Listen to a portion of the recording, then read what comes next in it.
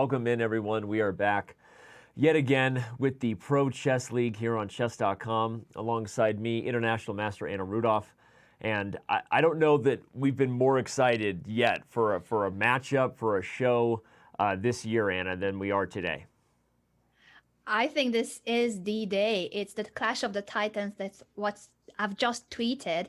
And I also saw you tweeting 10 minutes ago. This is the day that we've been waiting for. Danny, did you actually manage to get some sleep last night? I did. I got a little bit of sleep, not as much as I would like, but had nothing to do with the anticipation. Had to do with the 3-year-old kicking me. We got to work on the logistics of whether she's allowed to come in mom and dad's bed. That's a whole nother story. But let's tell everybody what the story is of the Pro Chess League. Take a big step back and remind them, in case some people tuning in, this is your first PCL show. Welcome, welcome. The Pro Chess League format is a very global one.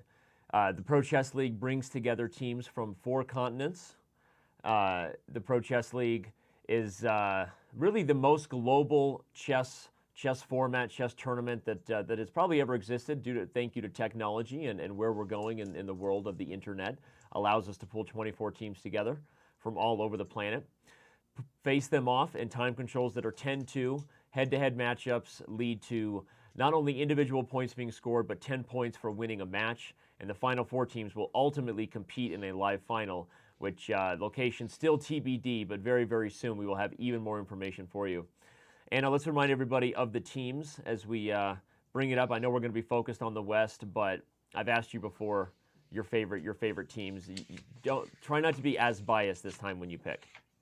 Oh, well, last time I think I couldn't hide that I am from Hungary. But this time I'm just going to evaluate the mascots, the China Pandas. That's such an adorable team logo. The California Unicorns, obviously. And I think I still like that Gaudi architecture in the Spain Raptors logo. What do you think? I wasn't even anticipating you asked me. I will say this. I really like the new Canada Chess Bras logo. For those who've been following the Chess Bras for several years online, you've seen that very intimidating, kind of epic look that has been known as the Chess Bra brand, and now kind of wrapped around the maple leaf, the famous Canadian symbol there. I think it looks pretty darn good. So that's not just a shameless plug as we bring up our pairings here for the Western Division. For the matchup that everyone has circled, as we said, the Canada Chess Bras versus the St. Louis Archbishops. But I do think that's a pretty awesome upgrade to their logo that we made. I fully agree with you. I fully agree. And of course, their opponents, the Archbishops, also with that golden bishop in the middle of the St. Louis Bridge, I believe. I haven't been to St. Louis, but I have seen photographs, and I think that is the famous touristic site. You haven't been to St. Louis yet. We got to get you there. It's the chess capital of the world now. I haven't been to the chess capital of the world. I've been everywhere, including Khanty-Mansiysk in Siberia, but I haven't been to St. Louis. No, you really do. We got to make that happen. We've got so many events happening there, but the St. Louis Archbishops, as you said, taking on the Canada Chess Bras. That's obviously the primetime matchup, and today it's where we start. But as everyone can see, the New York Marshals also taking on Argentina, Chicago taking on the UK, and then California taking on Brazil. So each one of those matchups will obviously have huge implications in the standings as we bring up the current look of the Western Division. St. Louis and Canada are kind of duking it out here today, Anna, not just for first place, I guess, in the Western Division, but I would argue kind of the psychological edge as we head into the playoffs. It's pretty clear that both of these teams are going to make it, but I think they both want to plant a seed of doubt early in the other's mind that, hey, when we face off again, as we get close to that live final, don't forget who won in week 5 of our showdown.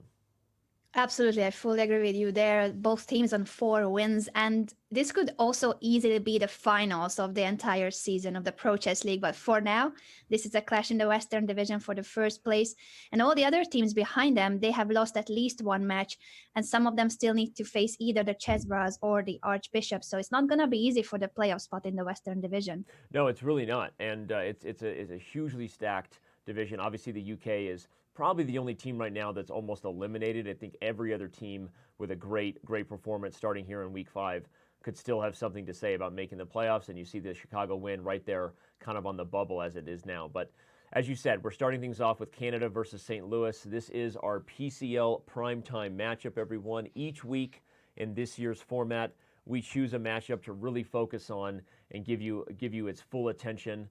A key game from that matchup that we'll bring up and obviously be talking a lot about as we get closer to it is Grischuk versus Caruana. This is going to be the battle of board 1 versus board 1 at the end of this PCL primetime matchup. So don't go anywhere. Stay ready for it. The PCL primetime matchup is now underway, and I think we'll get right into it. Actually, I don't even know where to start, but I pulled up Wesley So versus Alireza Firouzja, and that seems like as good a place as anywhere to begin. I like your choice. Both of them chess prodigies, or Wesley, a former chess prodigy. He has grown up since. But we did see Wesley practicing for today's Pro Chess League by playing Buckhouse on Chess.com just minutes before the match started. Yeah, Wesley might just want to stop playing regular chess and just move all the way to variants. He is the current and reigning Fischer Random World Chess Champion. Now he's playing Buckhouse on Chess.com. I feel like more than he plays regular chess these days. Whenever you log in and see him, Wesley, very, very good chance he's playing Buckhouse. I just love the fact that he was told that his game will be starting in 5 minutes, and still he started a 3-minute Buckhouse game. To the bane of our team working hard behind the scenes, because we can't start their Pro Chess League matches if they're currently engaged in another one. So we had to wait for Wesley to finish that Buckhouse battle. But no harm, no foul. This will be a great one. The other matchup that we'll obviously keep our eye on, not necessarily highlight as a PCL primetime one, but Eric Hansen, who's been playing very well. He is the captain. He is the founder of the Chessbrah entity business, but also, of course, the Chessbrah Pro Chess League team. He's taken on Fabiano Caruana. Lequang Liem, the most feared board 4 maybe in the league right now. He went 3.5 out of 4 last week, taking on Alexander Grischuk. That's weird. It's weird to call that a board 4 versus board 1 matchup, but that's what it is. And then lastly, we've got Lanier Dominguez Perez taken on Ivan Saric.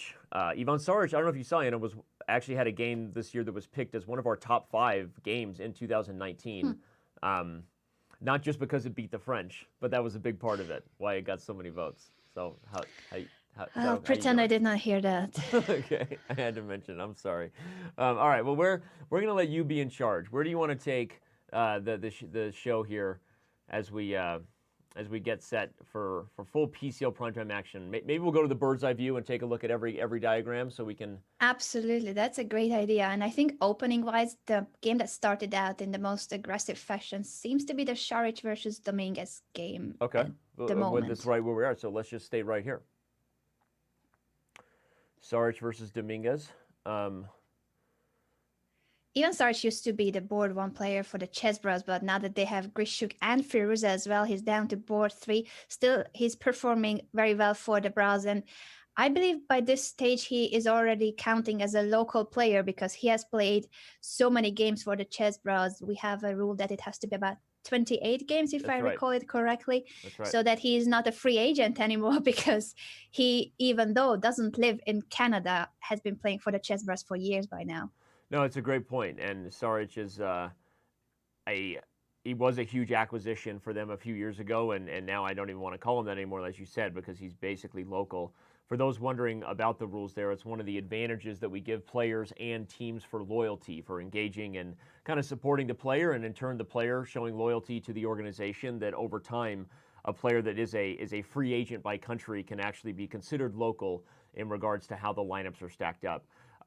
Reminder, you have to have 2 local players and you have to have minimum 2 local players as well as 2 free agents in any Pro Chess League lineup. So it is an important rule, although it's kind of an advanced one that a lot of the fans probably don't know about. But why don't we dive into the opening here? Take a look at how we got here. Absolutely. I see that it started out with the Najdorf variation, and while we also look at the opening line, a big shout out to Grandmaster Robert Hess sneaking into the Twitch chat saying that c6 square looks like a prime location. We're going to get to that position after going through the opening moves. Well, you can see Robert's point there on the live board there, everyone. Yeah, that c6 square is going to be a battleground for sure. He played this h3 Najdorf. This has really become one of the top weapons of choice for a lot of flexibility that it gives white. Sometimes you can play h3 with ideas like crazy English attacks to follow if you wanted to play something like knight b3 instead of knight e2. But usually when you play this move, knight e2, it means you're going to play something a little more sound, and he goes for kind of a g3 knight orf. Positional chess underway now with white wanting the d5 square and black trying to develop quickly and get an initiative on the queen side. And here we go. I like the fact that white was able to not trade on g5. So bishop f2, a retreating move, and it looks like the bishop is a bit passive on the square, covering the f5. But it's important to keep that bishop on the board with the structure that he has, especially since his king side has been weakened. The g3 pawn and also the a7, g1 diagonal is vulnerable.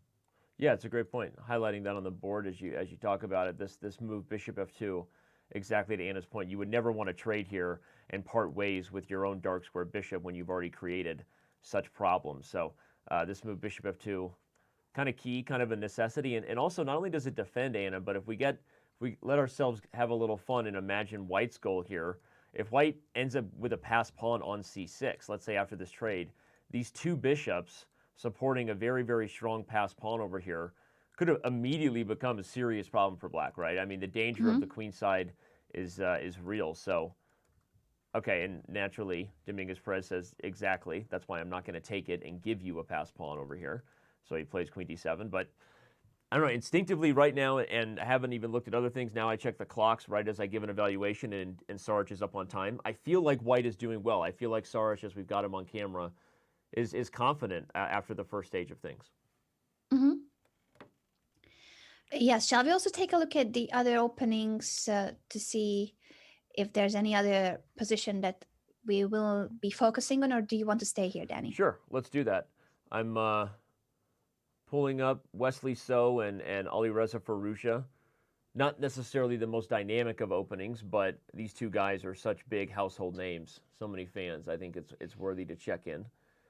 And both of them play frequently on Chess.com, whether in their free time or during official Chess.com events. Firouzja played in the Junior Speed Chess Championship successfully until he lost in the semis against the champion Wei Yi. And Wesley needs no introduction with his Buckhouse and general great skills, of course. Well, and Alireza Firouzja then ended up playing in the main Speed Chess Championship as well after he didn't win the Junior Speed Chess Championship, Wei Yi did, but then he won our last open qualifier. So I can tell you guys that privately, Alireza, he gave me his honest opinion about not getting an invite into the Speed Chess Championship. Let's just say he wasn't happy. That was his honest opinion. But but I stood my ground, and ultimately he worked his way in as a qualifier. I can tell you this much. This year, that young guy on camera has earned a direct invite into the SCC, and I don't think that shocks many people to know that. He's a star, right? Started out, had a great World Blitz and Rapid in Moscow. Started out really, really on fire at Tata Steel. Eventually, he got hit by a couple of cars known as Carlson and Caruana. First dad pun of the day. Those car brands are pretty got in a car high, bender, but a car wreck, Carlson and Caruana. Okay, I'm done. You take over. Nicely done, Danny. Nicely done. All right, but there you go. But yeah, speaking of Firouzja, he's only 16 still. I can't believe it. This boy's never getting older. Yep. He was the second youngest grandmaster in history to break the 2700 rating level. That is just insane. And that was also right behind Wei Yi. So Wei Yi seems to be his arch enemy for life. Yep. He's probably going to be making a few arch enemies for life, though. Someone who's that good, that young, right? Let's say a lot of people have him as a target. Anyway, well, I see Gotham Chess in the chat with the dead joke counts. You've got one so far, Danny. Who's keeping track? Levy, Gotham Chess. Shout out to Levy Roseman in the chat. We've got almost 3,000 of you here across different platforms. Shout out to YouTube, Twitch, Chess TV, obviously viewers from Facebook, Periscope, meaning Twitter, Mixer. You're all out there. We see you from time to time popping up in chat. If you happen to be watching on one of those, let's say, non-mainstream platforms, throw a shout our way in the chat, and we'll try to say hey. But all right, let's analyze this position while we've got Alireza on camera, and at least check in on the opening, as you said. The young guy who hardly needs an introduction anymore. We had a Catalan Quickly going through it, it was a closed Catalan with c6 rather than some of the sharper open lines. Alireza opts for c6, knight bd7, knight bd2, and now the main feature of this structure, everyone, is white wants e4, try to get a big center, and then ultimately, if you can maintain these two pawns, a space advantage you will have. Thanks, Yoda. Black obviously wants to create a position where he can eventually liberate. Sometimes you go for b6 and c5. Sometimes you try to create transitions of taking and playing b5 yourself and maybe go for e5 later on. But either way, you got to liberate the structure at some point for the bishop. That's kind of what Black does here. Chooses to go for the b6 line and then ultimately c5. Very common kind of transition in these Catalans, and both sides really played pretty quickly. In fact, I'll comment as we now have caught up with the live position here that Wesley's up almost 3 minutes on the clock, Anna, which is, I don't know, suggestive that he's still maybe in a little more preparation or feeling a little more confident than young Alireza at this point. It's a good point that there's already quite a big difference in time management. Wesley's preparation, practicing Buckhouse, seems to be paying off. At least the speed is there. Now after bishop c5, there aren't too many squares for the rook. Yep. I wonder if he's considering to capture on f6 and then move the rook, or why did he pause right now? Well, he might also be considering knight d6 first, which would good point. Which would maybe kind of force the trade, right? If knight d6 takes, white ends up with the bishop pair, but the question is, does e4 hang in the end? My guess is that it maybe does, so that might not be it. So perhaps your first instinct of bishop takes f6. To show Anna's line with bishop takes, if bishop takes d4, we could really be we could really be up for some crazy stuff. Like what happens here? I mean, there's knight d6. I think maybe that's the problem, actually, with bishop takes f6, is when you take d4, you have too many pieces hanging here. Something like knight d6, queen d7. If you take with the queen, I take here, I think. If you take with the bishop, I get your knight, I think. I don't know. He did go for knight d6 after some calculation, so let's see what's going to happen. He did. So that's interesting. So let's look at this line. Bishop takes, rook takes, knight takes e4 is my prediction, or what I thought. Okay, Alireza has played it. Ah, that's the intermezzo. He plays bishop takes f6 first. Very Makes nice. sense, yes. Now this is a fun line. If the bishop had saved itself on d6, Anna, there was queen g4, I think, just winning on the spot. Oh, beautiful. And the dark squares are falling apart. So instead, after bishop takes, he just took back and actually opened up his king. So he's committed to the fact that white will be better now long term with a better pawn structure and a slightly open king. But, you know, not so many pieces on the board here. Maybe he can hold it. I feel like maybe we can take a reset, come back here, switch games. I'm gonna guess this is one of those two result positions. Wesley pushes here for a while, but ultimately, I think Alireza has decent holding chances here. Yes, I agree, but two possible results. What I see is that the chat is really worried about Mr. Hansen. Yeah. The chess bra leader has run up against one of those cars I talked about that goes real fast. You know? One of those cars, and former chess bra. Fabiano used to play for the chess bras in a previous season of the Pro Chess League, and here he is facing now the manager and leader of the chess bras, Eric Hansen. Board 4 of the chess bras versus board 1 of the archbishops. And quick glance at the live position. Why does everyone believe Eric is in trouble here? I think we came in the moment when he turned the tables. Yeah, I'm while you were talking about it, reminding everybody that Fabi used to play for the Bras. I'm looking at the position and thinking, Eric is doing okay. Okay, c3's hanging, but knight d5 follows. Obviously, we'll dive into this and find out a little bit more of what's going on. But I think Eric is in a decent shape here. Yeah, he has been doing well so far this season for the chess bras. 11 points out of 16 for a board 4. That is a really nice performance. Yep. And there he is, the man himself who founded the chess bras. He started that as one of the first ever chess streamers on Twitch, way back when it wasn't even popular to stream. Yeah, and the chess bra community is strong, and we see many of them usually in chats and shows. I ran into many of them on Friday when I, along with my partner Robert Hess, absolutely dominated the chess bras in classical chess. I know you up did, Danny, 2-0. but I what mean, that's what I happened remember then? from the What match, and happened? that's all. When we talked about it afterwards, even Eric, I mean, he was just like, "Man, we got so lucky to have the chess 960 blitz, because in slow, traditional, solid chess, Danny, you dominated us." These were Eric's words, not mine. These were Eric's words, not mine. So, I think you won the match. Yeah, only the classical portion yeah. counted for the All match right, well, only. let's analyze how we got here, because I think we're headed for an endgame where only Eric can win. He's swindled a pawn, and uh, and yeah, good for Mr. Hansen, who's going up against Fabiano. So we're just going to take a quick look at how we got here, everybody, because in the live position, as you can see, Hansen is up a pawn, and he's going to keep it on e4. Will it be enough? I'm going to guess that Fabiano has great drawing chances, but all right. And it was a G6 Spanish. This is not the most traditional, right, way for black to play. It costs just an extra move to get developed rather than the standard things like bishop e7 and castles, everyone. So G6 is played by Fabiano, maybe trying to surprise Eric. We get a pretty traditional looking now kind of Spanish approach, d4.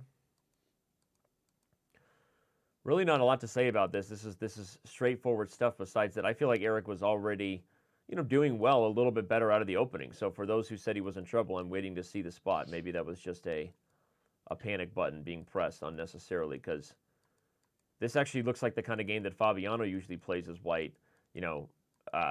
Really knows these Spanish positions and ultimately worked his way around to winning this e-pawn. So Yeah, I love how the queen infiltrated the position from a1 to a5 to then collect the e5 pawn. Seems very accurate play. Yeah, I agree. I'm showing you here. Yeah, this is a strong idea. And that whole idea kind of starts, for those of you who maybe play the Spanish or want to know where did this plan get in motion, all the way back here with move 14, a4. This is a very common way to try to take advantage of the, let's say, the Spanish pawns, right? The black player advancing the two queenside pawns. They gain space, but they're also potentially targets. So this idea of a4 and queen e2, and then you kind of fight to get the pawns to become weaknesses, just like this. You induce them forward. Ultimately, this is all just a little bit of surgery to try to create some openings and eventually expose the pawns for what they are, which is maybe weak and overextended. So really good call by Anna there. The queen eventually comes in, and black is actually probably fighting more for a draw already, because he has more weaknesses than white. And okay, as we catch it with the live position, I think this is going to be a draw, but I think if you asked him coming in if he would take a peaceful result against that guy right there, he'd probably say okay. Yeah, and that guy right there has just won one of the strongest super tournaments in the world in Vaikanze, the Tata Steel Chess Tournament, 2 points ahead of the world champion Magnus Carlsen. So not an easy opponent, and seems to be quite in shape too. Yeah, he's on good form, and maybe winning Tata Steel was a message of how he feels about his 2020. We know he's getting ready for the candidates, and hopefully ultimately his second opportunity to fight Carlsen for the throne. So a lot of people talking about that already here in 2020. We had an amazing player profile on Dingley Ren this week, and so I think he won a lot of the fans. Oh, Danny, sorry, I need to interrupt you there, because Fabi gave up his bishop on h3. This is a theoretical draw, even if Eric wins the pawn on h5. Making Robert Hess proud. We'll tell everybody. Let's analyze this real quick, just while Fabi finishes it off here, because for those wondering, what in the world is this? We've said it many times. Recognize early and often when you have a wrong color bishop in the corner. That means that even if you're up a piece and a pawn, as you now see in the live position, watch Eric struggle uselessly. He's going to stalemate Fabi for good measure. Look at that, classic. But again, this whole idea is recognized very early by Fabi. We started talking about the World Championship storyline, but I was gonna point it out right away too, that it's the wrong color corner. So Fabi just makes his life easy and gives up everything going right into the corner. A fun little lesson there, and now you know. All right. Many other games, they're all under time pressure. I could go anywhere and be happy, Anna. Just tell me where to go. We've got... Oh, I don't even know where to go next. I'm looking at like Wang Liam's king against Grischuk. This is a big one, because this is board 4 versus board 1 the other way, everybody. We just saw Eric Hansen get a draw as board 4 against St. Louis board 1. And I think Wang Liam is in a pretty good position to strike here. He's up 2 minutes on the clock, and this is a wild position. So let's go right here. 16 seconds left for Grischuk, and goes for knight g4, threatening knight to e3. And there we go. We got our man on camera.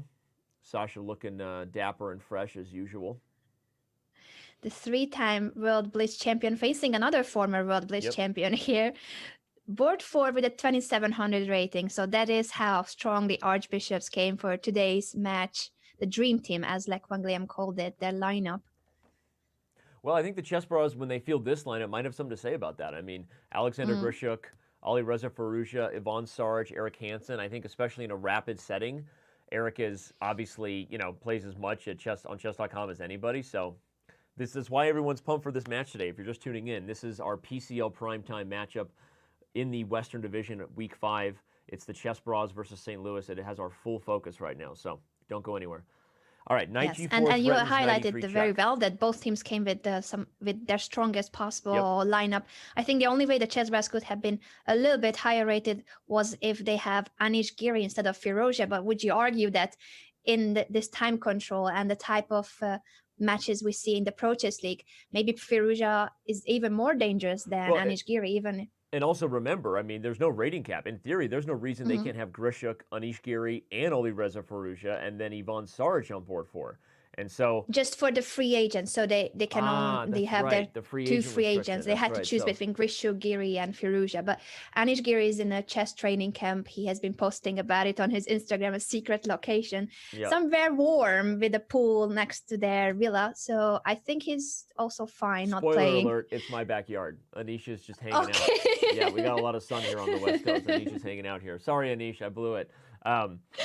No, but honestly, I would take Alireza. That's nothing against Anish. I love him. He's my boy, but he hasn't played as much online. I think he would probably field Alireza Firouzja over him, and I think that it's hard to pick against the young Iranian. All right, but we got Grischuk on camera. Look at his calculation. This guy gets himself under time pressure all the time. So don't freak out yet, Chess Bra fans. And now that Lech Wangliam is getting as low as him,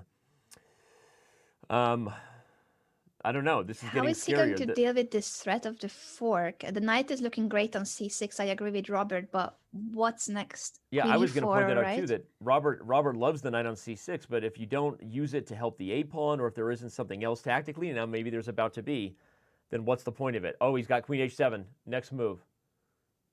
Wait, queen h7 would have been met by queen h3, so he had to get the queens off the board. Black was threatening queen h3.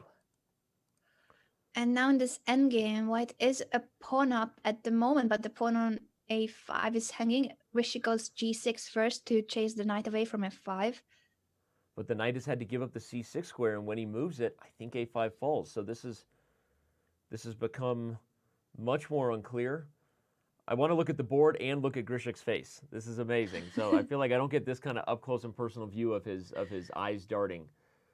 But he's, he doesn't like that move. He feels like it's going to be a draw now. Yeah, this is going to be a draw, but he doesn't trade rooks. He wants to keep some tension.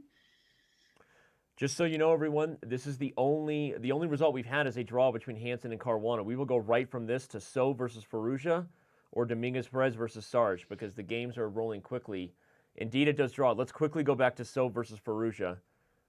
Sure, and Sasha's shaking his head. He's not really satisfied with the result, but the game was more or less balanced and even sometimes worse for him. Yeah, agreed. He may just have to be happy with that draw. Plus, right, his board 4 drew Fabiano, so an eye for an eye. All right. What's gonna? Oh, did he miss that? He missed queen a4 check. Oh, he resigns. Right as I said, I was just gonna ask, does one side have a queen trade because that's going to end the game, and he does. Queen a4 check. The whole point, everybody, is you have to trade, and then b8 comes. So the question is, was Alireza already lost right here? He might have been. When we first joined the board, I don't know that he had anything better than queen a7, Anna. Yes, I think in that position he doesn't have a better move. Queen f1 check is the other possibility, but after the king But then there's moves... queen c4 check, actually. Oh yeah, queen c4 immediately. I was calculating the king move, but queen c4, you're right, wins the game. So in that position, he was already lost. And it also seems that when they promoted, so it was white who promoted first with a8, and after g1, it seems to be all forced what happened in the game. He may have been lost in this line.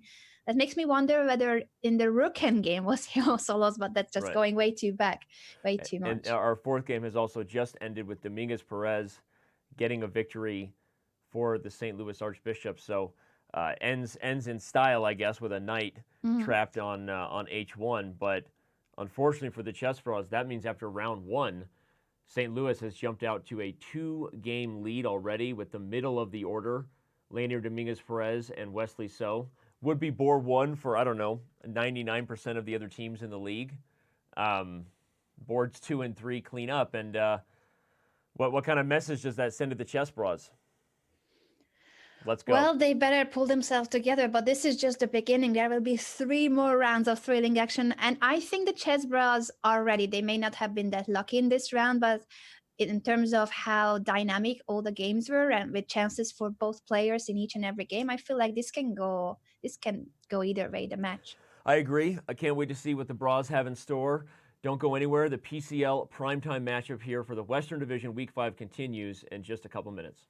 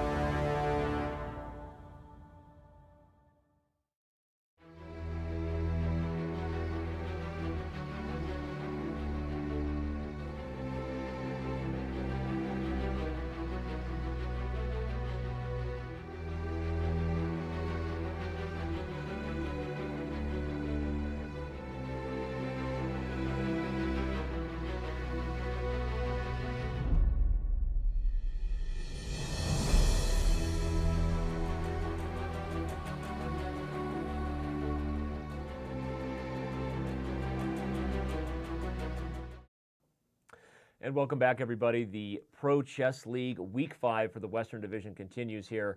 And tons of people continue to play Guess the Move, Anna. Dragon B70, like, what is this guy trying to prove at this point? Just dominating Guess the Move atop the leaderboard. What do you think?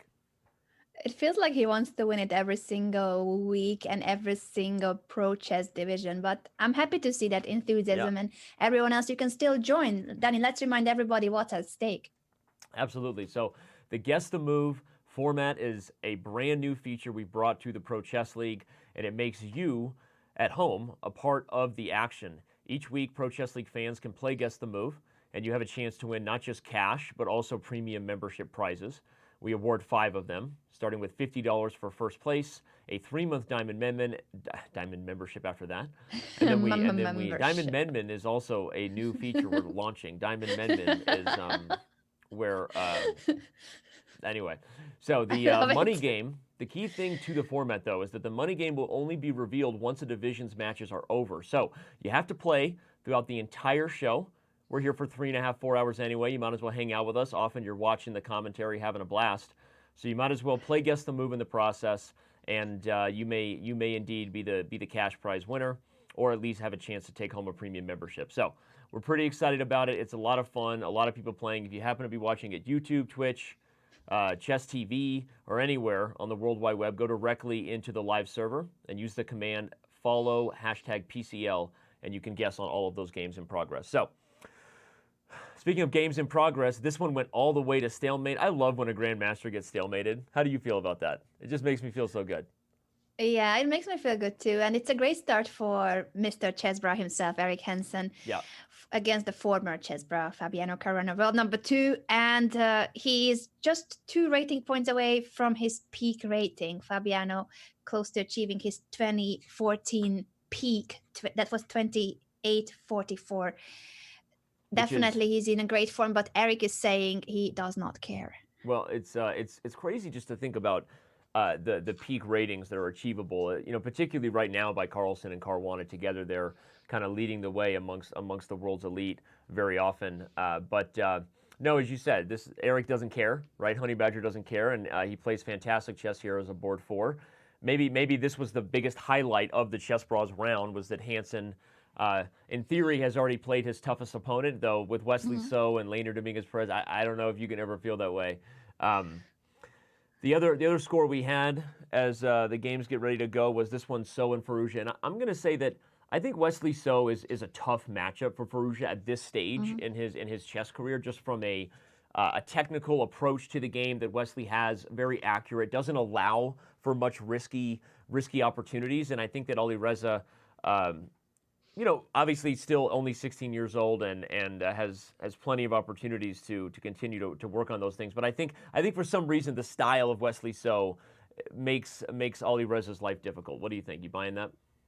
I am on the same page with you. And you also already pointed out when we saw their middle game that it was a 2-result position. So White with a slight advantage, but only he could play for a win. Later on, I scrolled through the rook endgame. Wesley was a pawn up and he gave it back just in the right moment to go for those super advanced pawns on the queen side. And it was pretty much forced what he achieved on the board.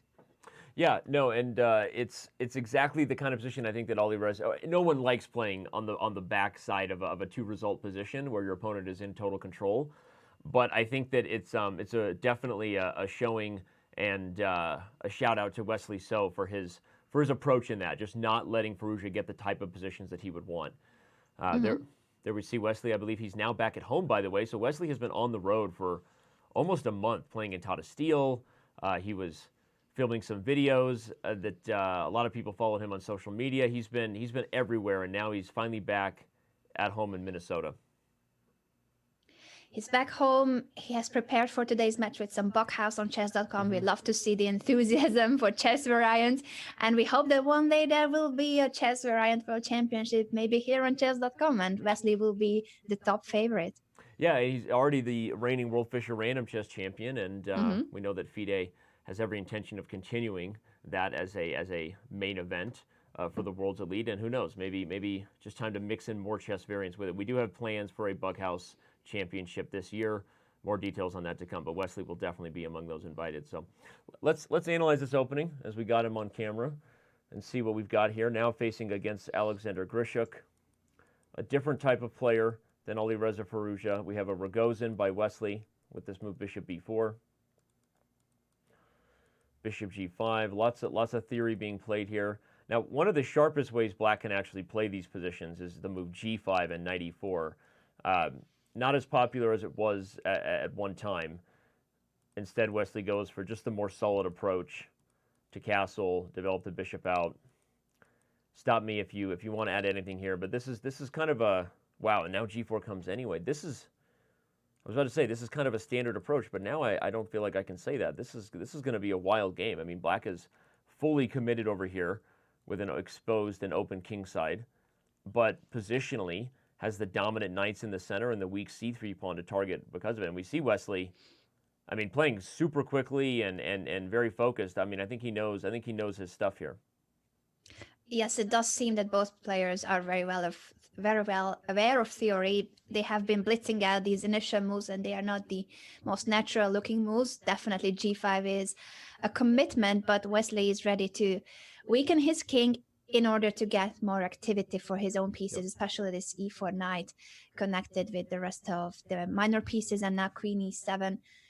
I think this is a theoretical battle still, and I wonder who will be better prepared or who will start to improvise at some point. Well, it's a theoretical battle and already kind of a technical battle, as we see Grandmaster Robert Hess hanging on the Chess TV chat points out that, as we said, Wesley also beat Alireza Firouzja in a very technical battle at Tata Steel. So the thing we were highlighting in terms of maybe a stylistic challenge that Alireza has against Wesley paid off last round. And here again, we see Wesley getting the kind of positions I think he's very good at. Sometimes when you hear technical, and I think people confuse that to be like boring or something. That's not really the case. It's actually, really designed on highly accurate calculation. Maybe not willing to go for positions where they don't feel they can swim through the calculation waters. So you get positions that require a ton of accuracy, are very ruthless for your opponent. One blunder and it's over. And I don't know. I think Wesley, as I know this because we've done all kinds of studies of the top players, along with Magnus Carlsen, tends to play just the most accurate chess amongst his generation. Just a very, not very big evaluation swings in terms of how the engines feel about his moves on a regular basis. That's impressive to know that even according to the stats, he is one of the players who makes the most accurate moves in every single game. Grischuk decided to trade the c pawn for the isolated d5 pawn. That leaves us with a queenside majority for black, but I'm guessing that white would like to use this semi-open b5 later, although the knight on c5 is protecting the b7 pawn very well, and you can also push b6 later if needed. Yeah, and again, Wesley playing quickly, up a little bit on the clock, but all right, this one for sure has a lot to go for. So let's circle back, I guess, and we'll find a new journey. We'll let Wesley hang out, likely with his cat purring at his feet there. Very likely, just assuming. We see the cat as his avatar right there. Wesley's cat versus Wang Hao's dog. Who will win that battle? Who would win? I'm not sure. I would take the cat. What do you guys think? I would take the cat. I think you would take the cat? Yeah, but Wang Hao's dog seems to be very well trained. That's a great question, and reminds me of our daily question. Actually, if we can bring that up, go full screen. Which is almost the puppy versus cat, Wang Hao versus Wesley So and their pets. It's not officially our daily question, but maybe next time. I actually really love it. In fact, if anyone gives a great answer to the question of Wesley So's cat versus Li Chao's dog, you get a diamond membership. Sorry, Li Chao. I confused the two Chinese players. But the question we have here, I think, is also a fun one, in addition to whatever memes are coming our way with cat versus dog. What are some of the best potential nicknames for Pro Chess League stars and why? Some of them do already have nicknames, and I don't even know what they are off the top of my head. But we know that sometimes nicknames develop throughout the interwebs, and if you have any fun ones or good ones as you see these guys on camera, give us your ideas for some fun nicknames for the biggest Pro Chess League stars. Use the hashtag ProChess, and if you give us a great answer, diamond membership in your future. Anna, which game is in our future? We've got our bird's eye view up here now that all 4 games are underway. I was curious about the Firouzja game after this e7 push, which is a nice move, but after bishop takes e7, is there anything for white that will... Oh, wait a second. No, he's threatening knight g6. Yeah, Yeah, I there was gonna say, isn't Lek Van Gliam in trouble. how did this get so bad? Great call. I spotted that in our mini board view, and I was like, how did that pawn get to e7? Yeah. Let's transition to the Batcave here and analyze it. I mean, that's an absolutely wild position. Now the threat is just to take f8 with check. I guess it's not exactly winning a piece just yet because you can win the knight on g5. But as you said, at the end of these lines, white has knight g6 check and at least wins the exchange. So something has definitely gone wrong here. We start out in a Berlin. How's that for a shocker? We have a boring Berlin that leads to that exciting position on the live board. Cool. And after e7, Lek Van Gliam played knight takes c2. That will be one of the rooks, but e takes f8 will be a check promotion. This is a crazy position from the Berlin. Crazy stuff. So the opening was nothing super spectacular. This is kind of standard Berlin ideas. But then this plan of rook e1 and knight f4, this is a little more direct than white normally takes. And black just laughs in the face of the e6 square. Normally white might not actually get that advance because black puts a piece on it. But instead, bishop b7, knight g5, and here comes e6, just all the way up the board. Knight takes c2. Wow, this is going to be crazy. Let's analyze it. What move do you think Firouzja plays here? Maybe he doesn't want to take on f8 just yet. Knight g6 is an idea here. Or wait a second, but knight takes e1, I would be annoyed with. So what about connecting the rooks so that you can take back on e1 with the rook? I'm not even sure. This is so crazy. Yeah, so one idea is if the mating net could actually continue, you might be able to play something like, okay, there's crazy candidate moves here that are obvious, everyone. Taking f8 with check, obviously knight g6 is an option. But also, I was wondering if you played a move like bishop d2, and after takes, rook takes.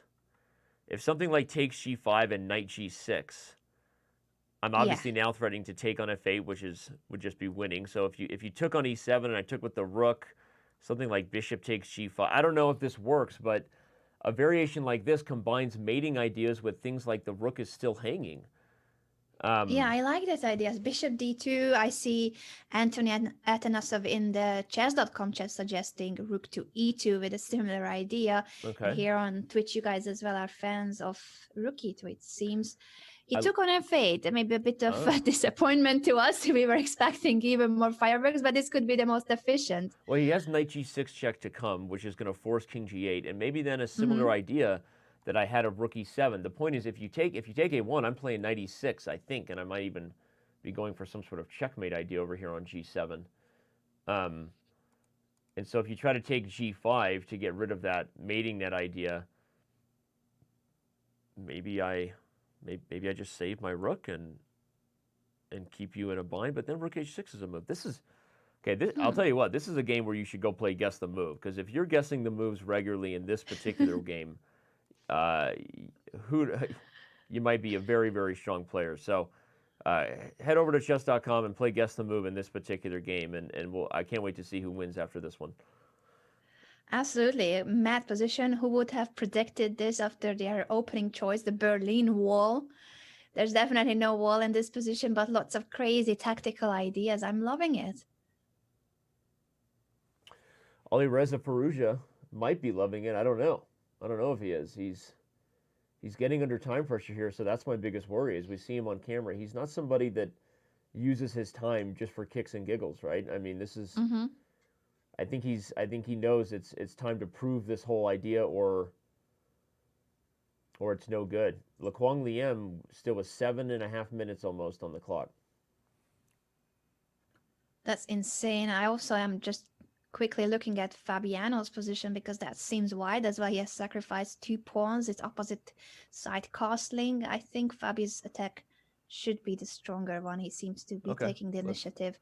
Let's head over there. We've got Caruana versus Saric.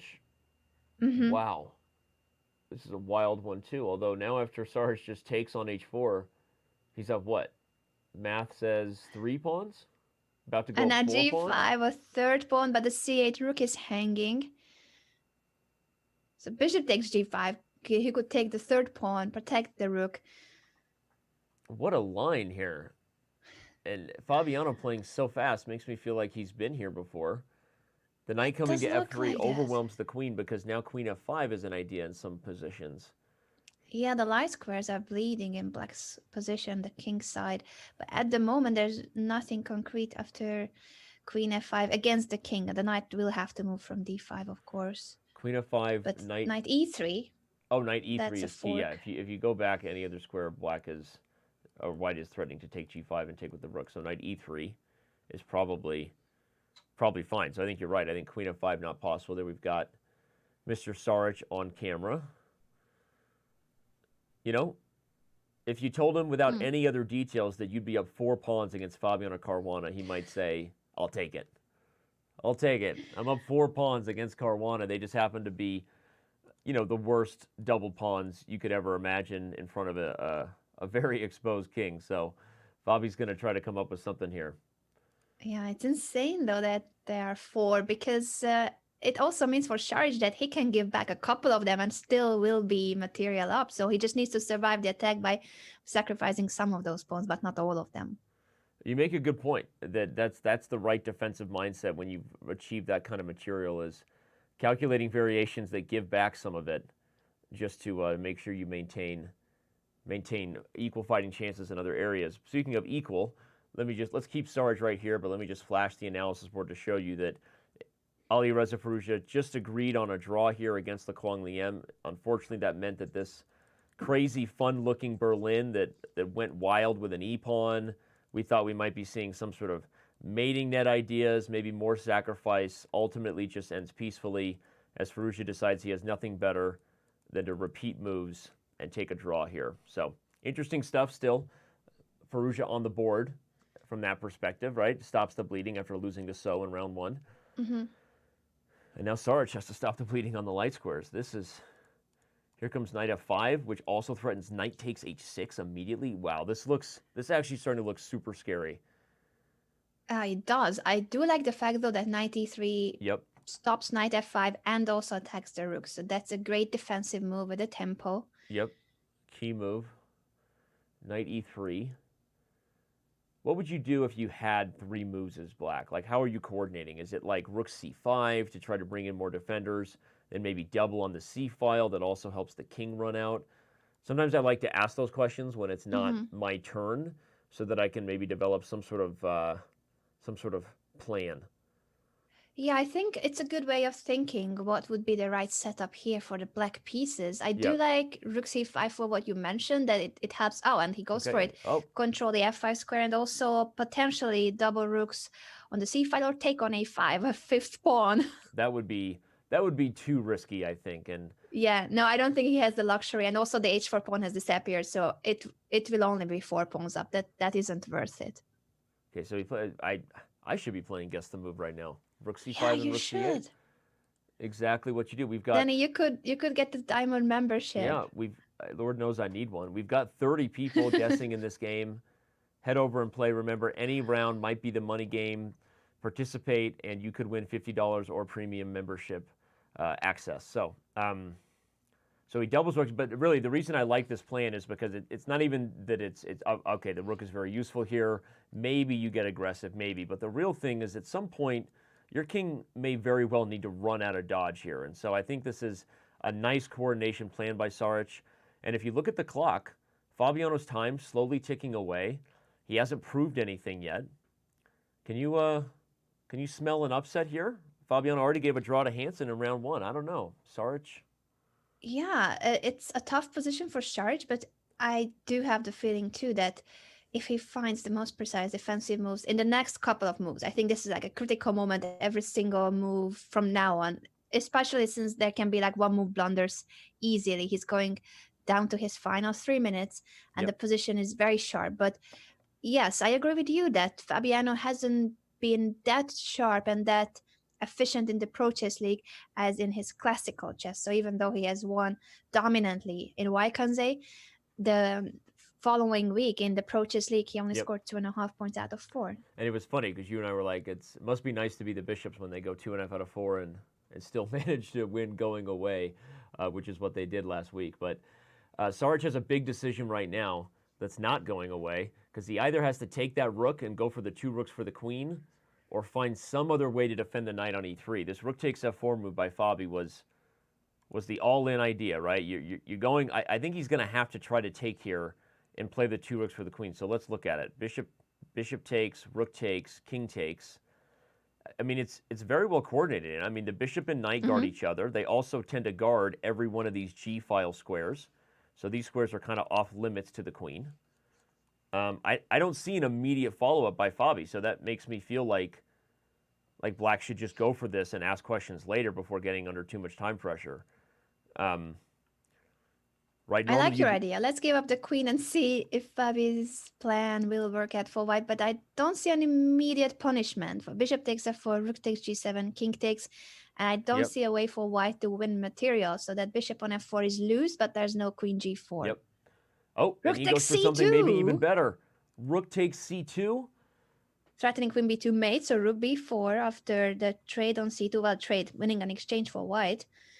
Yeah, it was, instead of going for the 2 rooks for the queen, Sarge opts to go and exchange down, but kind of flip the script on the attack, because now with Black possessing the rook and queen battery, or targeting, let's say, of b2, the knight on e3 is very solid, protected by the bishop, and he still has more than a few pawns for the exchange. He's got 3 pawns and a bishop, right? If we're doing the full math, this is the exchange. We have a bishop and 3 pawns versus the rook.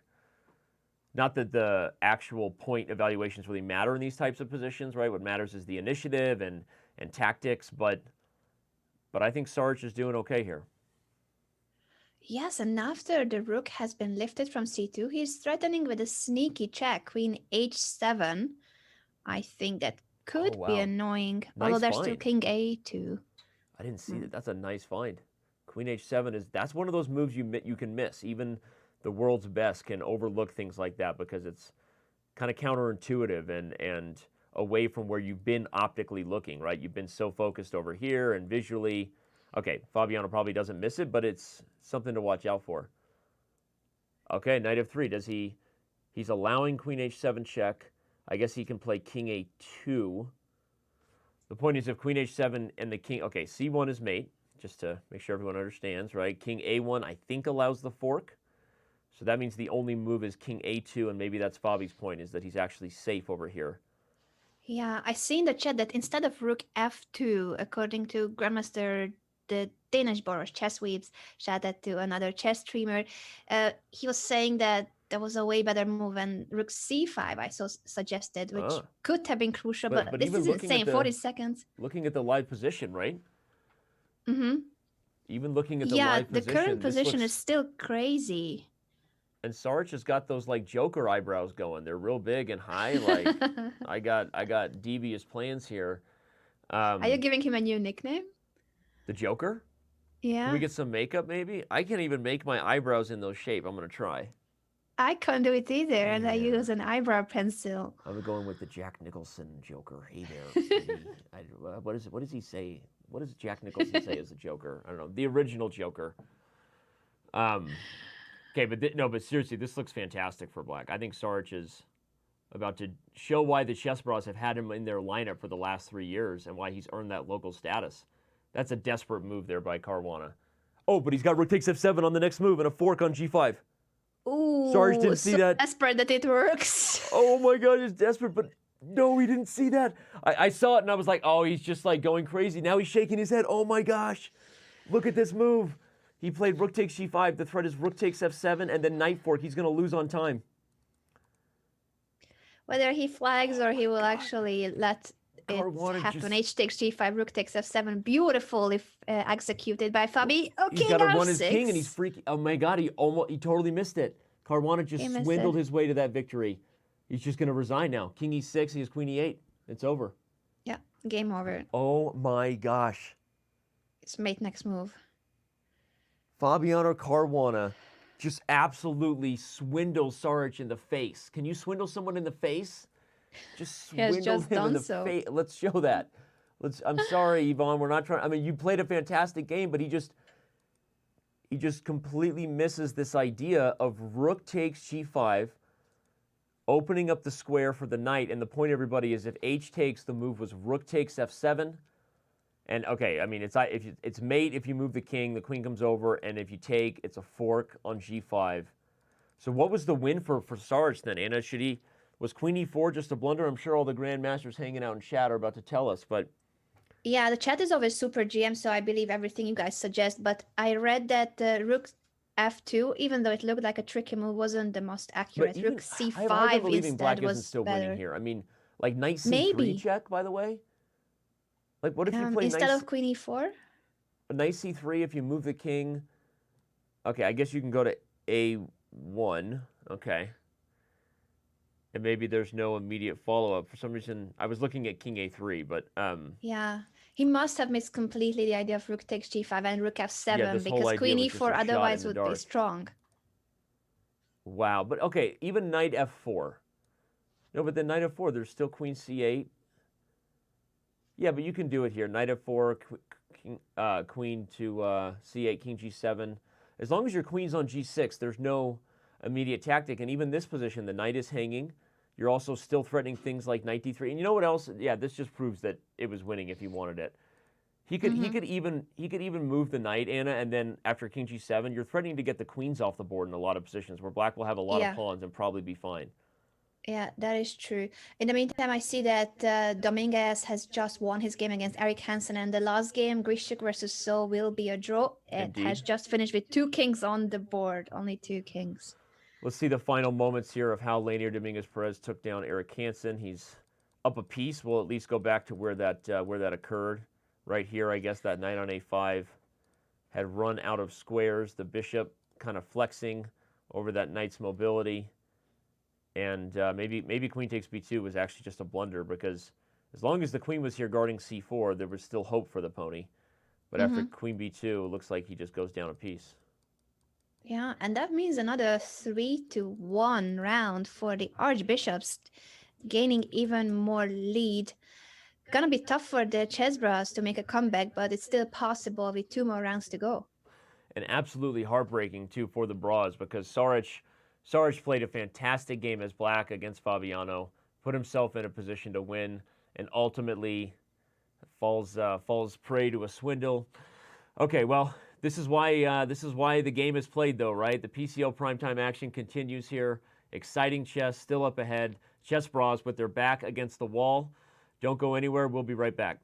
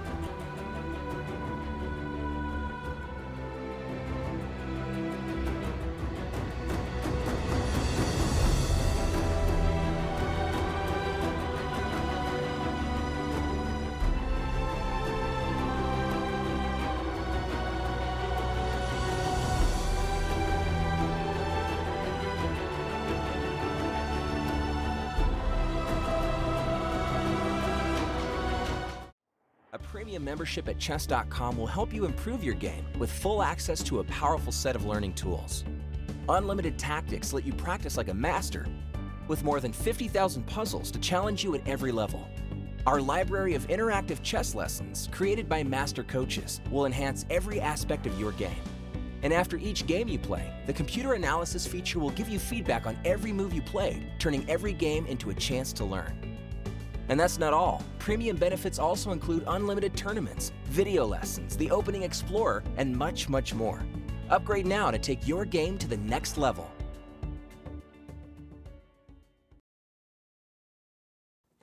And we are back here. It's 80s jean jacket retro day for Anna Rudolph. It's It is double denim. I'm also wearing double jeans. denim. There you go. It's throwing back to the 80s.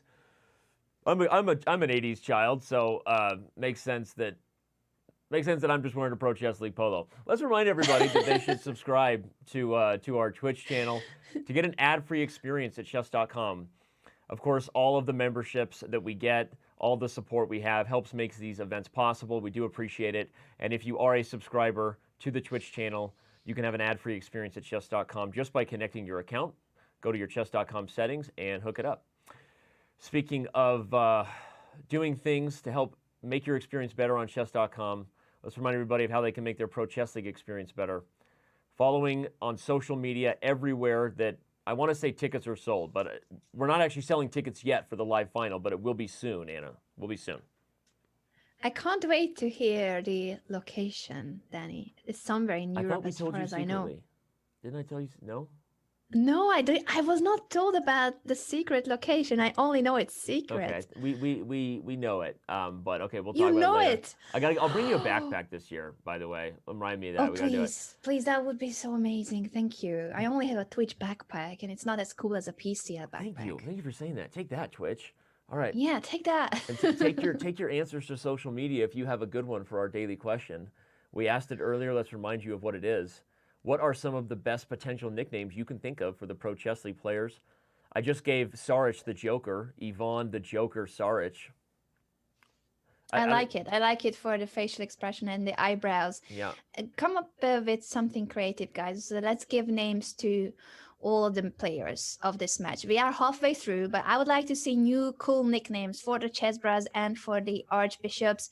And also just a little reminder, if you want to research their hobbies, what are they good at? We learned in the previous matches that, for instance, Alexander Grischuk is great at bowling. Like, you guys should make your research, see what they like, what they eat, what they do with their free time, and get us some good nicknames for today. Last week we had so much great content on that, right? Ding Li Ren has graduated from law school, so maybe, like, what is that? Like, Ding, like Ding the attorney, Li Ren. Legally not blonde, Li Ren. Ding, legally not blonde. I don't know what it is, but give us your nicknames. Use the hashtag ProChess, and we'll try to shout them out for you, especially if there's a fun one. So, Chess Bros are going to need a fun one here next. Sorry, yeah, what? we're just going to give a shout out to our moderators, and I see Crazy Coffee Man saying Hikaru Green Arrow Nakamura. I don't get that one. Haven't you seen his streams, how many arrows he draws all the time to explain his thought process? It's just so insanely deep that no one can follow, even if he draws the arrows I on was what's going to go be the with line. like a Hikaru takes Nakamura. Also, Hikaru takes Nakamura. So. Perfect. Hikaru is not going to be playing today, but his team will be fighting the New York Marshals against the Argentina Krakens coming up after this match. Yeah, great point. Vladimir Fedoseev will have to hold down the top board without Hikaru, but you can see the scoreboard below our PCL primetime pairings right there, everybody. The Marshals will take on the Krakens. Chicago will take on the UK, and then California plays Brazil. Obviously, none of them are as star-studded as where our focus is right now on the PCL primetime match, but a lot of those matchups might have more playoff implications, so definitely stick around. We know that the Chess Bras and the Bishops will make the playoffs here in the Western Division, barring some sort of epic collapse in the final few weeks, but we expect both teams to make the playoffs. I think when it comes to some of the other teams on the bubble, Chicago, California, they're still fighting for their Pro Chess League playoff lives, so should be an exciting day here for the Western Division. Absolutely, very well pointed out. Even the Chicago Wind, the team that is on fifth place in the Western Division, they have a higher performance than the Eastern and Central Division fifth place teams, which means that for now it would be the Chicago Wind that makes it to the playoffs. That's right. If it ended today, the Wind would be in, and everyone else would be watching the breeze blow by. I like that Hikaru Chukamura Norris. That's not a bad one. Shout out to the chat there. It's 4 games per round. Alexander Thug Grischuk. Absolutely, Alexander Thug Grischuk. I love that. I love that. The games are about to begin here. Round 3 in our Western Division PCL Prime Time. That's where we're at. Chess Bras versus the Archbishops. It's time for the Bras to boot and rally here, and to step it up and show why they've been leading the West. I mean, this is obviously not the start they imagined, but there's been a couple games that could have gone the other way. Especially that last victory for Caruana, where Sarge played fantastic chess. So we'll see if they can turn it around. Danny, can we just give a shout out to Grandmaster Alireza Firouzja for taking the time to come on the Chess.com Twitch channel and type in the chat, no halftime show here on Chess.com channel? Shakira was booked. Yeah, no, Shakira and J-Lo were not available. It was a very close call between a Pro Chess League halftime show and the Super Bowl, just so you know. But they made a tough decision. So, and then we were gonna hire Danny to do the hip dance, but that's right. Can you guys imagine? I was gonna be a surprise special guest. I've got some moves there. Well, we've got Alireza Firouzja taking on Fabiano Caruana. He's hanging out in the Twitch chat, so we might as well bring him up on camera. Huge fan favorite here on Chess.com. And developing quite the name for himself as a 16-year-old. And let's give his channel a shout out too, if I can request that to our moderators, because Alireza has also started streaming on Twitch. You guys should give a follow to his channel and check it out when he's streaming next time. We have not announced the finals venue yet, Viola Player. I see you asking over there. It will be soon, so please follow everything Pro Chess League, the website, the hashtag, or obviously Chess.com's news department, and should be imminent as we work out some of the final details of all that will be, we're hoping to be a pretty awesome and amazing event. So, all right, we've got a Rui Lopez yet again. I feel like every Fabiano Caruana commentary in the Pro Chess League involves a Rui Lopez, at least at some point in the day. So let's show the Rui Lopez again. We've got a anti-Berlin. That's known as D3 after knight of 6. For those wondering, the last time Alireza Firouzja played this position as white against the Kwang Liem, he castled, and we had a main line Berlin. So D3 is the anti-Berlin. You avoid those main lines. And this is a much more, I guess you would say, flexible approach, Anna. I mean, you see a lot of players go for these types of positions because so much more chess left to be played, and the theory is not as worked out as those really deep lines in the Berlin, right? I mean, white has so many options here as far as where to put the pieces, to play for c3 and d4, to play for f4, right? And black also has flexibility with the bishop pair. So that's why you see this as kind of a popular choice from the players in the world's elite. Yes, I think those are the key points that you already highlighted, why this variation is so popular. And I do like the fact that here it's a pair of bishops versus knights fight white with the better pawn structure, but it is black who has the 2 bishops. So if the position opens up, that will favor the bishops. But right now, what you see is the knight maneuvers, the knight on e3 and the knight on h4. They're both heading toward f5. And once you see a knight on f5, magic can happen. Yeah, and it's a tough spot for black because with the knight on f5, when you've already committed either the f or the h pawn, it's harder to play g6, right? If you play g6 and the knight then has more openings to go for, you have to be very careful. So white is going to try to poke and prod. The rook on d1 maybe even prepares to play for c3 and d4 yet again, as we talked about. f4 always on the agenda. So a very flexible position here for Caruana. But again, Firouzja playing quickly as well, right? We see him. He's got just, you can't really ask. Like, this is one of those positions that's funny. If you said, put one of black's pieces on a better square, if you look at all of these pieces, okay, other than like playing fantasy chess where you put the queen on h3 and the knight on g4 and mate or something, right? There's not really any better placements for the black pieces. And that can be a good or a bad thing here. I see our fellow commentator David Pruss in the Chess.com chat. Always good to see the other streamers. And David brings every week a wrap-up show about the pieces. So if you guys miss the live action and our 5-hour streams, then do check out the wrap-up shows with David and Isaac. Yeah, and they're discussing all kinds of fun stuff. Definitely check it out. I'm going to check out the Guess the Move leaderboard here because maybe for the first time in a long time, we actually don't have Dragon B70 on top. FIDE Master. For the first time. And we're not picking on him. He's already won a $50 prize since we've done it. I know. He's great. Shout out to Dragon B70. Yeah.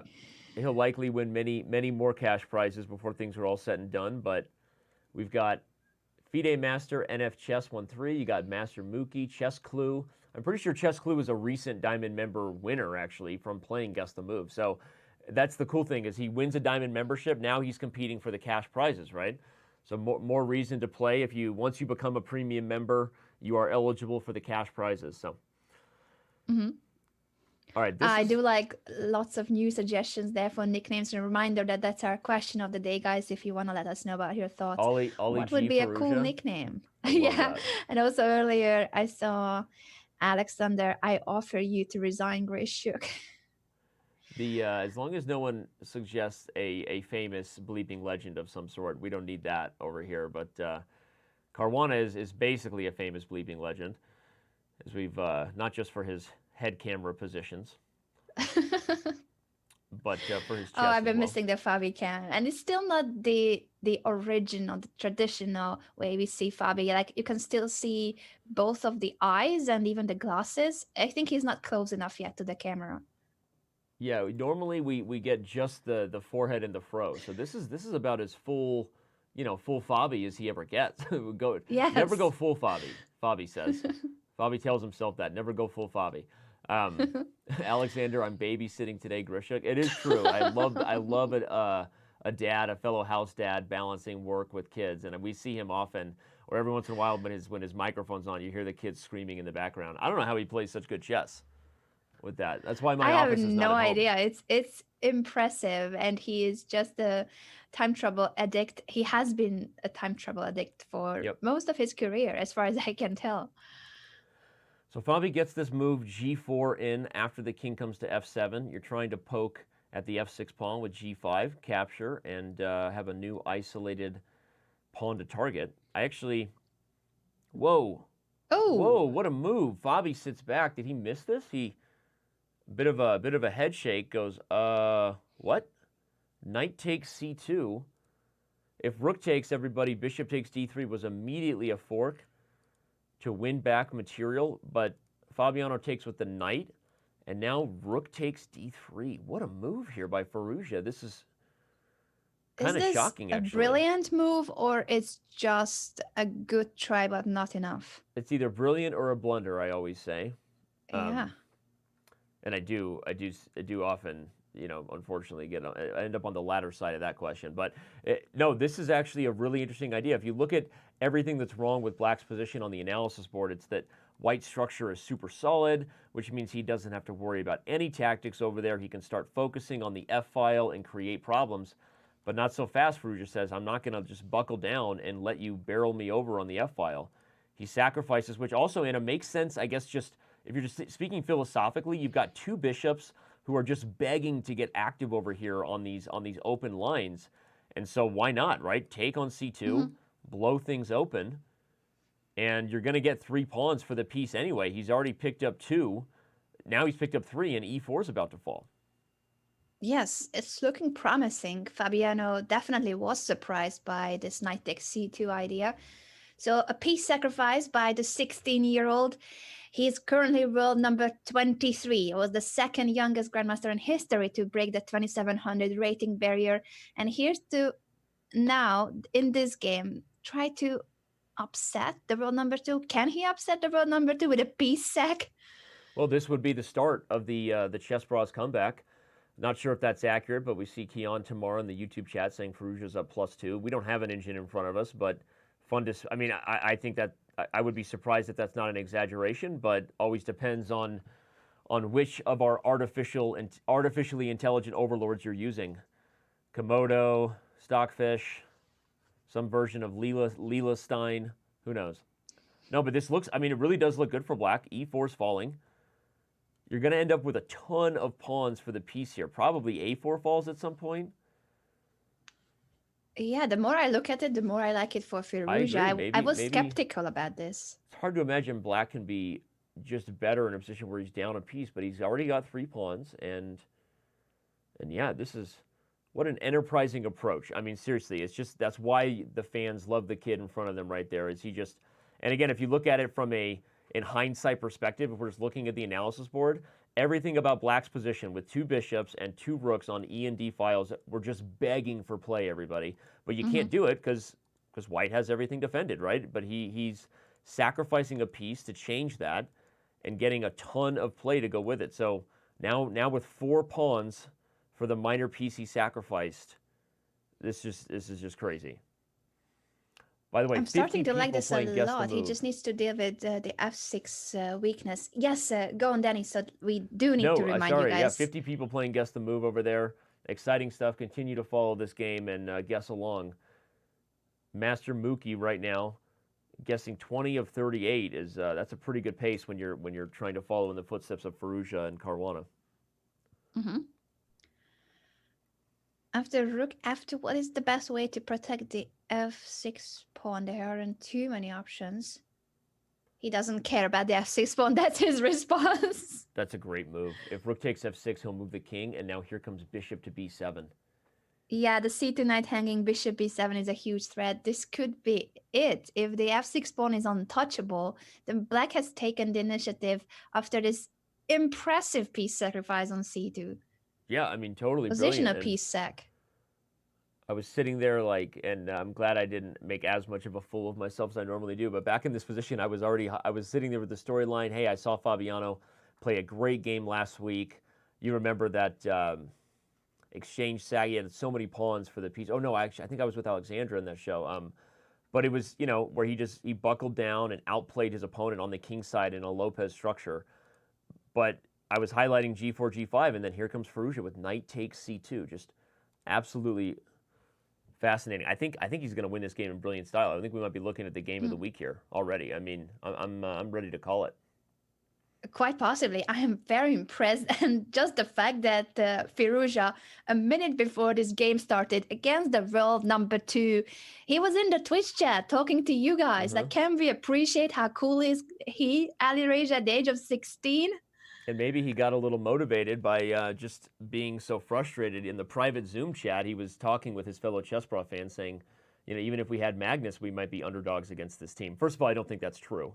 But secondly, I mean, you could tell he was a little frustrated, right? He lost to Wesley So to start the day, drew his second game if you're just joining us. But now, against the number 1 player for St. Louis, number 2 in the world, he's bounced right back. So rook e1 by Caruana. This is a good move. You're trying to simplify.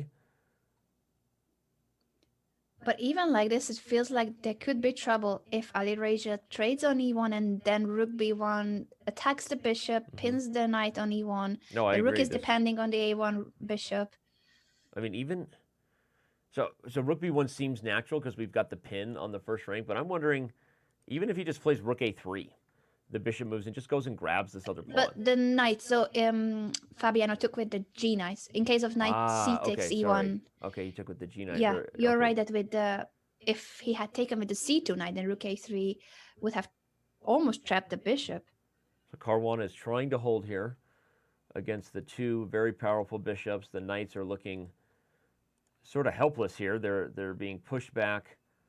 But how do you convert if you're Alireza? Goes for the a4 pawn. That's very logical because that's the only pawn that's actually putting some pressure on the queen side. Imagine those 4 pawns marching as pass pawns. I think we're not going to have to imagine pretty soon here. I think he's going to make that dream a reality and take on a4. I can't wait to see it. I can't wait. This is a thrilling game. Knight takes c2, surprising the world champion challenger with a piece sacrifice, a positional piece sacrifice. There was nothing tactical about it in the sense that he didn't win the piece back. He's still a piece down.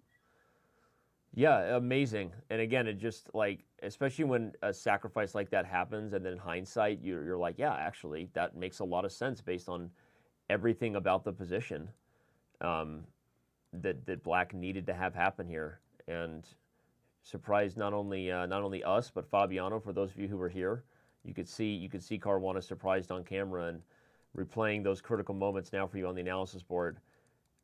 It's very, very difficult here for White to hold this with the a4 pawn about to fall. Indeed, it has fallen. Knight to g4 now on the live board. So bishop d1, White has knight f6 check, intermediate move. He's not losing material, but still, it feels like... It's still going to happen, because I was going to say the king tucks to c6, and here we go. Here come the pawns. Yeah, how can White even try to stop them? Yeah, again, I don't know what the evaluation of this position is, but I would imagine it's fantastic for Black. And you can find a safe square for the bishop, I think just b3, right, where the rook defends it. You're also kind of helping, yep, he does it, helping your own pawns advance. Yeah, cutting off the f6 knight from the d5 square, and therefore the queenside pawns can start marching. Knight d3, preparing what, knight e5 check, I guess? Now, if you're just joining us, Fabiano has already saved a game that was, I think, borderline lost against Ivan Saric in the last round with a swindle. So don't count Fabi out yet. We know that the Pro Chess League last 2 weeks have been kind of tough for him, as he was exhausted playing in Tata Steel. But I don't know. I mean, I don't know that Firouzja's gonna take his foot off the gas here. I think the c pawn is about to go real fast. So if knight e5 check, will Alireza take the knight, or just move the king away? Because that bishop is pretty powerful. Bishop c5, bishop b4. Unless there's some sort of trick, I would just take and play c3. So I agree. I think it feels super safe. Play king b7, right? You keep your bishop pair. But I'm just calculating the main line. Bishop e5 takes, and c3, and what's White's move? I guess, okay, rook d7. Maybe it's just that easy. Yeah, it's concrete. Rook that d7, wins the tempo you take c2. on e5. This is the line I'm looking at. Rook d7, c2. You take, the king goes to b5, and you're threatening bishop c4 and queen. So, all right, Firouzja goes with your plan. He keep the bishop. He makes the safe move, king b7. Yeah, if there's nothing happening anytime soon due to those knights, then I think this is a very logical decision, even if the other could have been stronger, because the other was very forced. But this one, there's no risk, as you said, Danny, and I don't really see what can Fabi do with the e5 and f6 knights to even create a trap. Yeah, and c3 is a stronger threat now because the bishop is the only defender of the knight on e5. So if c3 is played next, it's not just to get a queen, but also cut off the bishop from protecting the knight. So Caruana with only 3 minutes now down on the clock. We see Grandmaster Robert Hess talking about Eric Hansen's game. Remember, you can go to chess.com/live, follow any of the games you want. Just use the command /follow #PCL. Anna and I are going to keep it right here. This is a huge game, huge moment between Firouzja and Caruana. But if you are one of the 5,000 people watching right now and you want to choose a different game, head over to chess.com. And shout out to everyone with us. We got a lot of people tuning in for the biggest match of the day right now. Thank you so much for being here with us, and what you are witnessing maybe history. 16-year-old Alireza Firouzja is about to take down the world number 2. At least it's very promising the way he has been handling this game, going for a piece sacrifice, a positional piece sacrifice. And this position, I also think that it has to be winning. We are not checking it with the engine, but it feels like this should be winning for Black. Maybe even c3 now. I wonder what he's calculating, but to show c3, if you take the rook, I take, and nothing to do now. d1 queen is coming. So you'd have to move the rook. And afterwards, I want to push the pawn so fast, but I guess in the end it might be a mistake, because playing something like c3, you can actually take c2, and your rook is hanging, but so is mine on h3. I mean, I don't think Black can ever lose this position. It's a 2-result position. Black can always bail out in some variations like this, where you probably may even still have great winning chances. But Firouzja is going to take his time here and try to convert this one. He's now under 2 minutes, but Yeah, the Twitch chat is saying, Ratsa in the Twitch chat, I see c3, rook takes d6, that may refute c3 if the pawn C3 doesn't rook promote takes later. d6. But it's actually, I don't know. C3 rook takes d6, you take h3. Take e5, you take c3. Okay, and the point is I can't play c2 because you have knight d3. Got it. Okay, that's the key idea.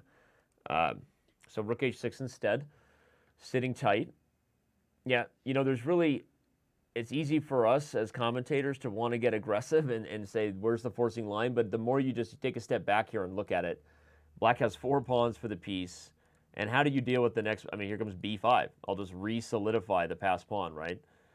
Yeah, the problem for Fabi is exactly that. There's no rush. There's no need to rush here because the position is more than enough compensation for Black.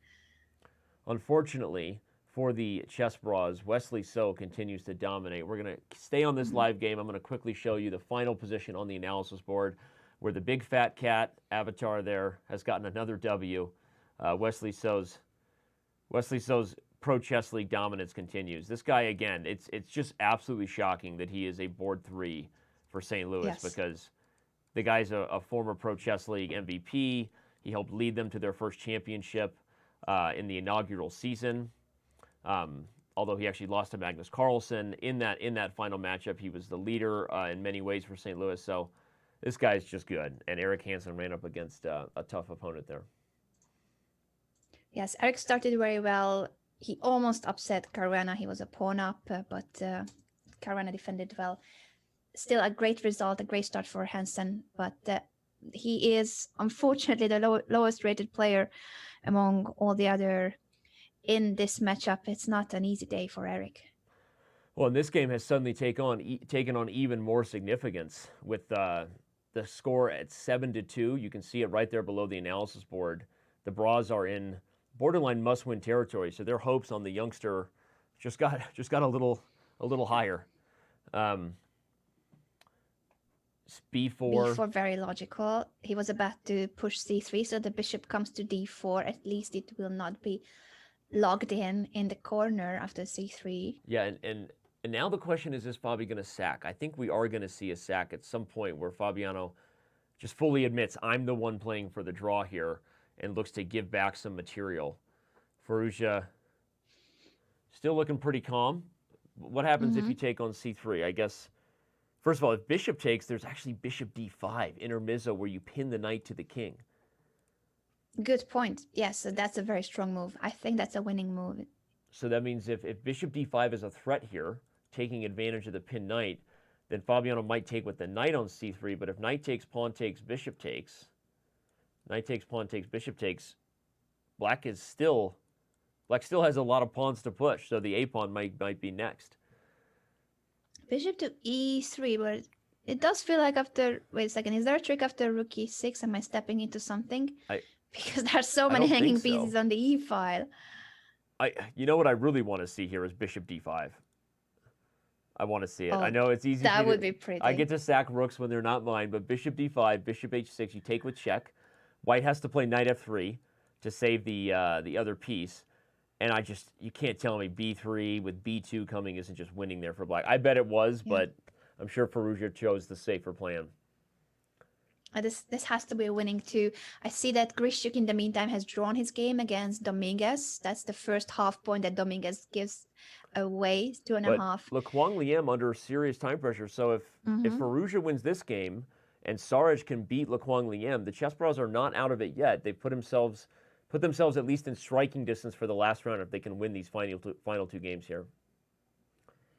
Yeah, let's see. As you said, this could be the game of the week if Firouzja manages to convert after this really inspiring piece sacrifice, knight takes c2 earlier. Often when we see moves that are shockers here on camera and create the OMG moments, they're often blunders. Usually when you see a move like that in a middle game that looked like it was a positional lockdown, it's not a good move. But Firouzja has played a brilliant game. We'll see if he can convert, but he's only got 10 seconds. Although I would argue this situation is not one that makes him as nervous as it would make someone like me or anybody else, really, given the amount of time he spends playing Blitz and Bullet. Oh my, rook to g8, and the rook only had the b7 square He's coming to protect. F1 and it's over. Yeah, this is beautifully executed by Alireza. Well, and this is why the future's so bright. We're gonna have to switch those glasses to the kinds that go like automatically sunglasses to glasses back and forth, shades. Never mind. But Thug life. What a game! Alireza Firouzja, 16-year-old chess prodigy, takes down the world champion challenger with the black pieces after a positional piece sacrifice. An absolutely fantastic game. Unfortunately, as you see, the green scoreboard just updated. Laquang Liem manages to win his game despite being under horrendous time pressure, and takes it home. He actually, by the end, had flipped the script, and it was Saric who lost on time. So.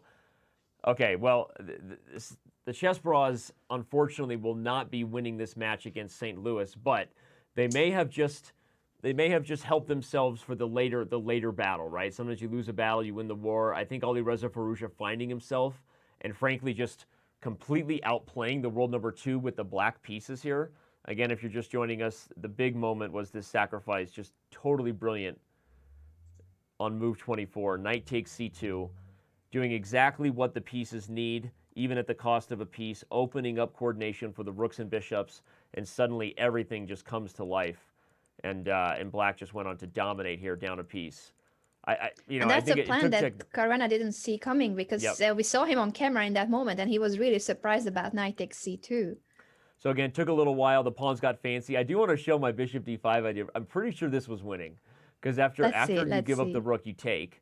You have to play knight f3 or I win another piece, and then b3 and b2. I don't think you can stop it because the knight and rook are pinned. I don't know. I'm just saying it was a crazy idea. And even bishop c1 loses to bishop f4 and then b2. I'm just saying that might have been a fancier way to end it. Alireza, don't worry about it. I'll give you some lessons later on it. It's okay. You didn't see it. It's not a big deal. But he may be listening. He pops into the Twitch chat from now and then. Guys, make sure to follow his channel. And on that note, we're going to go for a short break, but there's one more round. The match is lost, but not the war. As Danny pointed out, these two teams will probably face each other also in the playoffs.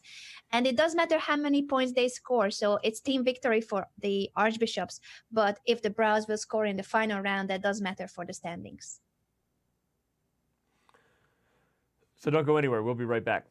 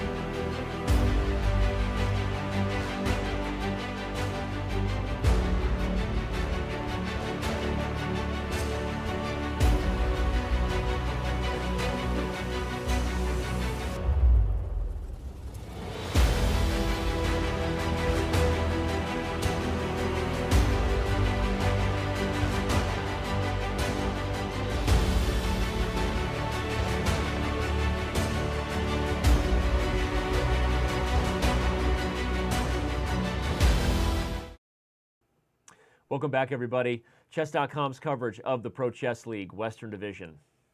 Week 5 continues here. And as you said, Anna, before the break, even though this battle has been lost for the Chess Bras, they may still have the opportunity to win the war. Every game counts in terms of your total standings and ultimately some potential playoff positioning and seeding. And also the fact that you don't want to make St. Louis feel like they own you, right? You want to plant some seeds and say, hey, we trust this lineup of Grischuk and Alireza Firouzja. If we see you guys again in the playoffs, we think we might do better than we did today. So how important to you, Anna, is this next key game for the Chess Bras? I think it's absolutely crucial, and Fabiano is in the weakest moment in terms of how he must be feeling about losing the previous game against 16-year-old Alireza. With the white pieces, Fabiano having a seemingly healthy position, and then Alireza just went for knight takes c2, boom, sacrificing a piece for positional compensation. Incredible game, maybe the game of the week. But after that defeat, now Fabiano has to face the 3-time world blitz champion, Sasha Grischuk. He is a guy that hardly needs an introduction, but I think you just said it appropriately. He's a 3-time world blitz champion, also someone who's just been a household name for years. Back amongst the world's top 5. He'll be competing in the candidates later. I think that Grischuk is not somebody you immediately think of when you think of maybe future world champions, but his career is far from over. I mean, he may be playing some of the best chess of his life right now in the year 2019 and heading into 2020. So we know he's a monster, especially in these fast time controls. But as you said, he's going up against Fabiano Caruana. He's the reigning Pro Chess League MVP, by the way, since we had discussions all night last night, or I did with some of my friends watching the Super Bowl. Patrick Mahomes being the reigning MVP. This guy's the reigning MVP in the Pro Chess League, so not always known for his rapid and blitz prowess, but obviously knows his way around these fast time controls, and so even though he's not playing well, this is why it's our key game. Grischuk, Caruana, action. Absolutely. It's gonna start in just a moment.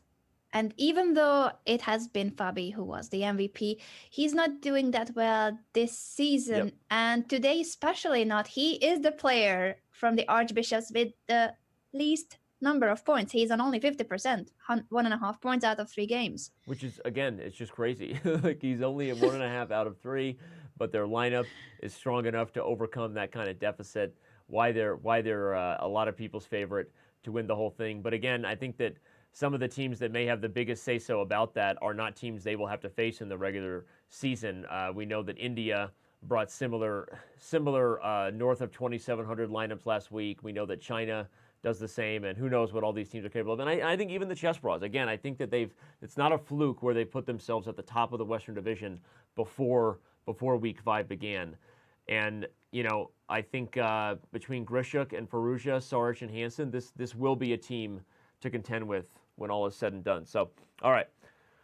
That said, we're about to get set and done with our PCL primetime matchup. Grischuk taking on Caruana. This might be the money game. So while the openings get underway, let me remind you real quick of our Guess the Move rules, since this is your last chance to play Guess the Move in the PCL primetime matchup. Fans are now a part of the show. You have an opportunity to win cash and premium membership prizes. Don't just sit there passively. Play Guess the Move at Chess.com while you watch our commentary. Top guessers win money and premium memberships, as we've said, and the money game will be revealed once a division is over. So make sure you play along the entire time to improve your chances. So there you go. That's the rules to the game. I wonder how many people guessed the knight takes c2 by Firouzja. That's a great question. I wish we had a stat to like instantly pull that up. I know Nick is watching, listening always, so maybe he can make a. That's an amazing feature request to go back and see who guessed a brilliant move, right? We have to add that. We could have perhaps a special prize for those kind of moments where there's something incredible in a game. Yeah, that's a great feature request, Anna. So I've made a note of that, which Eric loves when I do, because it just makes more work for the product team. Just great. They'll get on that real quick. Stop everything you're doing, Eric. I have a new priority number 1. No, but Grischuk's priority number 1 is to help the Chess Bras, help this one sting a little bit less. They have lost, but going up against Caruana, a guy that he's played regularly in super tournaments, He wants to get this W as white. Mm-hmm. Taking on d5 does leave the d3 pawn isolated and weak, but d4 can come at any point, for instance, right now, or knight c3 first and then d4. We've got an isolated queen pawn position that I think is about to change. I don't think white will sit on this structure for very long, if I had to guess.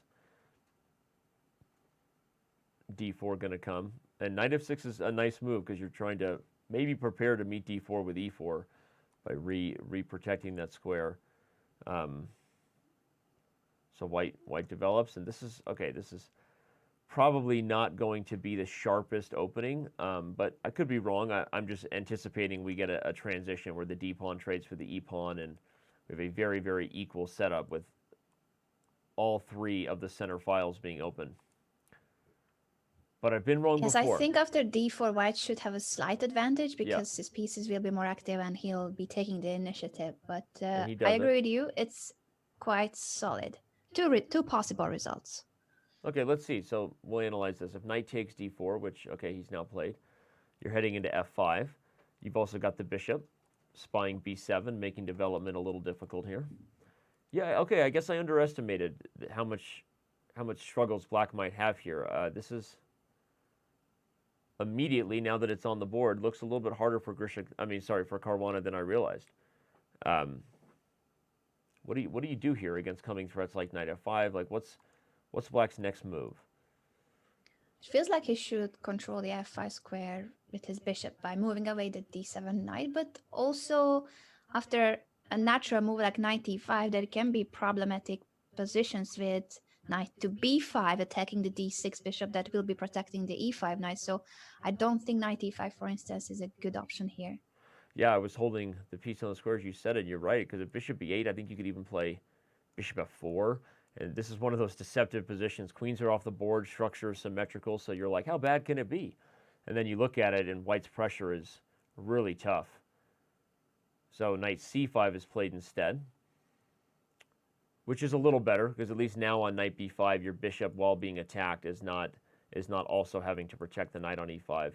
But yeah, it still seems like Grischuk will be in a good spot playing for two results. He's got that kind of, I'm looking away because I'm trying to remember opening theory look.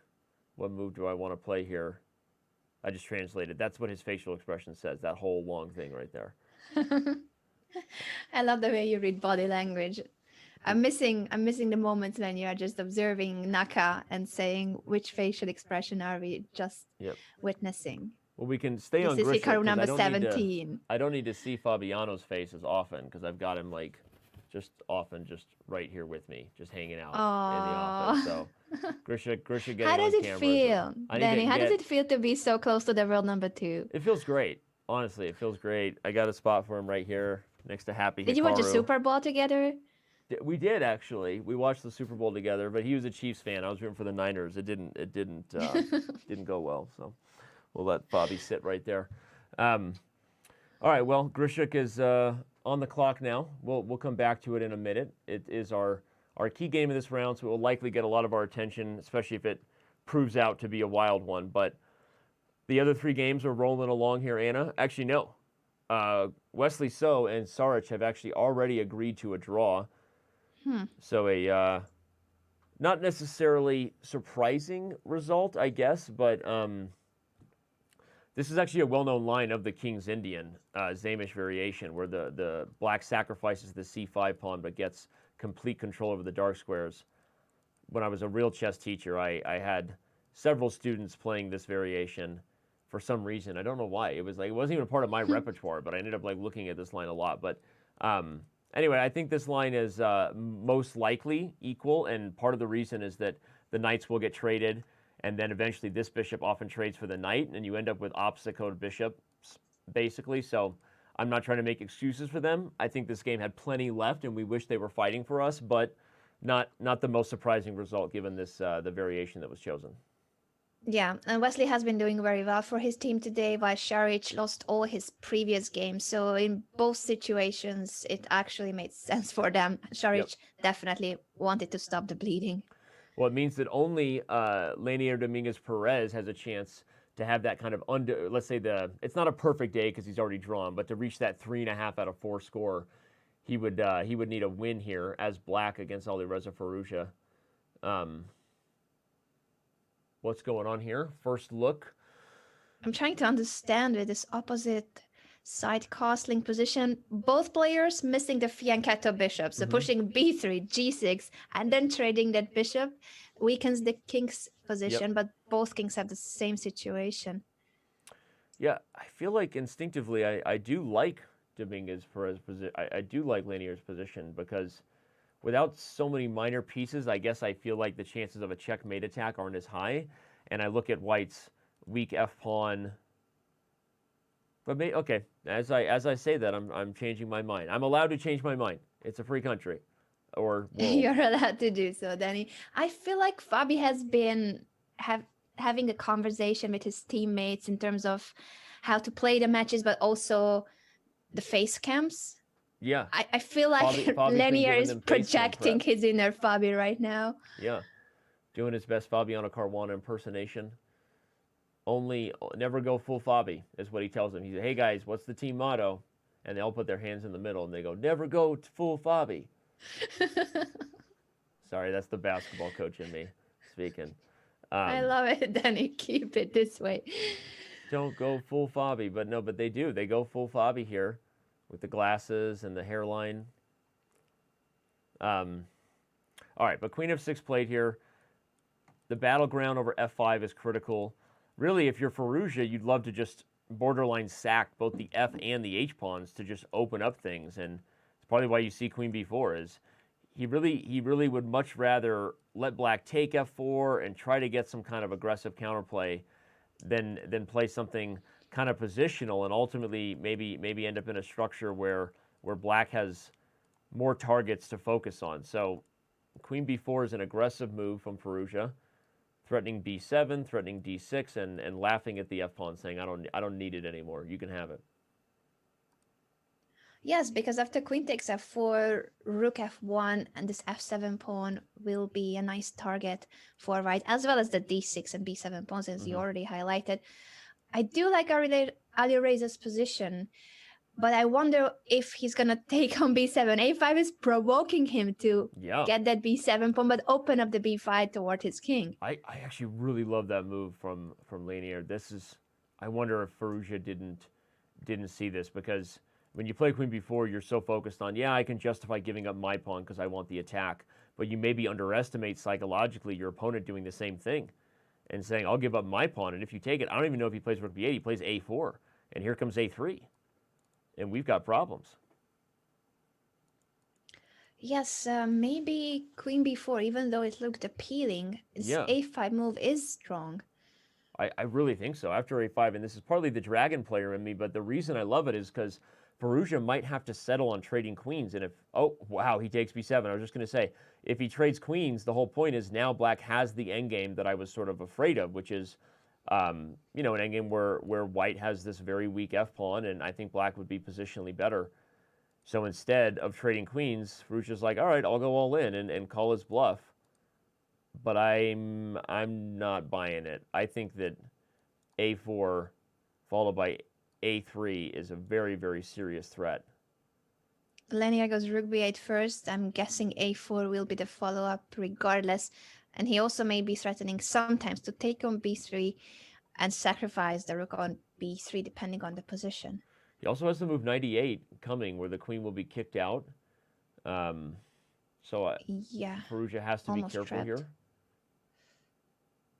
I think... Can he create counterplay with the queen on the 7th rank? It feels not enough because his bishop is blocking the e5. The knight from g3 doesn't have a good jumping square. If the bishop was on d3 and he would have knight e4 quickly or rook e1, I would have more faith in this position for him.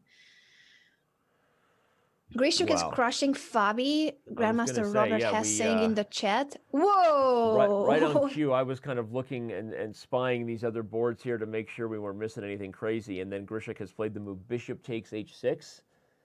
I think that something has gone terribly wrong for Caruana here. I think you were right from the start, and I was maybe anticipating another GM draw, but after knight c5, knight b5, I mean, black's pieces are just getting kicked around one after the other. Knight b5, kick the bishop, bishop e3, kick the knight, the queen develops to bring the rook to the center, and now after bishop e5, knight f5 and bishop takes h6 has been played. This is like, I think we may be seeing a resignation here pretty soon from Caruana. Knight takes e8 will be played, take back on b3, and white is just up a couple pawns and in a fantastic spot. This is incredible. Who would have predicted that the Archbishop, the weak spot in the team of the Archbishops, will be the world number 2 Fabiano Caruana? He's on 1.5 points, and he may be losing this one. He'll be the only one below 50% on the team. Yeah, and again, it's a big win, I think, just for the Chess Bras lineup. So again, if you're just tuning in, you're saying, well, doesn't matter anymore, 9-4. No, I think it does. I think that Grischuk needs to prove to his team and to himself that he can be the board one, even against a lineup of all super GMs, and give them a fighting chance. And if he goes 2.5 out of 4, you know, that's a bright spot on a day where they lost the match. And I think he's going to do it. I think he's going to beat Fabiano here and give the Chess Bras some hope. Yes, and as you also mentioned earlier, these first 7 weeks are about making it to the playoffs, and very likely that both the Archbishops and the Chess Bros will be in the playoffs, where they may have to face each other again. And that's when it will matter too that Caruana lost against Firouzja. He may be losing now against Grischuk. It does matter how many points they get, even if they lost the match. Yeah, and it'll be something I circle on the calendar again right away when the playoffs start. And I realize I don't really need to circle the calendar because there's already a commentary calendar and tells me where I need to be. So maybe I should just pay attention to the company calendar. But yeah, I will be ready for that to go down. And I think that every one of these games matters in terms of how these guys feel about facing each other again. So right now, Grischuk with 3 pawns up. He just needs to make sure that he can activate his pieces and start pushing some of those pawns. But I also agree with Robert in the chat saying that St. Louis did what they needed to do, beating Canada on the bottom boards. Right. It's a fair point. And you hate to say that because the bottom boards are very strong grandmasters and friends of ours. Ivan Saric and Eric Hansen are very, very good, but they are the weakest of the 8 players engaged, right, in this matchup, and it's what St. Louis has to do. They have to get W's on those boards, and unfortunately, it was a tough day for both Eric Hansen and Saric, who at this point, heading into the round 4, only have a 0.5 point out of 3. So, started out well. Eric Hansen got a draw against Caruana, if you're just joining us, played very well in that game, but what hasn't been since. Now, does Fabiano really have drawing chances here? I think he's playing it out for good measure, and you should. In a team battle, I think it helps everybody to feel like, all right, well, there's still some chance he draws and some chance he holds, but I think this is a pretty clean advantage here. These 2 extra pawns should find a way to move up the board. You know, the rook on b3, the bishops, like Fabiano's put his pieces in a decent spot to be active, but I think it's time for, okay, white can play knight e4 and try to trade, h3 and g4, followed by g5 is his idea, looks like. Should be pretty easy for Grischuk to get this win. Nice comment by Robert in the chat saying, Danny, I want to hear you randomly speculate about how this Grischuk-Caruana game can influence the candidates. Now that's a question. That's, again, another random, non-daily question, right? We already had one earlier. We've had already so many. Wesley So's cat versus Lee Chao's dog. I mean, that is some hard-hitting stuff that needs to be answered. But no, I mean, in the candidates, these guys will be facing off. I think probably we all know the answer is really it has very little to do with it because it's a different time control. These guys have played each other so many times. But at the same time, maybe not so, right? Because recent memory counts for things, right? Momentum can be real. We are human beings, at least at this point, still. No cyborgs that I know of playing chess.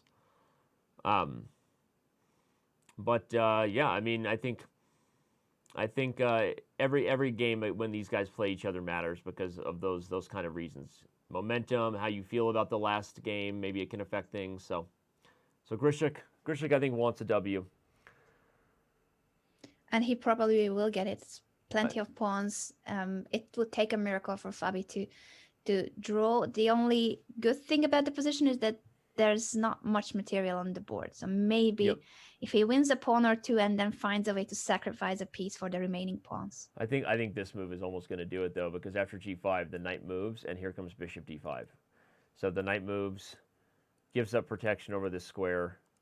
I think bishop d5, yeah, because you're not even worried about taking c3, just to show the line. If takes, rook takes, if takes, c3 takes. You can't take everything because in the end, you lose. And as I'm saying that line, it's happening on the board. So yeah, I think should be getting closer to straightforward. He takes it, and after bishop takes, I'm anticipating knight e4. I'm just also keeping an eye on the Firouzja game in the meantime, because Dominguez is down to 5 seconds and he's trying to give mate, but I don't see the mate. It's a rook sacrifice that he has gone for. Let's go over there, because this is about to be converted very cleanly by Grischuk there with that rook b5 move. But look at this. The attack is on. I think that Firouzja is regretting this whole queen takes b7 idea. We'll back up and look, but okay, he is up a piece right now, so okay, let's analyze and see how we got here. We left the game back on this move with a4 having been played, knight e2, rook c8, knight f5, and then he takes b3. Instead of going for the a3 idea, he opens up lines for the rooks and then sacrifices on a2 to blow down the door here. And will he have enough to convert with the king running into the board? He only has 4 seconds, though. I don't know. Maybe this is a game that Firouzja can get. I think so. It's 4 minutes versus 4 seconds. And I feel like Firouzja has defended well his king. Maybe earlier there was something for black, but I'm doubting that this attack is so strong. The queen can give a check from h3, but there's bishop to f3. Okay, then knight f5. So there is, of course, venom in the position, but it doesn't seem to be that critical. Yeah, I agree. I feel like instinctively we both feel like this probably isn't enough for black, but then again, this is not a long time control game with you know, a ton of time to think and work your way out of the mating net. So from a practical perspective, it's definitely very, very dangerous for Firouzja. Yeah, although after queen e5, I think the queen is coming to g5 possibly, if he has the time for it. Oh, queen g5. That's a nice idea. Just get the queens off the board. And Bob's your and try uncle. to come back I to think g3 d6 with the might queen. also be lights out, by the way. Okay, but your move Could even be. better. He just wants to defend the king with the queen coming back to g3. Yep. I think that's very efficient because the rook is hanging on e1. Oh, so and if he doesn't trade, and he sits back like, oops. Well, that didn't go well for black. I mean, I was loving his chances in this game, but wow. Maybe he had something earlier, but Firouzja found a good defense. Was just a little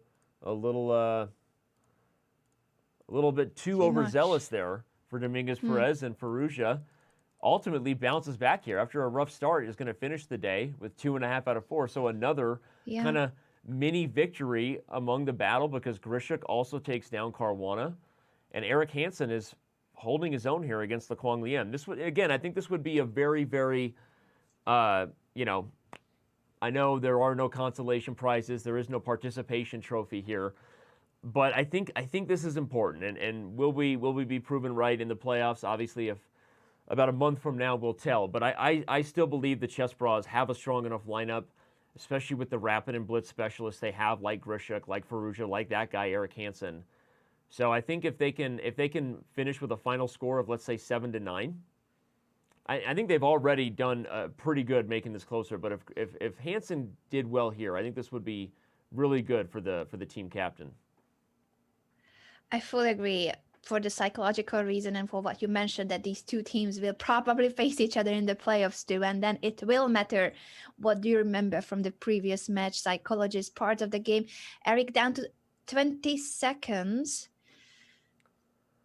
But his position is a bit passive, but so far he has been defending everything that has been hanging. Yeah, just barely. Although now you're right, it is getting harder. Yeah, we've got a very, very focused Mr. Hansen as he gets down to 6 seconds. Time to move. Bishop b7. No. Whoa. Nice. Knight d5. Cutting Nice the move. connection between the two rooks, meaning that the d6 rook will be picked up. A combination, unfortunately, may just go into a lost endgame, though, because now if you're b5 for Le Quang Liem, it's really hard to stop these two passed pawns. Yeah, exchange up for Eric, but I wouldn't want to be facing the queenside pass pawns. Those of you saying that if Šarić was replaced by Giri, that would make a way stronger team. Not possible because they can only have 2 free agents. So Grischuk and Firouzja are the 2 free agents for the Chess Brass today. 2 seconds left. One, he's got a flag. F5, found at the last second. You got to move the king. Okay, you can play e4. This is your only chance. Is an all-in approach. Use the 2 rooks on the open e file if you can punch e3 next. I don't think this is over. I mean, I know that this is obviously 4 seconds for Hansen, but Le Quang Liem now also under a minute. And this is going to be one of those games where objectively, Anna, I think probably white should just be better. I mean, accurate calculation, you push the b pawn, but it's super scary under time pressure to deal with a move like e3 coming. So I don't think this is over yet. I also don't think it's over. I'm just so scared of the time situation. And Eric made a move with 0.9 seconds left. But this is where hopefully they can. Oh, queen g3 is a nice move, trying to get the queens off the board. Calculates a way in. He's going to play bishop e4 now. Yep, forcing more problems. What does Hansen do? Does he have to take it? He does. There was a threat of checkmate on h7, but this is still very tricky. Queen a4 hits the... Oh, queen a4. Oh, no, the rook was hanging. Okay, sorry. I thought queen a4 hit the rook and the knight. He moves the rook first, and now the rook was hanging again, so king to g8. This has to be winning for white, Now, and he does make a nice maneuver. Very nice maneuver there from Le Quang Liem, by the way. He found a way to coordinate everything without allowing any dirty tricks. Okay, but watch out. There's threats of rook e2 and queen a2. B6. Now what? Bishop takes g4, trying to blow things open, but you can't take h5. The queen guards it. I don't know why he sacked there. It's too slow. He maybe just spread at this point because the pass pawns on the queen side would have been winning anyway. Yeah, I think he's about to throw in the towel now. The knight so well guards everything. This is one of those, just the bane of a queen's existence. A knight close to the king is such a good defender, guarding every square here. But instead of bishop takes g4, I wonder if there weren't some other last-second chances, but maybe just wishful thinking for Eric. Yeah, it's just too strong. Well, this concludes the match, but this is not the last time that these two teams will face each other. That's our prediction with Danny, that they're gonna meet also in the playoffs or even the semifinals or finals of this year's Pro Chess League. Yeah, I anticipate that that this one will, Eric Hansen going to call a team meeting, and he'll lead with saying, "Hey guys, I got to do better than a half a point on board 4." That's the truth, and I think he knows it. But it's also very tough when you're facing a lineup that St. Louis brings to the table. But there you have it. Our PCL primetime matchup is in the books. St. Louis defeats Canada by the final score of 10-6, despite a 1.5 out of 4 for Fabiano Caruana. But I think there were some other games that could have gone the other way too. 10-6, a 4-point victory. I guess back to the drawing board if you're the Chess Bros, right? Mm-hmm. All right, well, they have some questions to answer. We do have some answers to our daily questions, so let's bring it up and remind you what it was. We asked you to throw some nicknames our way in terms of the Pro Chess League stars. You got some fun nicknames. We have seen plenty of good suggestions one last in call the to action. chat. Apparently we, sorry, Anna, go ahead. Yeah, I was just going to say that we have seen plenty of good suggestions in the chat, but what you need to do is tweet by using the hashtag ProChess. That's right. And that's when your tweet can be featured on the show. So make sure to use those great ideas on Twitter, and we'll bring up our favorite tweets. Don't just say it in the chat. We still have a lot of action ahead. 3 more matches here in the Western Division are coming up. So don't go anywhere. Still several hours left of Pro Chess League action. Also some interesting facts coming up here about that matchup between the Chess Bras and the Bishops. So many much more to come. We'll be right back. Much more. Stay tuned for the remaining events and the rest of the matches in the Western Division.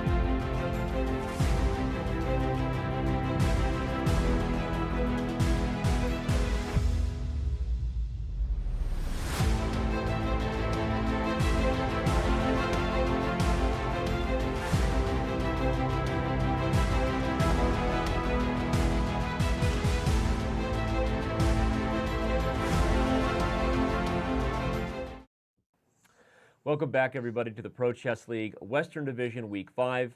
Anna Rudolph here alongside Danny Wrench. And though our PCL primetime matchup is now in the books, St. Louis has defeated Canada by a final score of 10-6. We have 3 other big matches that are getting set to start. So on that note, let's bring it up and dive into some of these pairings, Anna, because I was debating with the YouTube chat at the break which non-U.S. team has the best chance of a victory today. Again, we keep coming up with non-daily questions, daily questions. I like that question. And I said I think Argentina's today. lineup, given some of the names I recognize, regular players on Chess.com, very good rapid players, maybe has the best chance, but I'll put a asterisk on that comment. I think all 3 U.S. teams are actually favored against the 3 non-U.S. teams here in the rest of the matches. Very true. They are the heavy favorites today. Also in the Fantasy League, I believe it was a prediction that the Unicorns, the Marshalls, and the Wind would be winning their matches today. But the upsets can happen, and especially for teams like the Capybaras and the Krakens, they still have a chance for the playoffs. So if they win today, then there's still a mathematical chance that they will fight their way into the playoffs. Yep. As for the Brazilian team, they won their first match last week. So they started the trend. They just need to keep going. Well, and as the games are about to get started here, let's remind you of the key games. You just talked about Brazil and their need to stay on track here. Abdusatturov, the youngster, is another rising superstar of becoming a very, very well-known name, not just online, but for his over-the-board performances. He just had a very good performance in the Challengers group and taught a steal, if I'm not mistaken. Absolutely, and he is still the world's 5th youngest grandmaster in history. Yep. As for his opponent, very experienced grandmaster from Brazil, but so far in his 8 games that he played, he has scored 0. That is 0 points. Time for Krikor, who's kind of the face of Chess.com and for those who speak Portuguese, does a lot of great work for us here. Time for him to score. Speaking of needing to score, another manager who is taking the reins for his team today, Gawain Jones, hasn't played that much, even though he's one of the guys behind making the Lions happen. Maybe he'll look to get on the board here today. One of the key games we have highlighted there will be his matchup versus Andrew Tang. And then lastly, let's highlight Fedoseyev's game versus Perez Ponce. This is going to be a huge one in the Marshalls battle versus Argentina. I did say that I think Argentina maybe has the best chance of all the non-U.S. teams to pull the upset, and if I'm right about that, I think Perez Ponce is going to have to score against Vladimir Fedoseyev. So. Won't be easy against the big fish who has 7 out of 8 at the moment, a 2800 performance. But having said that, the games have just started. Where would you like to go first, You Danny? said it, the big fish, right? That's the board I got up. Vladimir Fedoseyev, Awesome. known as Big Fish, 1995, for those of you on Chess.com looking for his username. He's got the black pieces here, trying to make Hikaru Nakamura proud with a Leningrad Dutch, right? We know that Hikaru likes himself a Dutch from time to time, and Vladimir Fedoseyev has followed suit with this variation with F5. Let's analyze the opening so people understand what we're referring to. The Dutch is this move F5, and there are 2 different ways you can play the Dutch. There's the Stonewall Dutch, where you play for E6 and D5 and C6, and it's called a Stonewall because the white pawns all work together to keep the enemies out. But G6 is the Leningrad development. You fianchetto the bishop along with F5, and the Leningrad Dutch is known as a very, very aggressive system for black. I don't want to use the term dubious, but I will say that against solid preparation, the Dutch can get in big trouble, which is why you don't see it as much in slower time controls where the top players have a lot of time to think and recall what they've prepared. But in rapid and blitz, it is a very popular weapon because black has extended this F-pawn and maybe in some variations tries to get a very, very aggressive kingside attack. Absolutely. And the reason why possibly Fedoseyev is going for a dubious or not the most, traditionally balanced opening is that he's facing now board 4 of the Kraken. So he's going for some kind of an imbalance against a lower rated player. Usually that's a strategy that super grandmasters try to go for. Diamond member Fiddler Crab Season wants to know if we'll post the post-game shows to YouTube for the non-Twitch folks. I believe we do that, but if you're talking about the post-game show with David Pruis and Levy Rosman and diving into a lot of the fun and kind of different gossip storylines, that's a good question. I don't know if we're currently posting that to YouTube, so I will look into that with the team. Just want you to know that we see your requests. So, all right. Speaking of requests, now I'm taking them, Anna. Where do you want to go? We've mentioned the Leningrad Dutch. There's so many places, so many games to go with. I'm spying, but if you see something fun first, I'll just flash the boards. We've got Danya Naroditsky taking on Alexander Fier. We've got Federico Perez Ponce, as I said, taking on Miranda. Where do you want to go? We've got the Penguin GM taking on Gaway Jones. I mean, honestly, we highlighted that as a key game, and we're not going to have a chance to look at these two playing each other after this round. So I say we go here. Let's get Gawain Jones and Andrew Tang on camera and give this game some focus. Let's do that, especially since Andrew is going for the king of Gawain with bishop h6, trading that fianchetto bishop, and the possible idea of pushing the h-pawn, h4, h5 to open up the h-file. He's not worried about castling just yet, or will he castle now? Yeah, good question. I mean, obviously e takes d4 is coming, so you have to deal with that somehow. Unless you think you can go all in with the mating net, but I don't think so. This is still theory. I think you can actually play d5 as well.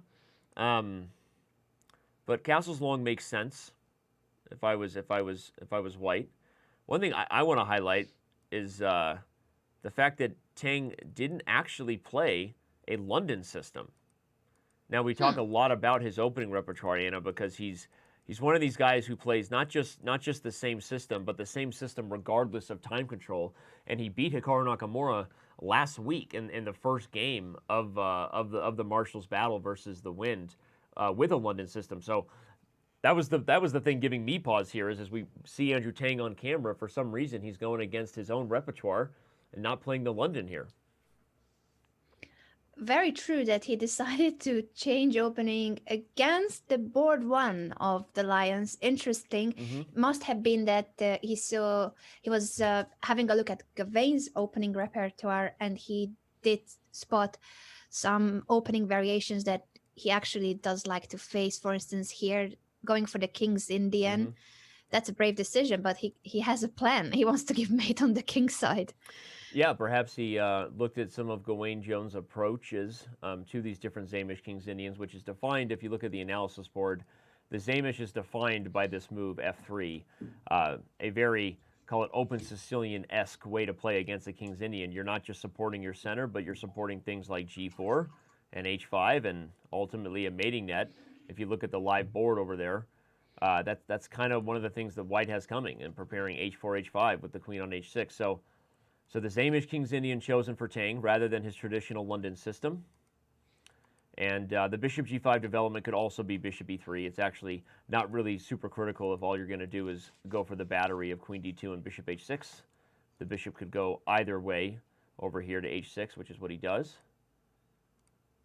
And there you have it, as we said, Anna. So he played d5. That was the other move I was thinking is possible.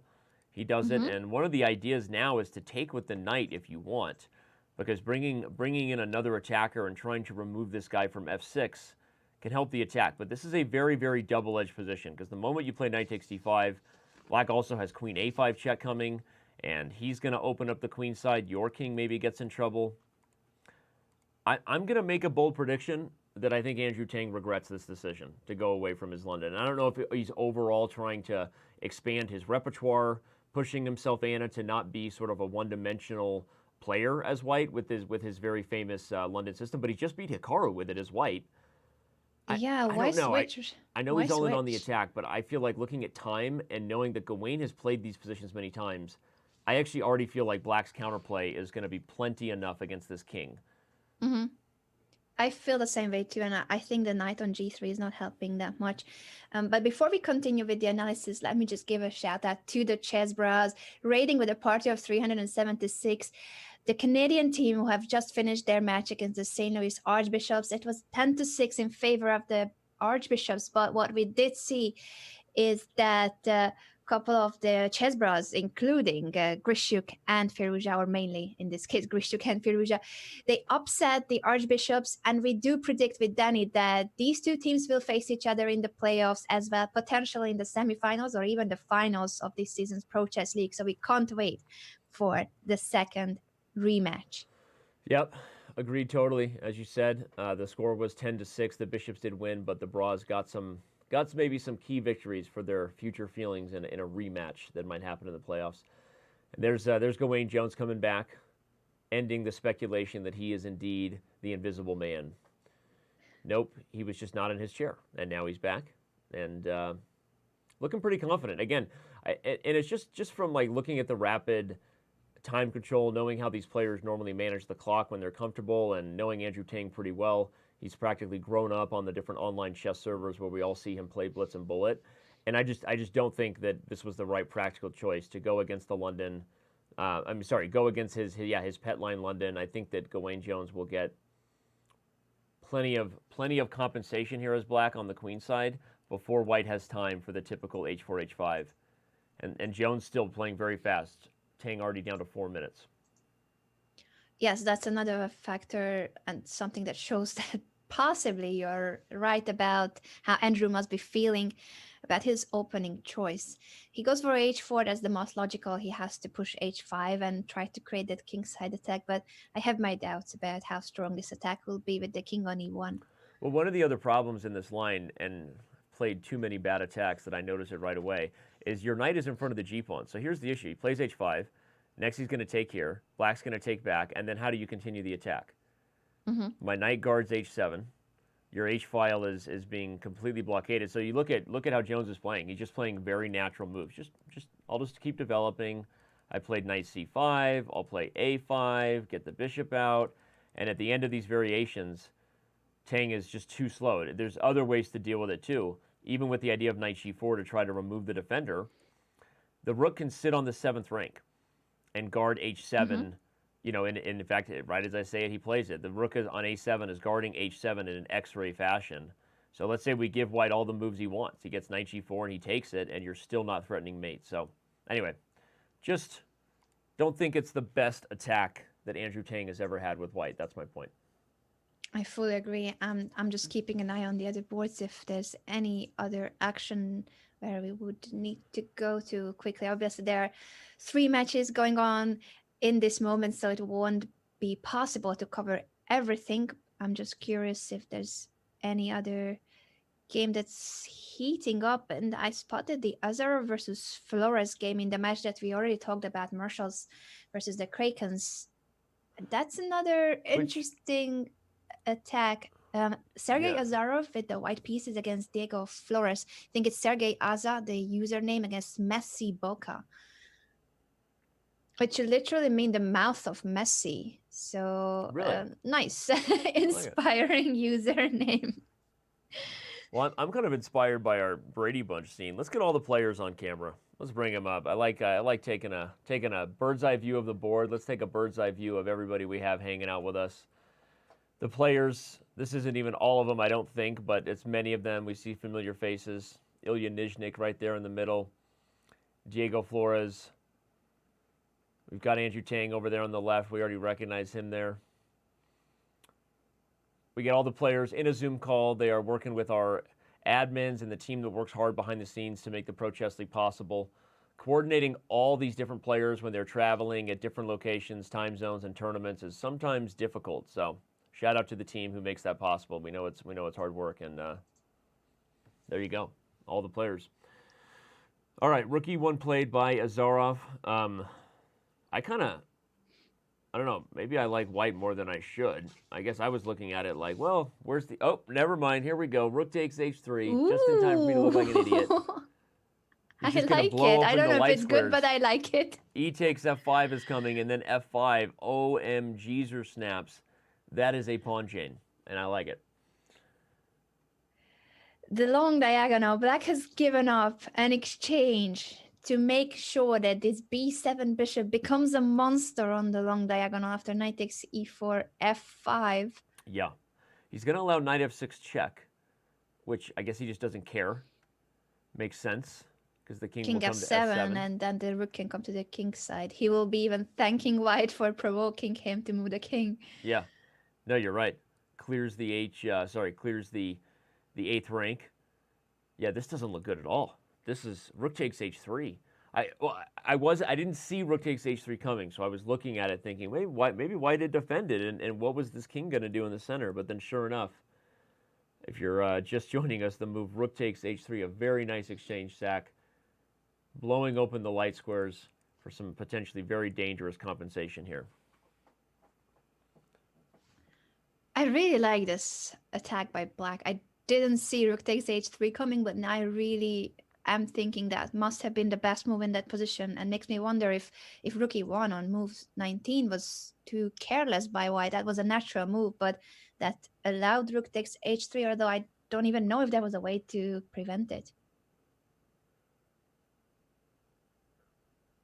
I'm being told that Boca Juniors is a soccer team from Argentina. This I did not know, so thank you for educating me in the chat. Boca in Spanish means mouth. That's all I knew.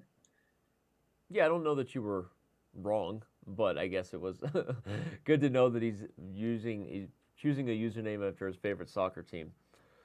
Yeah, and including Messi in it, because why not? Even if he doesn't play for Boca Juniors. Well, this is a tough position now for Azarov. He's choosing to give back the rook for the bishop. I don't even know that Flores takes it, right? I mean, that bishop on b7 objectively better than the rook on f3. So going for material, probably not advisable. We'll keep Flores on camera here, just quickly showing the analysis board. We have a result in the books. The young Anton Smirnov has taken down the young Lucas de Valle Cardoso. So that's not a good start for the Capybaras, but a good start for the California Unicorns. As a free agent from Australia, the young Anton Smirnov gets a W over here. Back to the game. Knight to d2, allowing the bishop to capture the rook, but I don't think black wants to take the rook. This bishop is way too precious. I agree, and this is going to be interesting to see whether black can bring more pressure, which knight h4 is definitely a threat, right? Bring more pressure to this pinned rook. But how do you bring enough pressure to really break through? I mean, I think there's all kinds of ideas. There's knight h4. I guess knight takes f4 is also a threat because the rook is pinned. The c2 pawn's hanging. Honestly, the more I look at this, the more I feel like Azarov is queen to g2. Interesting to put the queen into that long diagonal. And I was like taken to the 9th dimension there. He got me there. I don't know what's going on with the lighting in that room, but scared me. But I do want to head back actually to our key game, if that's okay, Anna. Sure. Yeah, absolutely. I think that Flores will be winning this game. Yeah, I think so too. I think black is looking in good shape. So as we go back to the round one key game we highlighted here, the Western Division rolls on. If you're just joining us, St. Louis has defeated Canada, but all 3 of the matchups below that in the scoreboard are underway. And this game here between Andrew Tang and Gawain Jones was highlighted as a key matchup. And again, I was sort of critical, I guess, of the practical decision by Andrew here to go away from his normal London system. Again, kudos if he's using as an opportunity. He's still very young, very talented, maybe trying to expand his repertoire. But part of the time disadvantage that you don't normally see him have is definitely due to him playing an opening he doesn't know as well. And I think that, and I just don't think he's gotten a good attack to go with it. Black plays this move, knight b6 on the last move, which opened up defensive h7. Now there's maybe threats of rook c7 as well to come into c2. And as dangerous as this whole h-file party looks, it lacks it lacks a good appetizer, I guess. It's like a party without any good snacks, which is a horrible party. I like your comparison, and that definitely describes this position very precisely. After h takes g6, f takes g6, as Danny already said moves ago, that this rook from a7 will be the very important defending piece to protect the black king. Knight e6 makes perfect sense, but still I feel like black's position should be just fine. I see in the meantime in the corner of my eye that... it's check. I'm sorry. Oh yes, I thought he he mother scared me. made. I Sorry, was you just go gonna ahead. say. Okay. I was just Gotta gonna take say my that meds later. Gotta take my meds. Okay, go ahead. What were you saying? that Flores indeed won that Okay, game we good. were observing earlier. The funny thing is, the last move was the one that we saw. So Azarov decided he thought for a couple of minutes and then resigned in that Okay, same so we left it position. on time then. And wow, I gotta calm down. Okay, queen a5 was check. There was no checkmate on f8, and now black can actually just play rook f7 to keep the rook on the f file with threats like knight g4. Actually, look at that, like rook f7. If white makes some random move, the idea is knight g4 and the f pawn is pinned, and then the knights are coming to e3 together. This is, I think, probably we're a minute away here. I think from a W for Gawain Jones, honestly. I think so too, and that will bring the question back whether Andrew Tang decided well in terms of the opening, but it's easy to be smart in hindsight, and for sure he had an idea why going for a main line. Yeah, and I mean, obviously it makes sense to mix it up at times, and certainly, you know, he's obviously a very strong player, Andrew, but in Blitz and Rapid, one of the things that makes him even stronger than his actual strength is the consistency and how well he knows those positions. And again, I'm not trying to highlight it to remind Hikaru of the bad news. He doesn't watch these shows anyway. The point is, I mean, he beat Hikaru. I mean, you don't beat Hikaru Nakamura like that, right? That's not something that people do very often.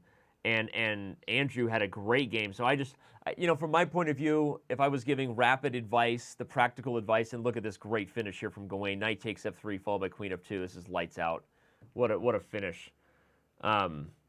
But I just, you know, I think it was ill-advised for Andrew to make that decision. I fully agree with you. It would I be think- interesting think, to know he'll just his take E2 opinion here. on why he decided to go for this Yeah. variation. Today, it seems that it would have been natural to keep the opening he had against Hikaru and his usual opening repertoire.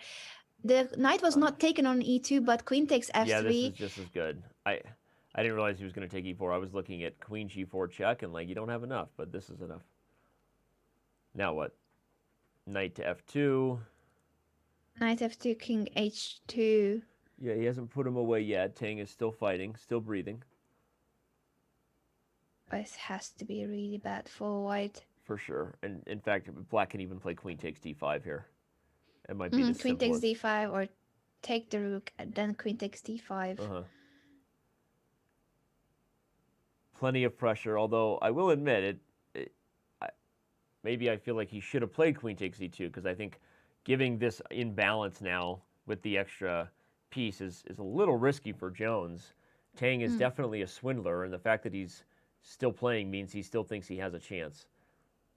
Down to 4 seconds, and his king is in trouble. There's a discovered check threatened. King g1. And now rook takes e6 is good enough. No, you have to be careful. There's rook c8. Rook c8 and then queen d8. Did he... Whoa, I think that Jones may have... Still a piece of white. Jones may not have played the most precise way. Well, I think that the knight takes f3 tactic was fantastic. I just think there was no reason not to just win your piece back. Now you're up you're up a pawn. You're still threatening to take here. I mean, this position was just completely winning for Jones, and instead he went in for the piece sack. And yeah, queen d8. Oh my gosh, this is what Tang does so well under time pressure, but Jones has completely... Is he losing now? How do you deal with queen f8, which is mate? It could possibly be losing if rook f7, queen g8 check, king h6, rook, queen takes f7. That's lights out. Incredible. Oh my gosh, he's on the run. Jones has put himself in a horrible spot here. I was applauding. Knight takes f3 was like the perfect way to finish off the game, but then he overthinks it by taking on f3 first, and I don't know. I think Tang's going to win this game. He's back in the game, that's for sure. I'm looking at if there's anything immediate, or has Jones managed to hide the king successfully. Ooh, rook Andrew g2, is threatening so knight good. d4. Honestly, Andrew is so good at finding those. He's so good at anticipating his opponent's tactics under time pressure, because, I mean, he's playing so many fast time controls. But he was ready for queen g4, responds instantly, And okay, maybe black still has a draw if he takes this sort of tickle, but no, actually, queen h4 is met by rook h2 because the rook guards g3. I'm just amazed I'm that shocked that this he is got still a back game. into the game.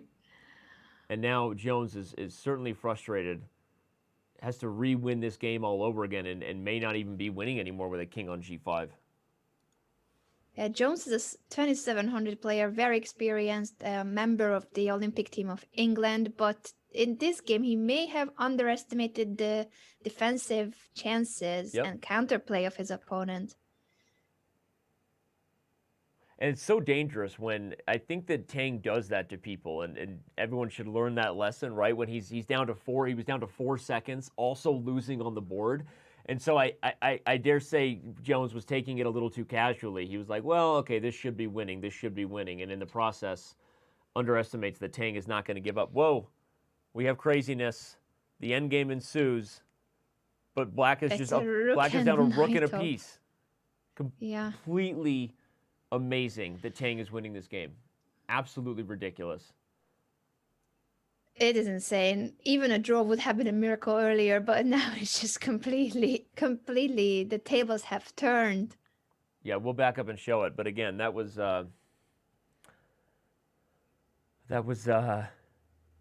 bad start for the Lions, and a game that they definitely should have had. And by the way, it would have been a huge game because they're up 2-1 on the other boards. Jones is supposed to win this game and make it 3-1. Instead, it's going to be a 2-2 tie heading into the second round because I don't even know why he's playing it. I mean, he's down a rook and a piece here. This is one of those frustrations. At this point, yeah.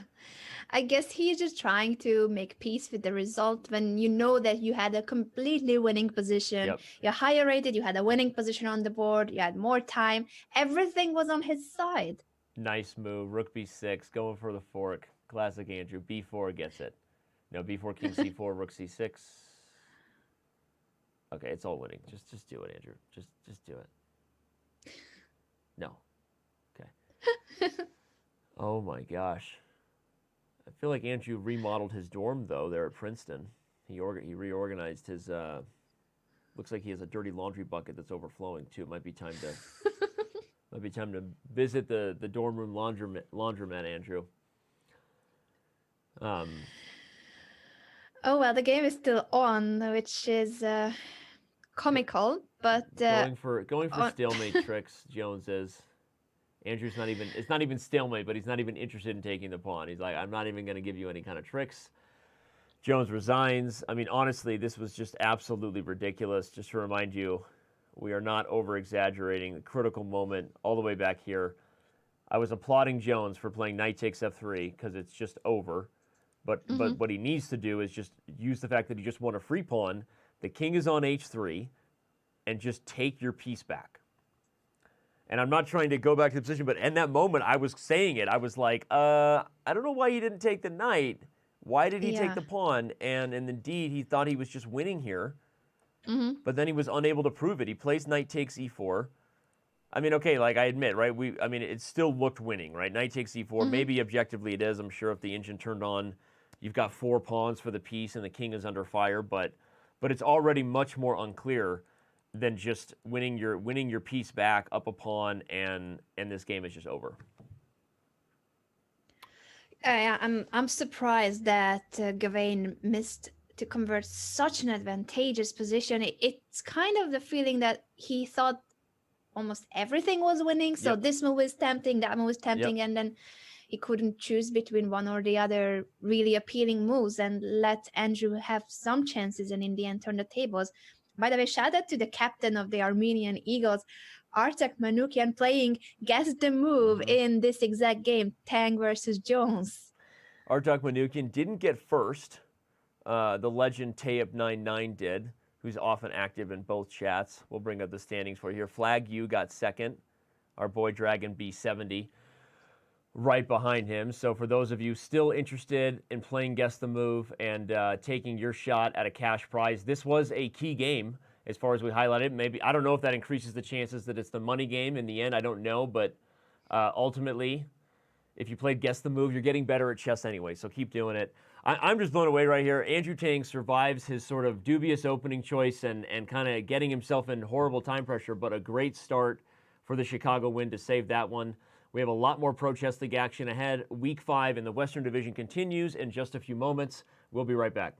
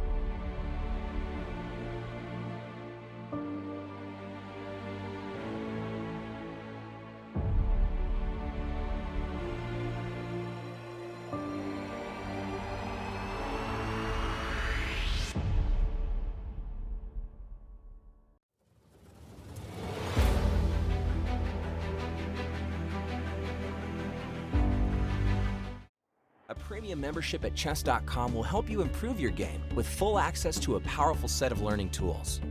Unlimited tactics let you practice like a master, with more than 50,000 puzzles to challenge you at every level. Our library of interactive chess lessons, created by master coaches, will enhance every aspect of your game. And after each game you play, the computer analysis feature will give you feedback on every move you played, turning every game into a chance to learn. And that's not all. Premium benefits also include unlimited tournaments, video lessons, the Opening Explorer, and much, much more. Upgrade now to take your game to the next level.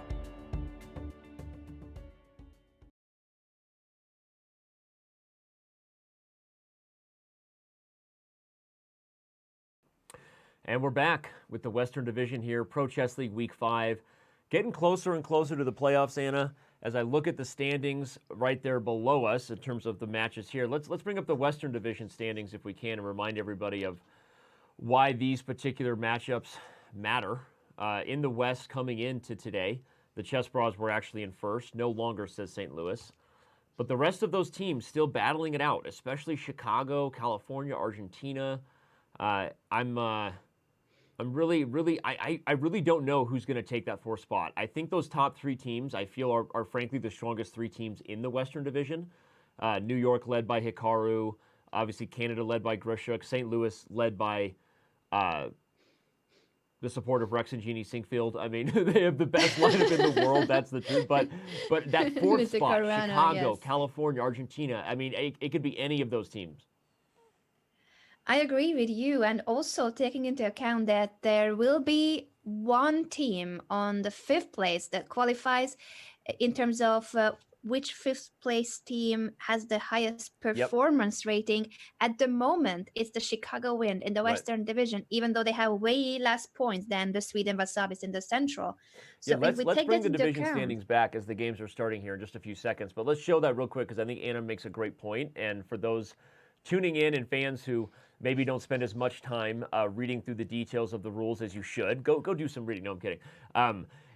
As Anna said, there will be fifth place teams that make it in, and that fifth place sort of performance rating and performance score is compared against other fifth place teams across different divisions, as Anna just mentioned. So Chicago is kind of also competing against the Sweden Wasabis and other fifth place teams from the Eastern Division. So really a great point, and something that we'll have to keep our eye on as a storyline in the final 2 weeks, because we only have 2 more weeks before the playoffs begin, and that may end up being why Chicago gets in or not, right? Is their competition against Sweden. So good point, Anna. Absolutely. And next week, the team from Chicago will be facing the Chess Bros. That's something else to take into account. But for now, today, they started well against the Lions, even though Andrew Tang was on the verge of losing to board 1 of the Lions, which would have been a normal result. And it seemed that Gawain had everything. Winning position, we think, more time, and just the experience of a grandmaster that has been playing on the English Olympic team for years. Yep. I don't know what happened to him. I was trying to bring it up. The auto follow feature, which is by design and good, is bringing me to different games as they get started. But again, we showed you what was going on quickly in the final position. If you missed it, you can back up the VOD or just head over to Chess.com and check out what was the finishing touches for Andrew Tang versus Gawain Jones, because he really got away with one, and it may end up being huge for Chicago in their fight to stay alive in the playoff chase. So, all right, you get to choose. Anna, take the wheel, drive us. Where are we going? Good question. I'm looking at, speaking of a London system, Daniel Naroditsky, fan favorite for the Canada, not the California Unicorns. He's playing kind of a weird Queen's Pawn kind of London system over here. I've got that game up if you're into that.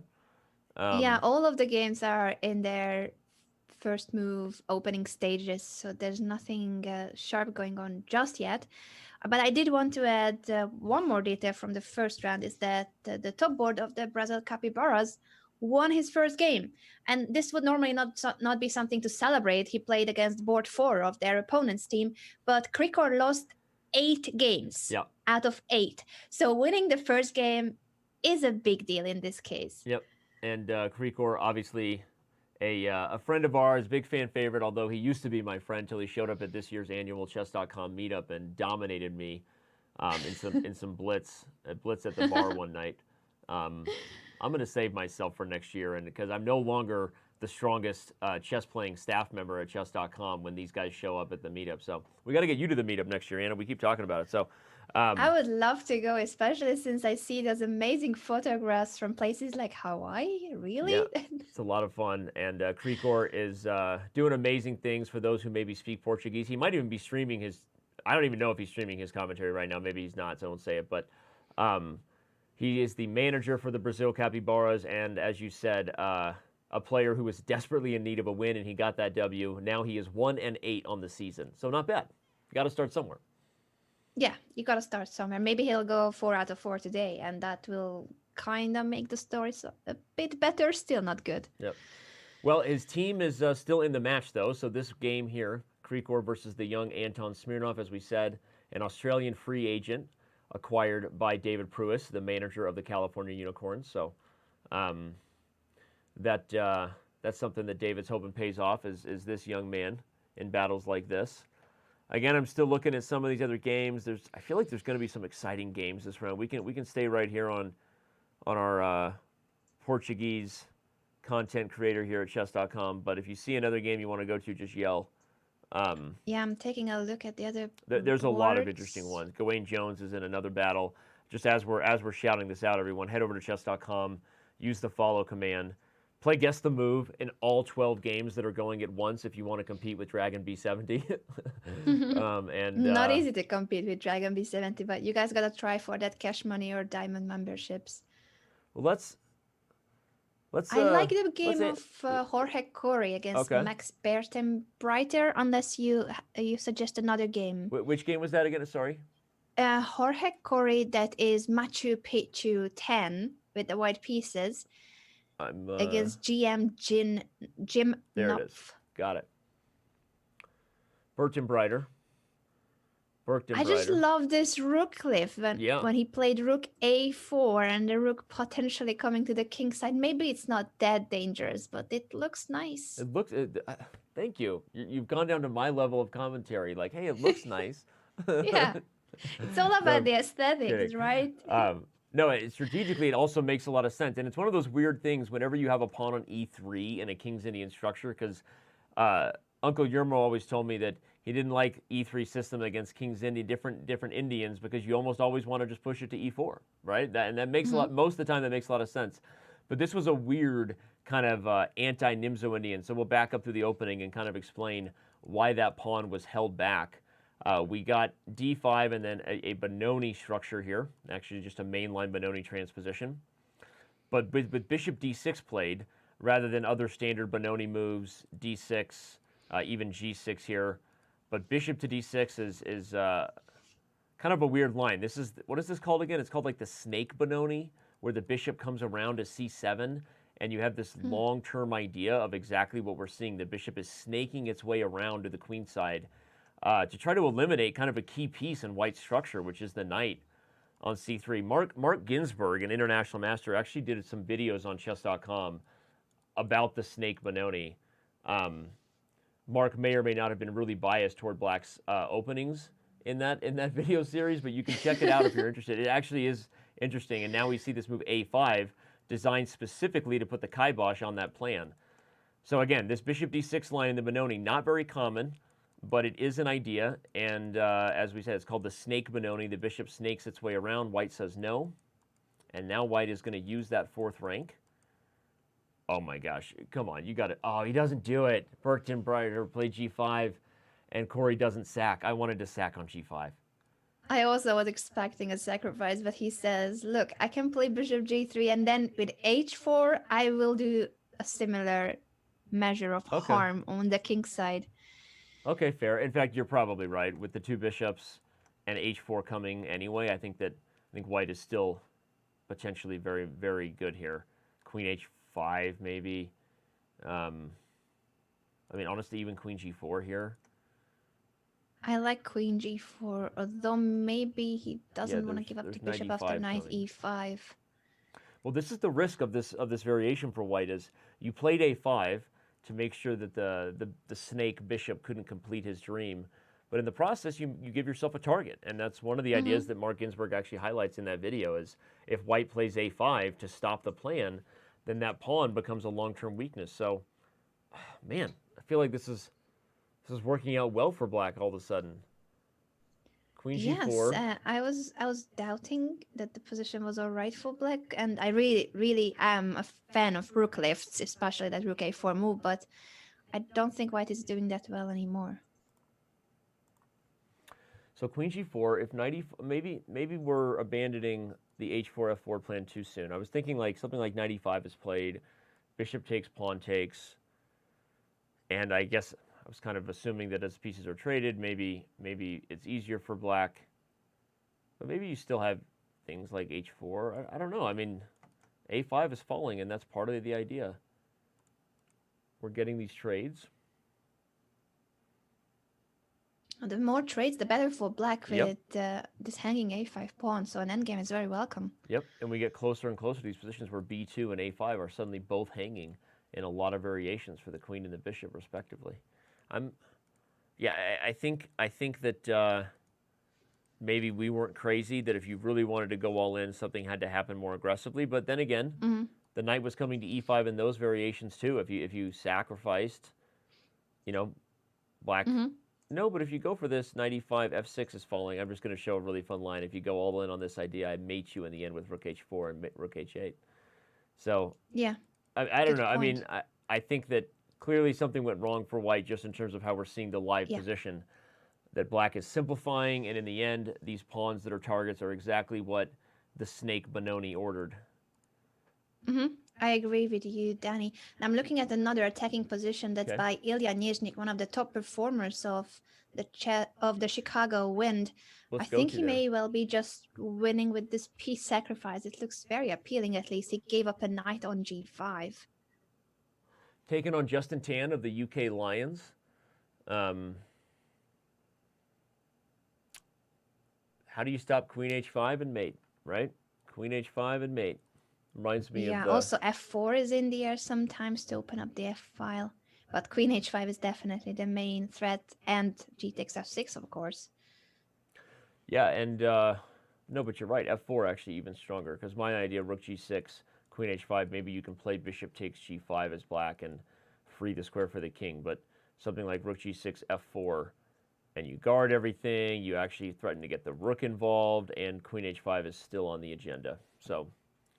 Yeah, Queen H5, F4, and Queen F3, as pointed out in the chat. They are all really strong for white here. Yeah, and Queen F3 right away with G4 threats. Yeah. Maybe. Or also H4. I mean, okay, this looks... let's back up a few moves here and see how Nizhnik actually got this great position, because wow, yeah, that... He's now played F4. We're back to this position here. Very aggressive approach from black, a borderline Leningrad Dutch-style position, being very aggressive on the king side, but at the risk of the light squares, which is what white starts to do. And then after this check, he goes full piece sack, giving up the knight on G5 to not only get a couple pawns, but open up the door to the king on F8. I think Nizhnik is doing what he tends to do best. And we see him yet again in his famous gamer's chair. We see him... I think he might have the most consistent camera position of any of the grandmasters And also in the Pro Chess consistent League. play. He has been doing so well so far. He's on a 2700 rating performance, and the only player to ever score 3.5 points against the St. Louis Archbishops Yeah. with the lineup Caruana, Wesley So, and Lanier Dominguez. Yep. That is insane. He needed a little bit of help. For those of you who didn't watch that week, I almost fell out of my chair when Wesley So blundered the knight fork. That was a video clip we shared everywhere. But okay, Wesley So, he was at least going to... Nizhnik was at least going to draw that game. So 3 out of 4 is hardly any less impressive, given that he only drew Fabiano Caruana. So, yeah, Nizhnik is an absolute monster, especially in this Pro Chess League format and time control. And he might be the hope that Chicago needs, not just to get in the playoffs, but if they have any outside chances. We asked him in an interview after that match, what they have to do. And you kind of have to forget you're playing a team of all 2,700s, just one game at a time. And he's shown that he can do that. So look at this. This is going to end in style. Sorry for Justin Tan, but this is something magical is going to happen here for Nizhnik. That's just beautiful how the white pieces are cooperating to go for the Black King, I don't see a way to defend, like not even defend for a few moves. It just looks resignable in the very near future. Diamond member Real Greco asking, why did the chess bras and bishops already happen? That shows you haven't been following the Pro Chess League this year. Shame on you, Andy. You and I are going to talk about that later. But yeah, we now have a breakdown in the schedule where every week one matchup is shown to be our PCL primetime matchup, where that match gets our full focus, allows us to dive a little more into the details, get to know the players a little better, and frankly provide even deeper analysis. Right now we're in the other 3 matches that as you can see, and that means there are currently 12 games going at once, which makes it a little harder for me and Anna. She can handle it, but I can't. And so I can't either, Danny. We are only here for the dad jokes anyway. That's right. Thank you for that. But the PCL primetime matchup, every division, every week gets one matchup that we really focus in on, usually our most star-studded matchup. So you definitely want to tune in for that. I'll forgive you later, Real Greco, but seriously, it's a new way to follow the league, and we hope you do it. But all right, Bishop F7 played now. That rook is running out of time. Oh, my and now gosh, the bishop what a 2 is move. hanging on F5. Look at this move, G6. Beautiful. That's a puzzle rush move. I don't even know if it's most accurate, but let's just pretend it is so we can say it's a puzzle rush move. It is a puzzle rush move, absolutely. That's just absolutely brilliant. The bishop is basically trapped in the center, and if you move it, E6 is more of a problem. Probably not bishop takes, but just queen G4, going after the rook for free. Yep, he finds it. Yeah. There is no defense. The rook is going to fall without any compensation. Wow. What a great game by Nizhnik right now. A tough one for Tan, as he's now not even up material anymore to justify his king's suffering and the extra pawns White has. So, all right, well, let's come back and find one more game. Choose a different adventure to focus on in time pressure, because I think Nizhnik finishes off Tan. He's hiding his face from us. My daughter does that too, and she's mad. She's like, "Don't look at me, don't look at me." So Tan didn't want us to look at him. But where do we want to go? The games are approaching time pressure. Let's choose one that looks promising to focus on. Sure. I quickly went back to the game we started with, Krikor with the white pieces against Anton Smirnov. Yeah, that looks interesting. It does look promising for Krikor. After 0 out of 8, today may be his day. Today's his day. Someone on YouTube when we started said that they thought that the Brazil capybaras were the. I think it was Niels who actually posed the question. He said Brazil maybe has the best chance, and I said I think Argentina.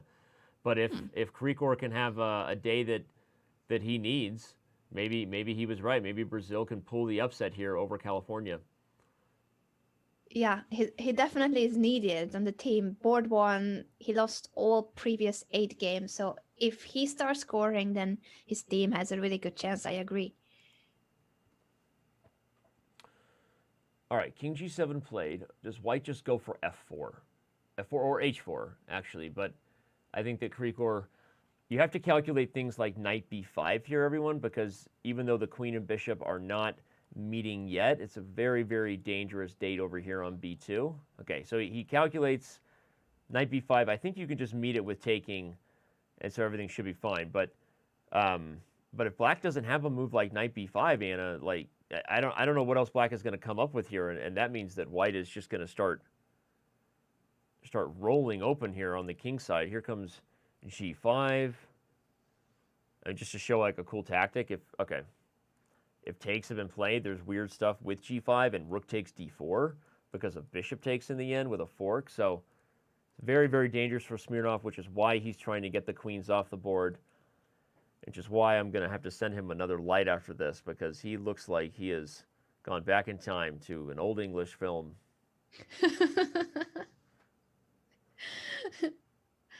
How early? It's morning, right? For Anton, if he's in Australia, this must be Tuesday morning. Yeah, good point. He's operating a whole day ahead of us.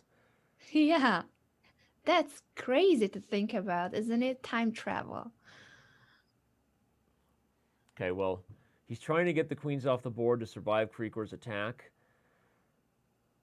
If I was If I was Krikor, I'd be avoiding that if possible, although you're probably better anyway.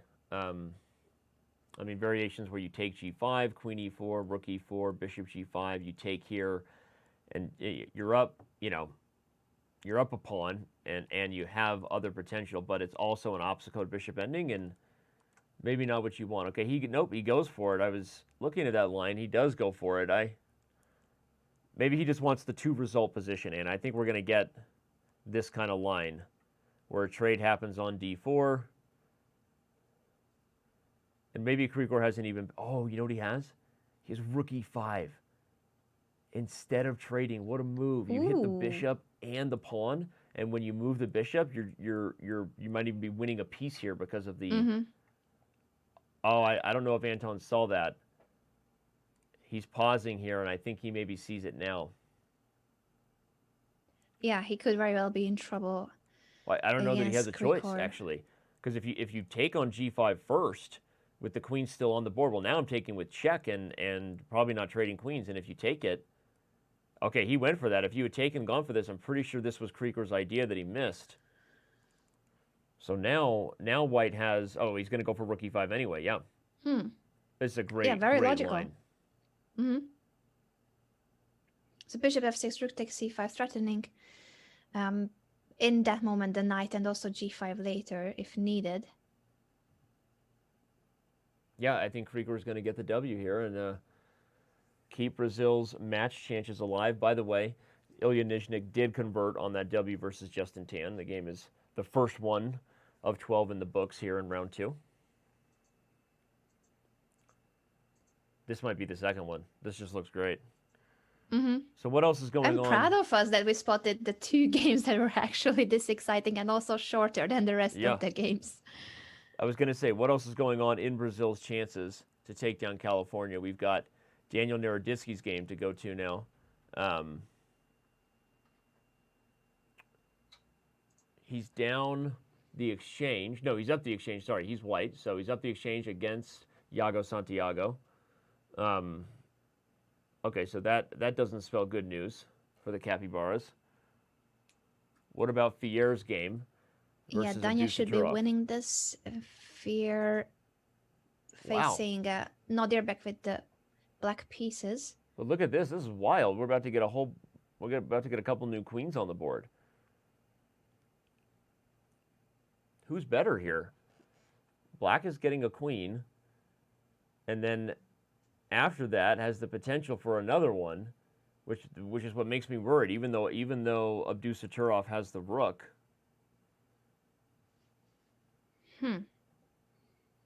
If some crazy line like, b7, queen, b8 happens, the point is Black can maybe check and even just trade queens, and you have the d pawn here as the next potential. So, okay, maybe we'll get that line. Yep, here we go. I don't think there's any other option but to get a queen if you're Norderbeck. Yeah, he has to, or perhaps he's considering rook c6 check first and then promote to protect the a6 square. No, he goes for it, and the question is does Black really have winning chances? I guess that's the thing. If you play queen a1 check, the king moves, you trade on b8, play d2, the white rook goes to d7, and perhaps White is actually holding everything just in time. We're gonna stay right here and focus on the youngster, Norderbeck, because my wife and I think are while we actually stay here, I considering just new wanted wallpaper to options. add that indeed the Krikor Mkhitaryan has won his game against Anton Smirnov. It finished just a few moves after we abandoned the game, so we didn't miss And several anything. results are actually coming in right now. Gawain Jones has drawn his game versus Federico Perez Ponza. Iturizaga got a W. So a lot of games finishing. Again, you can head to Chess.com if you want to choose your own adventure to bring round 2 to a close. But I think we're going to stay here. All right. So does he trade or play knight check first? Either way, I think it's most likely a draw, but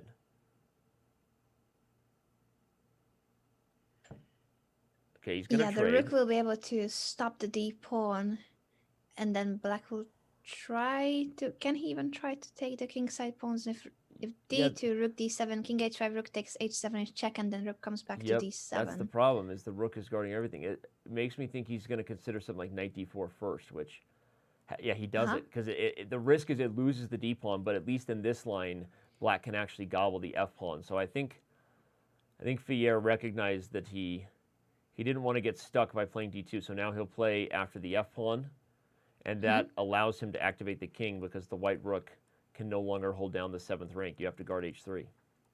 I think this was the right approach from Fier. I think so too, and this should lead to a draw. Yep, king. Oh, knight d5. Okay, maybe more. Maybe I he was wants expecting f4, king king f5, and king g5. e4. Ah, but it's too slow.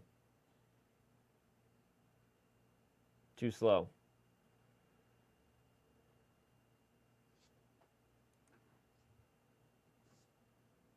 Okay, if you Many play... other games are finishing at the same time.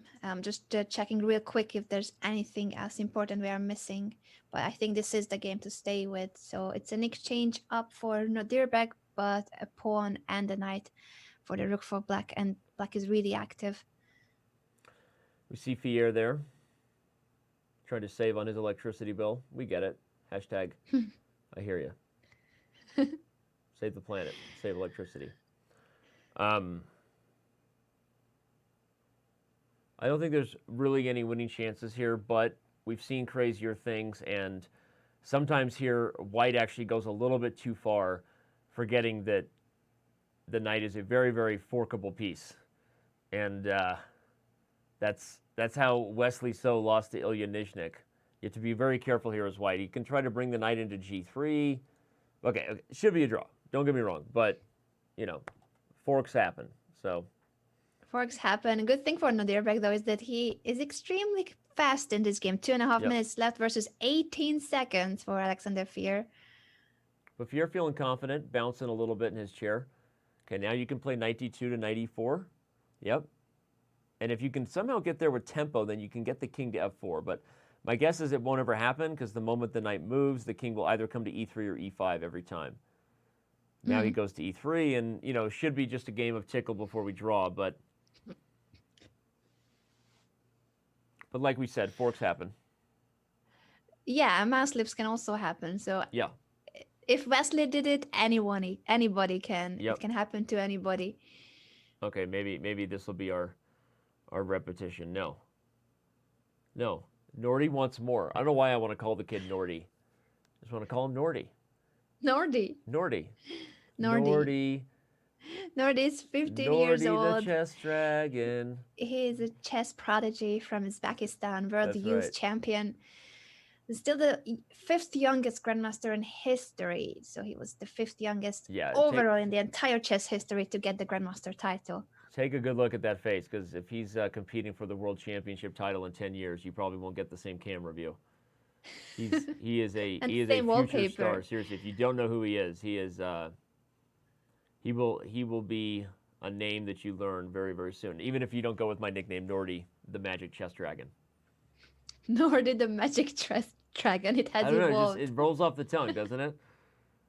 It does. Nordy, the Magic Chess Dragon. Well, today is the day when you guys should give nicknames to your favorite players. Yep. It's a good reminder on the question of the day, but we don't have time Not for it yet, right but now. yeah, very soon. Yeah, we're gonna remind you guys soon, but here there can be mouse slips, there can be blunders.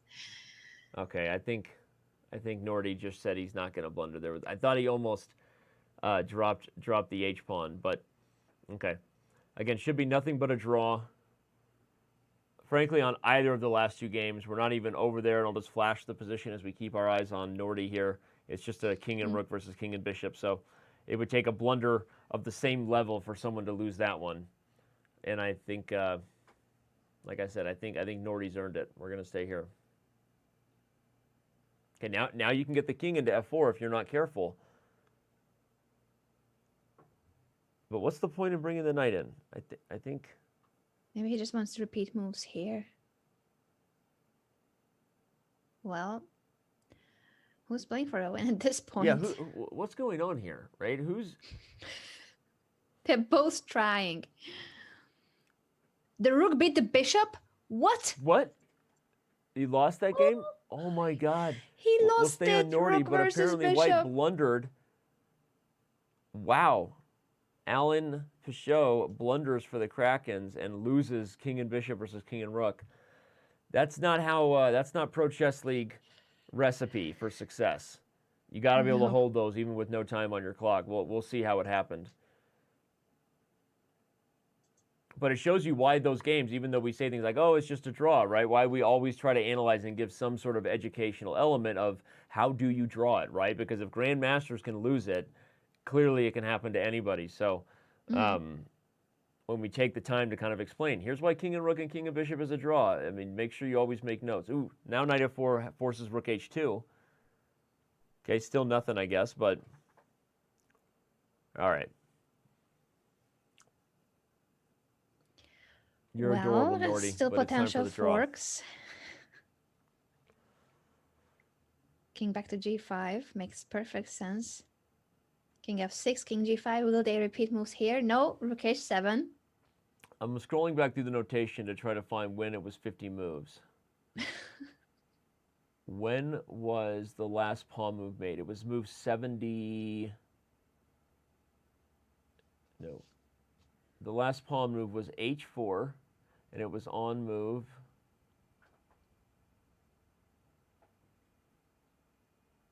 76.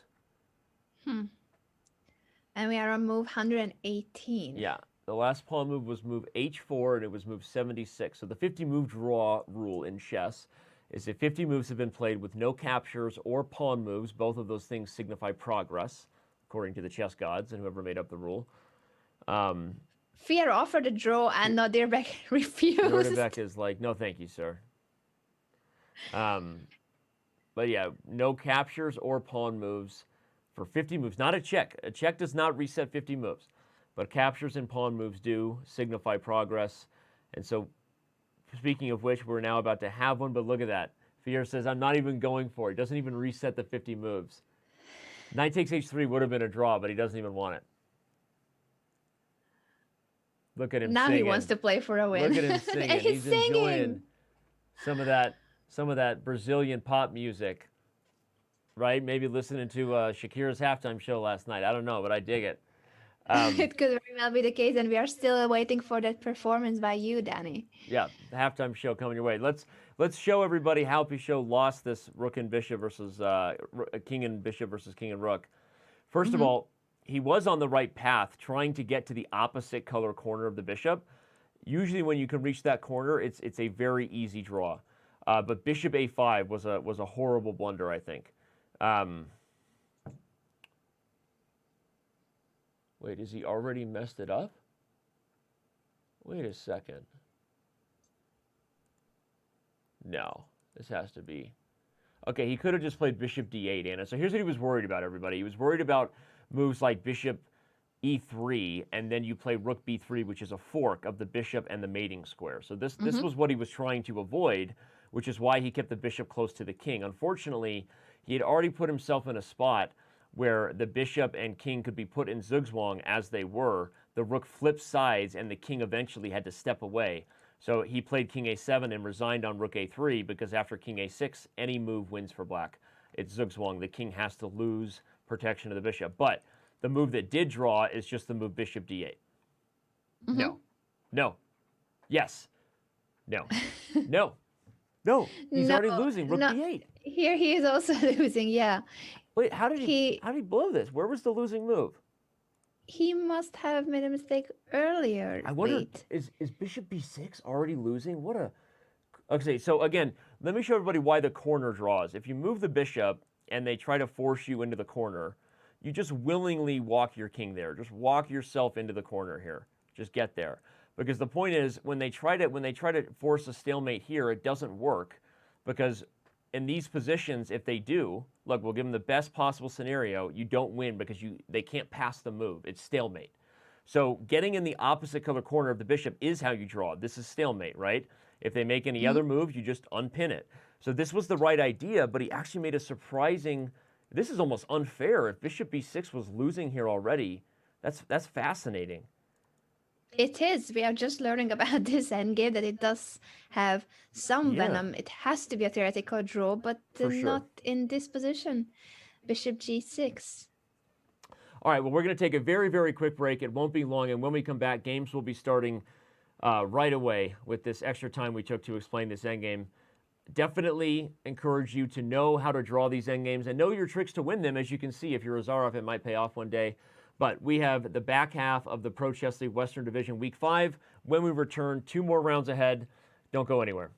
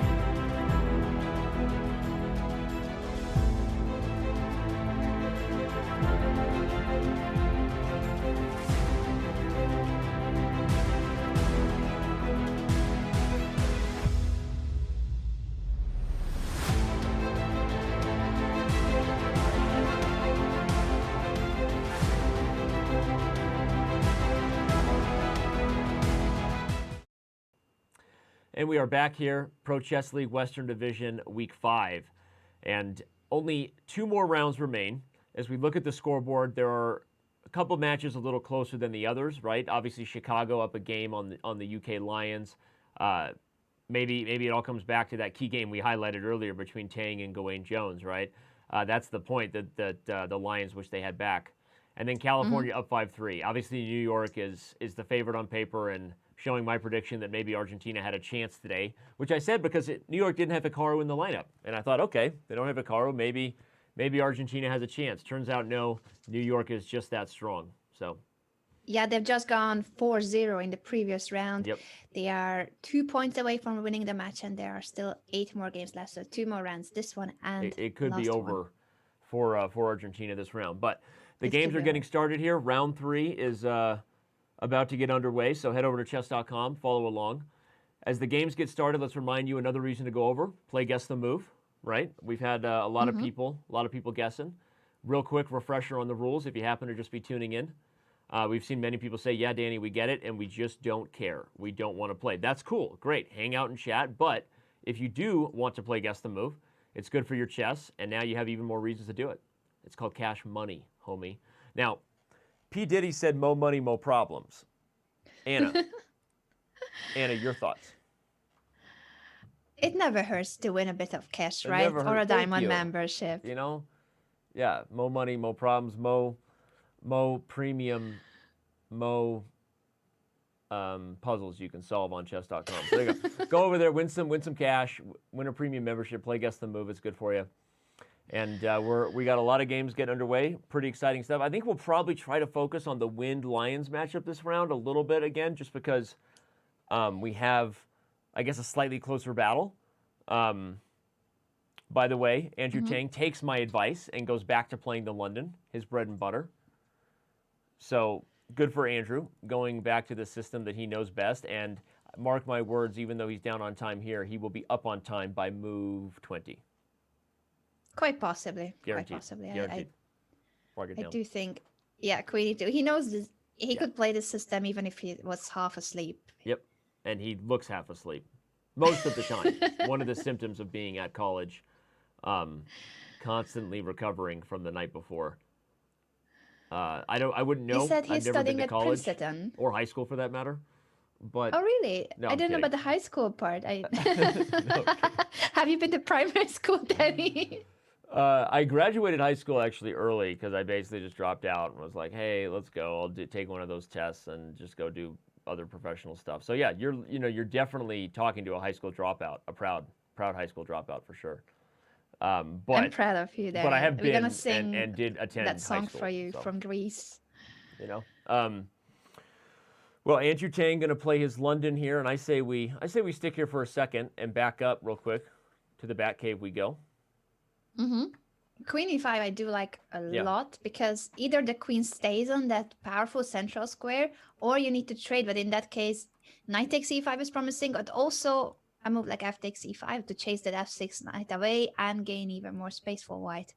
Yeah, I don't know how I would have taken there with the pawn or the knight.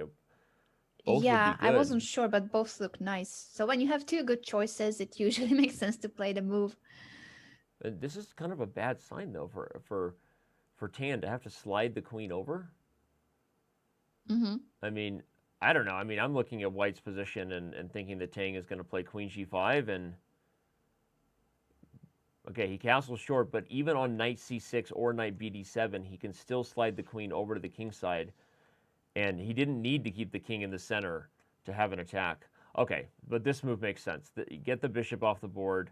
Very important for your defensive chances. And that's what Tan does here.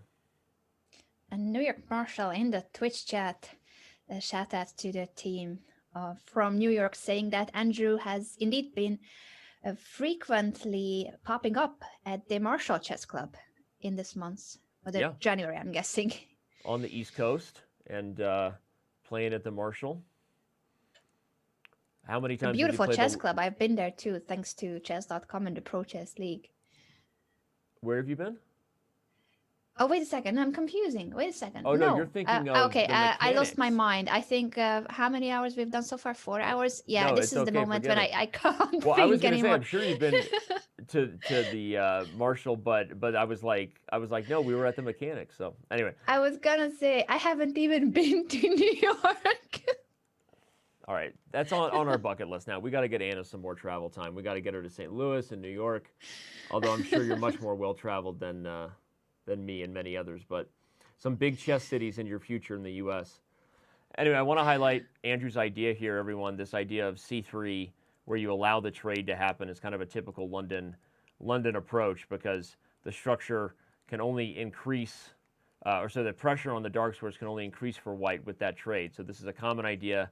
Even though at first sometimes you see double pawns and kind of grimace a little bit, this is not bad at all for white. Queen e2 played to prevent bishop a6 early, but black doesn't give up on the idea by playing the move a5.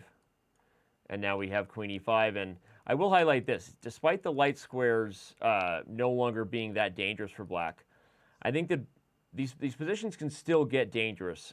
We saw that, again, in Tang's game versus Hikaru. Now, this move queen d6 is kind of, wow. Can he do that? He's going for the pawn. It's a double attack on the knight and the pawn, but if rook c8 and you take, is this not trapping your queen? Yeah, I'm not sure I would want to take that pawn, and I'm a very greedy chess player. I always want to take the extra pawn that I can, but here it has its consequences. Maybe he just wants to have the queen on d6 so that it puts pressure on the 6th rank and in general black's position, and he will not grab the pawn. Yeah, but if rook c8, then what's the next move? It must be knight. I mean, because I'm threatening to trap the queen anyway, right? So if you That's true. If you don't take, yeah, on what's c5, the follow-up? Will he want to play f5 or something along that line? Oh wow, that's interesting. f5, you free the f4 square to back up. That's an interesting idea. Maybe that's his move coming in. And if you take it, then you can take c5 and back up, and you'll still find some. In fact, look at that. You called it.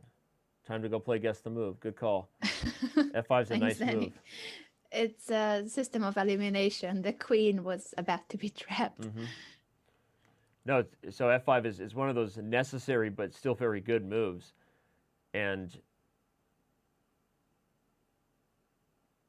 yeah, I like it. I like it for Tang. And I may be suffering from a little bit of Tang biased-itis. Yeah, because I know he plays these positions so much. Ooh, e5. Oh, did he see that coming? Is that queen trapped? It looks trapped. Is there a way to get the queen out? e5, what a reaction to f5. f5, e5. The threat is rook to d8, trapping the queen.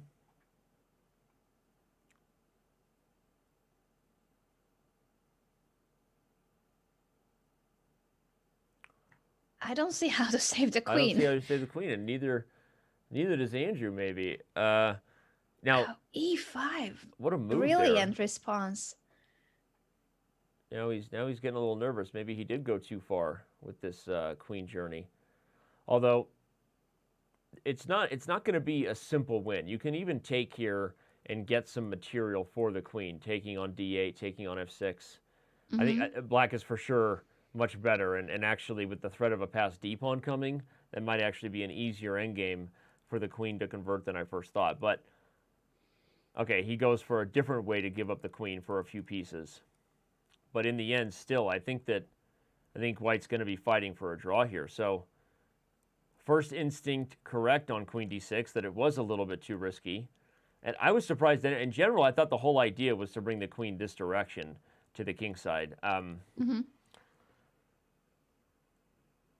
But all right, now he's got to fight down a queen, despite being in his pet London line. He gets himself in a tough middle game here. Yeah, you called it when he played queen d6 that this is looking suspicious. He may not have seen e5, I'm guessing. I don't think. Yeah, I didn't see e5 though. That was a nice idea. f5, e5. Oh, I did not see it either. Yeah. Like, that was an amazing move. All right, well, let's head back to our standings here and make a decision if we want to head a different direction. Tang is going to be fighting for a draw, I think, down a queen, and something tells me that Tan might get it. Don't underestimate how big this is. I mean, the Lions are playing spoiler here. The Wind really need this match, and this is not a game that you really want to drop. Tang is the favorite against Justin Tan for sure, I think, in this format, especially in the London system. But not a good game there. Gawain Jones, the manager, trying to recover from his first-round loss, looks to be in pretty good shape here against Jorge Corey. Yeah, I do like his position with this queen-size space advantage. The queen-bishop battery on the long diagonal, looking good. Yeah, how do you make that even better? You'd love to just remove that bishop from f8, but okay. He goes for the endgame with queen e5. positionally, the big problem for black is that a4 and b5 are coming. You've got this 3-on-1 majority here on the queen side. So getting the queens off the board, probably good for white. Although, okay, black has ideas of f6, e5 returning the favor. I mean, it's one of those weird imbalances, right? Black has 2 center pawns and white has 2 queenside pawns. Who gets pressure first? Mm-hmm. A4 is interesting. I kind of like the idea of playing knight to c4 at some point to come into a5 or d6, but you can't do it as long as b4 is hanging. And Gawain is talking or chewing. I can't tell I at can't this tell point. either. I feel like he's like a crown and a scepter from sitting atop of the UK throne over there. He looks a little bit like British royalty. What's he calculating? What's going on in that brain?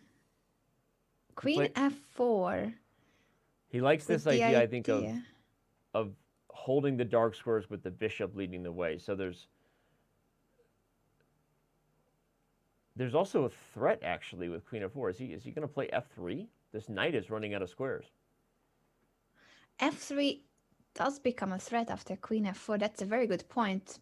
With the queen on e5, black still had knight to f6. So f3 is an immediate threat. Very well spotted, Danny. Question being asked in Chess TV whether Nordy the Magic Dragon is going to get an invite to the next Speed Chess Championship. I'll just answer in the form of emote. Yes. Right there. Nordy the Dragon. Nordy the Magic Dragon. The Magic Dragon. Sorry, I have confused the full name with his nickname. Speaking of nicknames, that is our question of the day. If you guys haven't sent us your tweets yet, make sure to do so with the hashtag ProChess. I feel like I won the nickname battle with Nordy the Magic Chess Dragon. I'm going to give myself a diamond membership for that. Danny!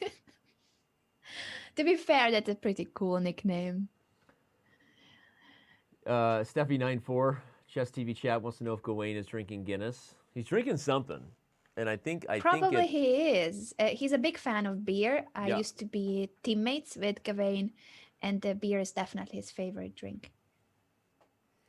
Okay, well, the sacrifice on c5, borderline out of necessity. I mean, I'm not saying it's not good. I'm actually kind of curious how Gawain's going to deal with this. The knight is under pressure, and the b2 bishop is loose right behind it. So you have to be very careful, but it was also kind of necessary after queen f4 with the threat we pointed out.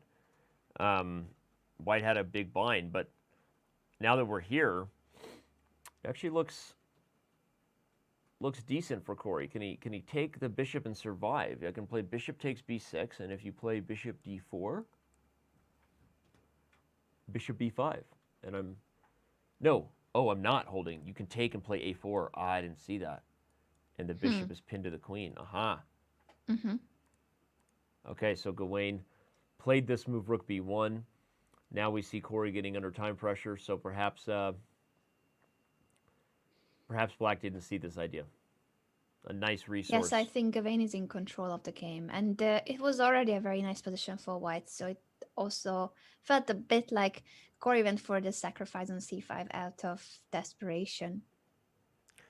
Well, again, if you're just joining us, we've been kind of inadvertently focused on this matchup, a second PCL primetime matchup here, looking at the Lions battle versus the Wind. That's Chicago versus the UK. It's 4.5, 3.5 coming into this round.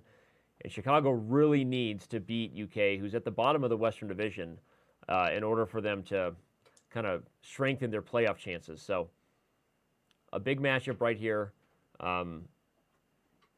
We didn't like Andrew Tang's position. He's down a queen. Looks like Gawain Jones is in pretty good shape here. So this might be a very big round for the Lions right now. What other games can we look at? Let's back up I'm and take a also peek. checking another Lion game that is Amin Tabatabai facing Ilya Nizhnik. Tabatabai is a new player for the Lions. He's only 18 years old from Iran, but a very promising player. He won the Bill Masters in 2018 and silver medal at the 2018 Asian Championship. Maybe this will be one of those few games that Nizhnik does not win.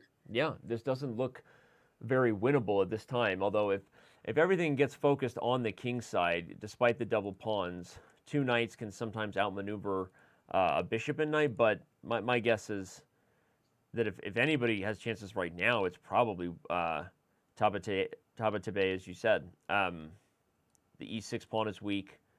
You have knight b3 coming. The renaissance for chess in Iran continues, right? We think of Ali Reza Firouzja, you think of Parham Maghsoodloo, Tabatabai is one of those other young stars. So again, I mean, these Iranian GMs are becoming household names, and a big free agent pickup here might actually help the Lions get a W, and there he is. Definitely, and I think the rating 26-35 doesn't really reflect his strength. He has been constantly doing well at strong open tournaments, such as the Beale Masters last year. I'm expecting his rating to jump in the next few months. Yeah, no, and we see he's probably playing from a chess club there, unless he has a demo board to go over variations in his own house. You know, that could also be cool, actually. Like, hey, I'm going to teach myself, give myself a lesson, use that. I have so many of those demo boards, I spot it right away. Okay, queen to c3 actually threatens to win on the spot. You're threatening bishop takes e6, discovered check. That is important. How shall black respond? Shall he defend the queen? Is that good enough? b6.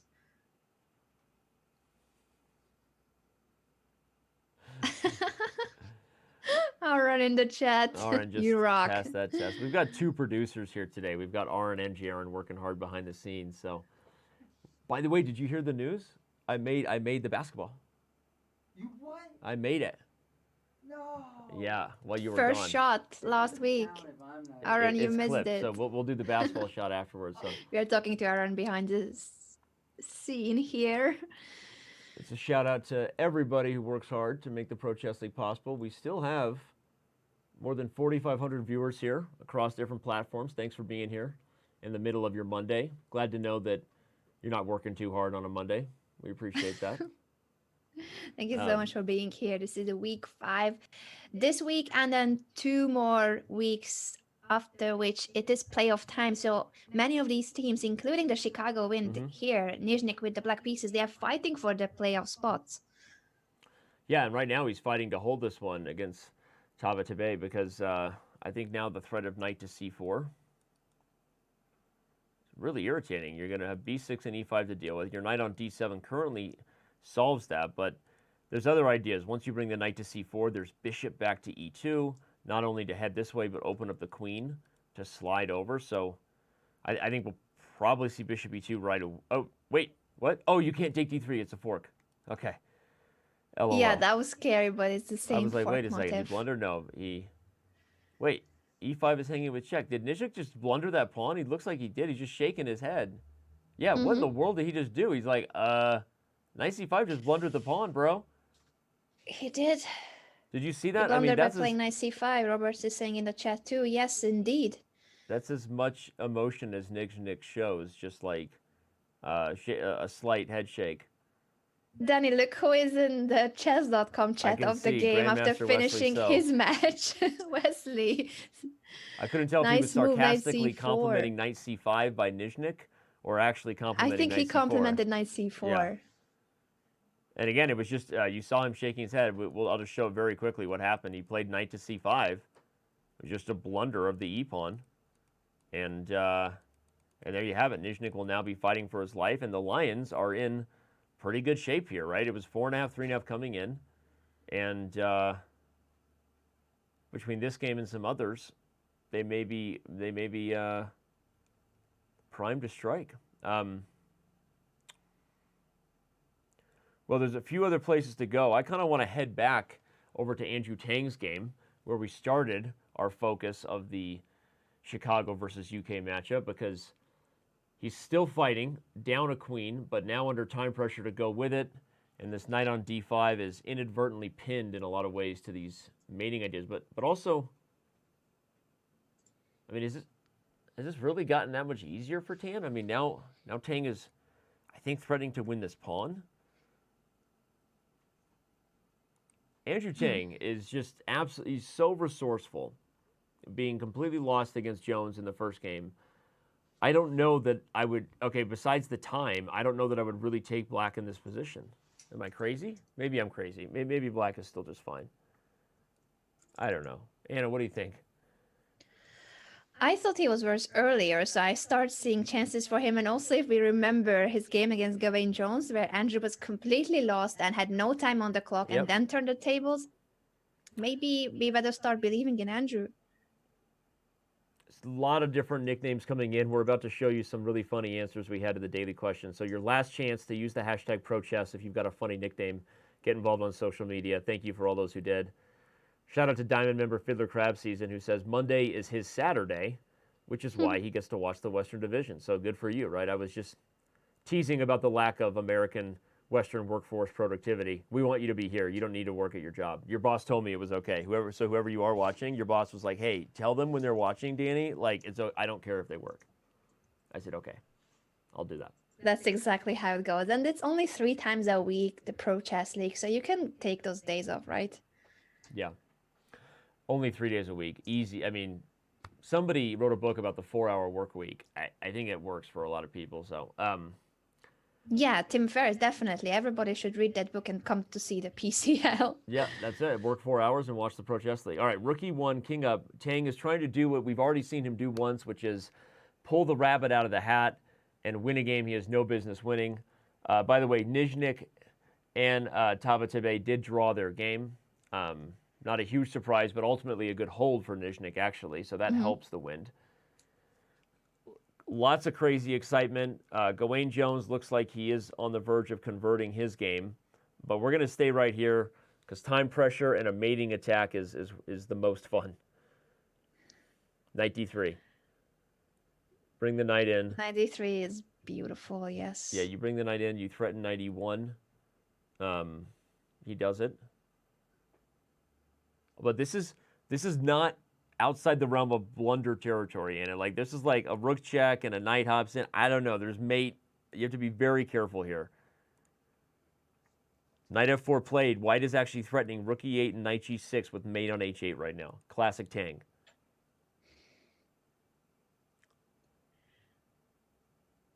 And 5 seconds left, just to add to the Yeah, drama. along with the to add to the classic Tang is Yeah. he's objectively lost and been creating resources for 30 moves. Yet if you ask me to choose a winner in this game, I still might say Tang.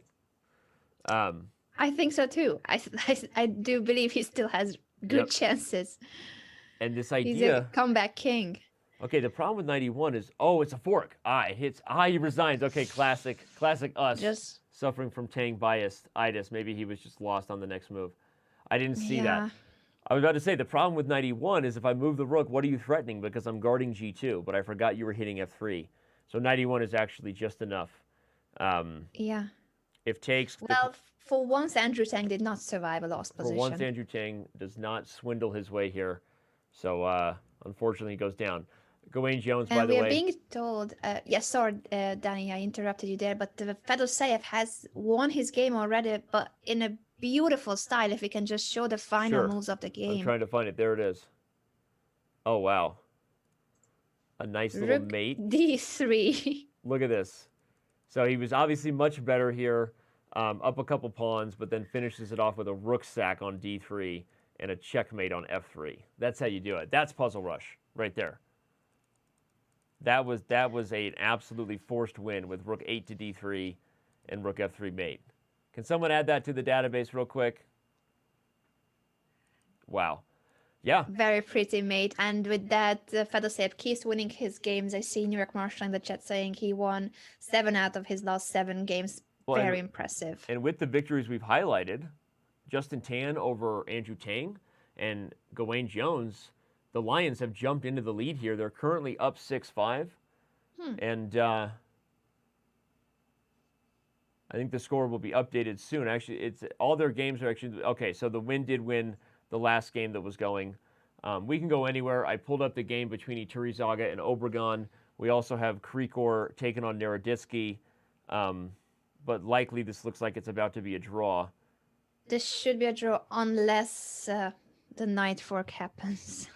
Well, we'll stay here actually because these are two people that the Chess.com community knows pretty well, Danya and Krikor. And stranger things have happened coming your way. Season 3. Will they what happens in season 3? Will Winona Ryder ever launch that website?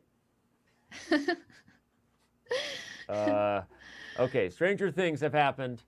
Krikor trying to hold this game as white against Naroditsky, who's going to go for a ruthless fork. He can do it. Yeah. He's the one who can play for a win, of course, with this extra pawn and the knight jumps. Lots of craziness going on this round. You can see the scoreboard reflects the Marshals' dominant performance. Again, I really think the Marshals, and we'll be focused on this game, are a sleeper pick to win the West. I know that you look at St. Louis and you look at the Chess Bras, but the Marshals are sneakily, clearly the third best team, right? And the point is, have they even had their best week of chess yet? I mean, they have lineups they can boast of Hikaru Nakamura, Vladimir Fedoseev, right? I mean, that 1-2 punch can compete with Caruana and So, especially in the rapid time control. You might even argue who the favorite is, right? So I don't know. I think New York did already lose to St. Louis, but still, they are getting themselves in position where in the playoffs, I don't think you should turn your back on them. Absolutely, and Iturrizaga won his game for the Marshals to adding yet another point to now that 10 already won By match. the way, look at this move, knight c4. We've got knight e3 check coming. This is a bit of a Zugzwang problem. But is it enough? Maybe it's just smoke and mirrors. Yeah. Okay. Hoping for a fork. Living on a prayer down in there. Oh, he's got king e3 now. And then knight f2.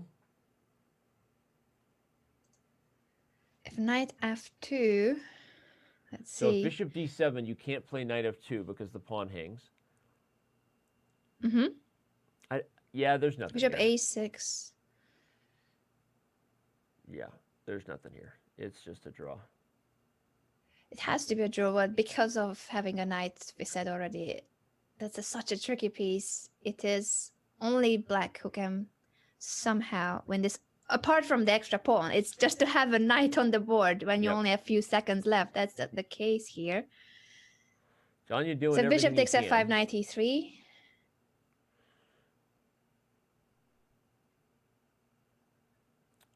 Yeah, but there's no real chance for a swindle. We've got Krikor on camera here. Reminder, you can also check out Daniel Naroditsky's stream where he's providing his own commentary. Like I always say, I think I know his channel, and then I don't know what it is. Is it just Daniel Naroditsky? GM Naroditsky? I don't know.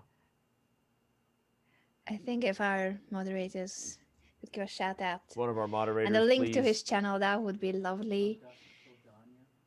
John Naroditsky. I mean, I don't even. What is his? What does he even go by? Dr. Dragonitsky? Dr. Tancredi? Sometimes, No one sometimes knows. Can we see his camera? I'm just Yeah, he's, requesting because that's also, it feels like the Fabi cam, but it's with a Danya twist. Yeah. The iCam, full Fabi, full Danya.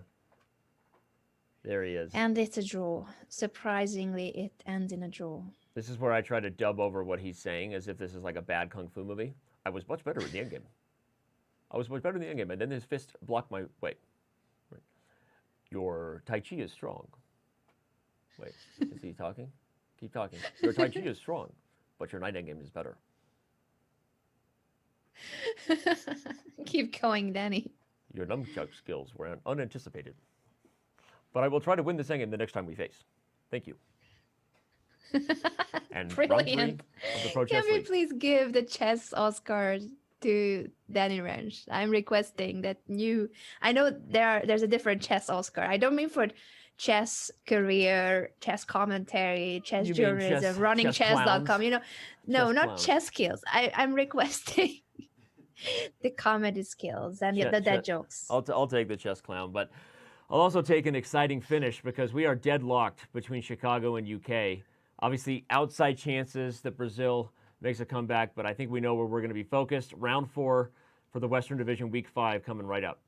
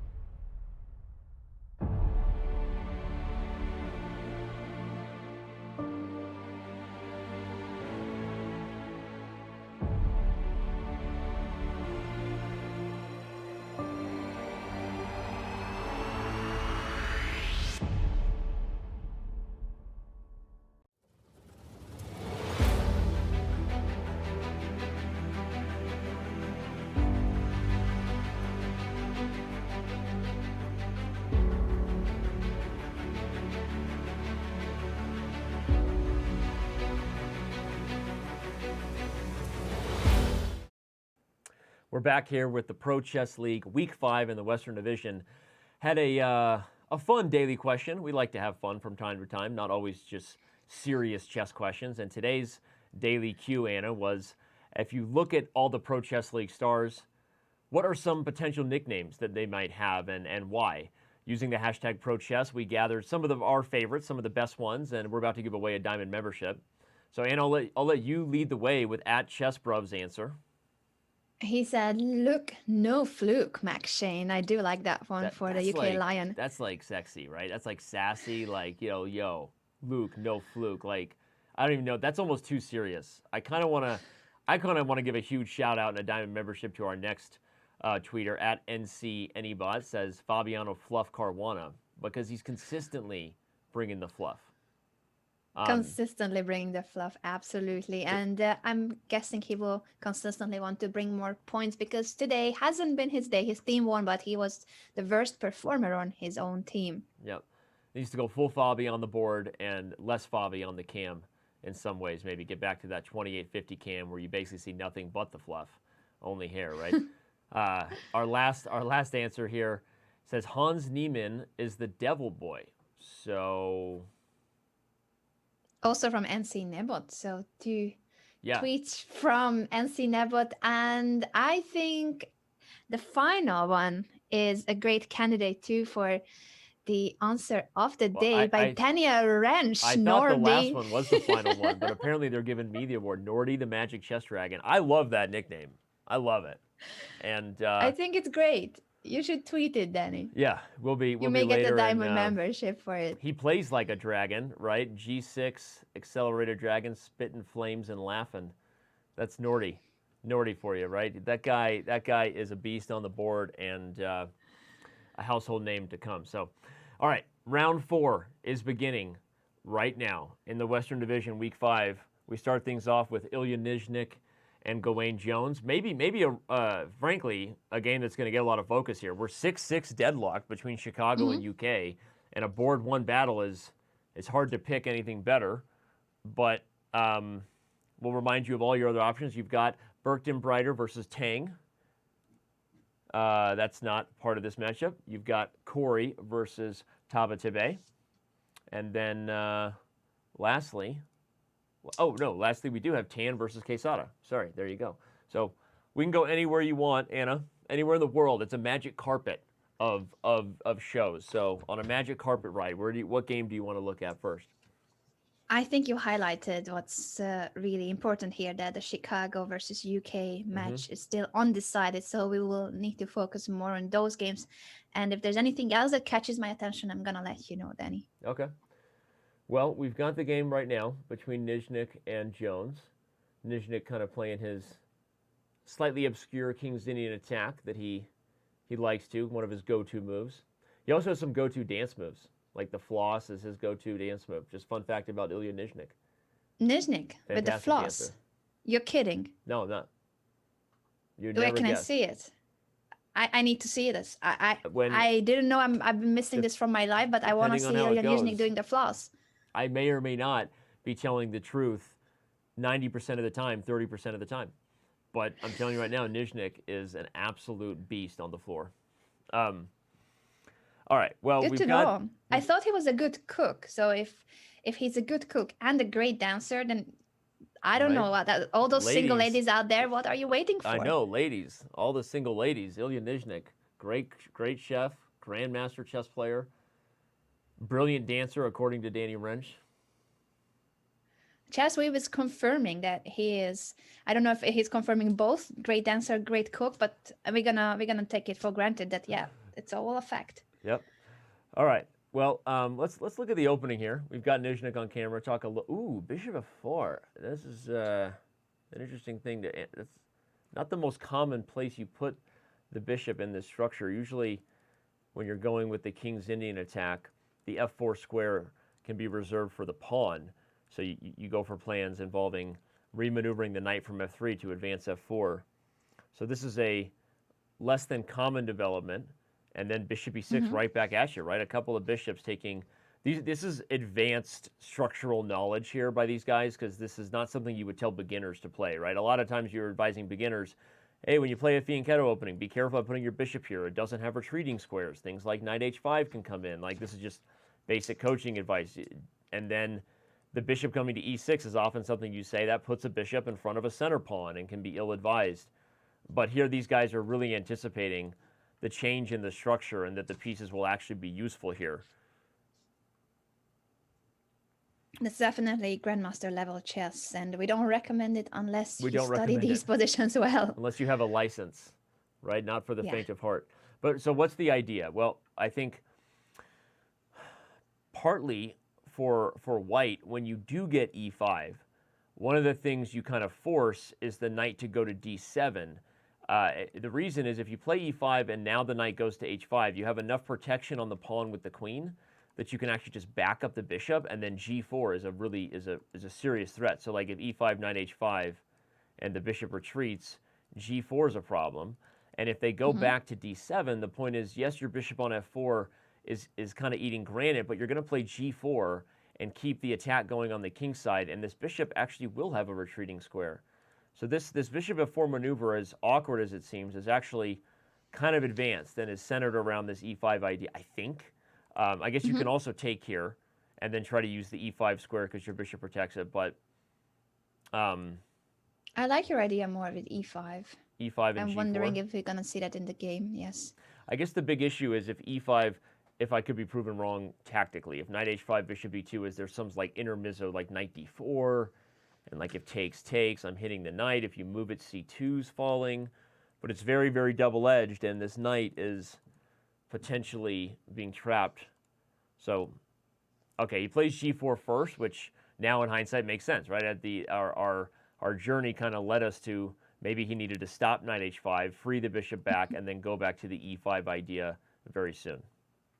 Yeah, makes perfect sense. And now e5 definitely is a threat. Okay.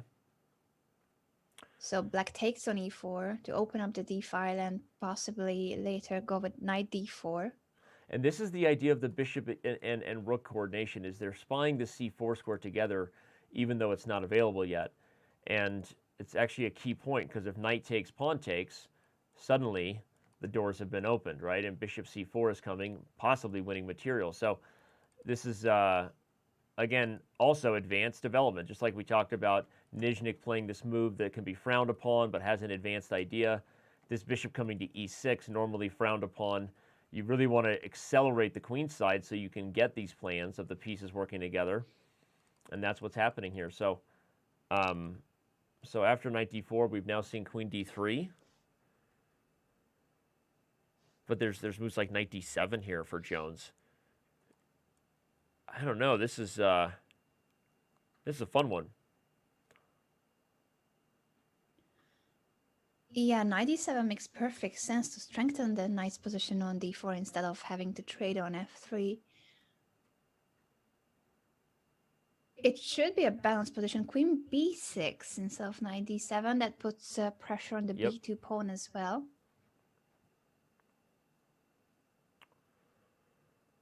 Okay. Well, I mean, when you're tied 6-6 coming into the last round, as Chicago and the UK are, if you're missing it, everybody, the scoreboard is right there beneath the analysis. 6-6, Chicago and UK. And when you're deadlocked, your board one battle is kind of what it all comes down to. I guess you could say, well, board four counts for just as many points. And touche, I would say to you, good sir. But I would also say that, I mean, I think psychologically, also just the way you stack your lineup, you kind of start at the top and work backward usually, and you're hoping that your board one can beat their board one if and when you need it. So it's a big one here. True. And definitely for Gawain, it would mean a lot if after the first round loss in a winning position, more time losing that position against Andrew Tang. That was really painful for Mr. Verdenotta. That's his Chess.com username. So this last game, if he can beat board one of the wind, that will at least compensate for that first round mistake. If you're just joining us, Jones lost a completely winning position, and like we're talking moments away from resigning. It was over against Andrew Tang, and has played well since. So to his credit, he didn't let it hurt him. Maybe that Guinness is helping him. Kind of forget that again. Another testament to why you should all love the Pro Chess League more than any other chess format. Intimate views, up close and personal, and the players get to drink at home. He might not even be wearing any pants right now. Look at him. I mean, I'm just saying, there's a fair chance what do you he's think, not then wearing any pants. If it was you, if it was, would I mean, you know, the modern day version of a mullet is business up top, party down low. You know, I wear a polo up top, and I'm almost always in sweatpants. I do like the sweatpants approach. Yep. That's my go-to streamer look. That's the point. And the Pants are slippers. I'm optimal wearing to Pro Chess League. slippers, grandma slippers. You can wear slippers. You can wear pajamas. You can, you know. One time I woke Magnus up 5 minutes before his speed chess championship match versus Hikaru. Literally. Oh yeah, I remember that one. Yeah, it was, you know. So hey, it happens, right? The online convenience, it happens. But all right, well, let's back up. We'll leave Gawain here for a minute. Let everyone wonder what's going on there beneath the desk. But right now we've got some other games between the Lions and the Wind. I'm spying it. The Pro in Pro Chess League. The Pants are are optional. pants are optional. Pro Chess League. Pants are optional. We'll make a little meme like pants and then that R, like that dash thing you can do. One of the things I've learned is if you put a dash by any word, you're allowed to butcher the word. Like go get them with a dash in front of the E. You don't have to say them, right? Just all you gotta do is put a dash. Pants are optional. Like Nelly and Benedict getting hot in her. It's getting hot in her, right? You know that one. Whoa, bishop takes G7 was played. Back to the chess. Justin Tan. Back to the chess. Back to the chess. Pens are optional. Whoa. And the piece sacrifices too. Okay, what happened here? Can we analyze this, please, as we have Perez, Quesada. Rocking that Nike hat, by the way. Looking good, Tiger Woods. But did he miss bishop takes G7? Let's dive into some variations here and find out. So White is going for this queen c3 threat. Whoa. It's looking really dangerous. I don't see a defense here, but I'm gonna try to look a bit more. He's scratching his head because he's not really sure whether he missed it or whether it amounts to anything. But okay, the main threat is twofold: Queen C3 and Queen H6. Now that the knights are teaming up on the F6 square, I think Knight F6 is another problem, right? So, I mean, so what would it be if you?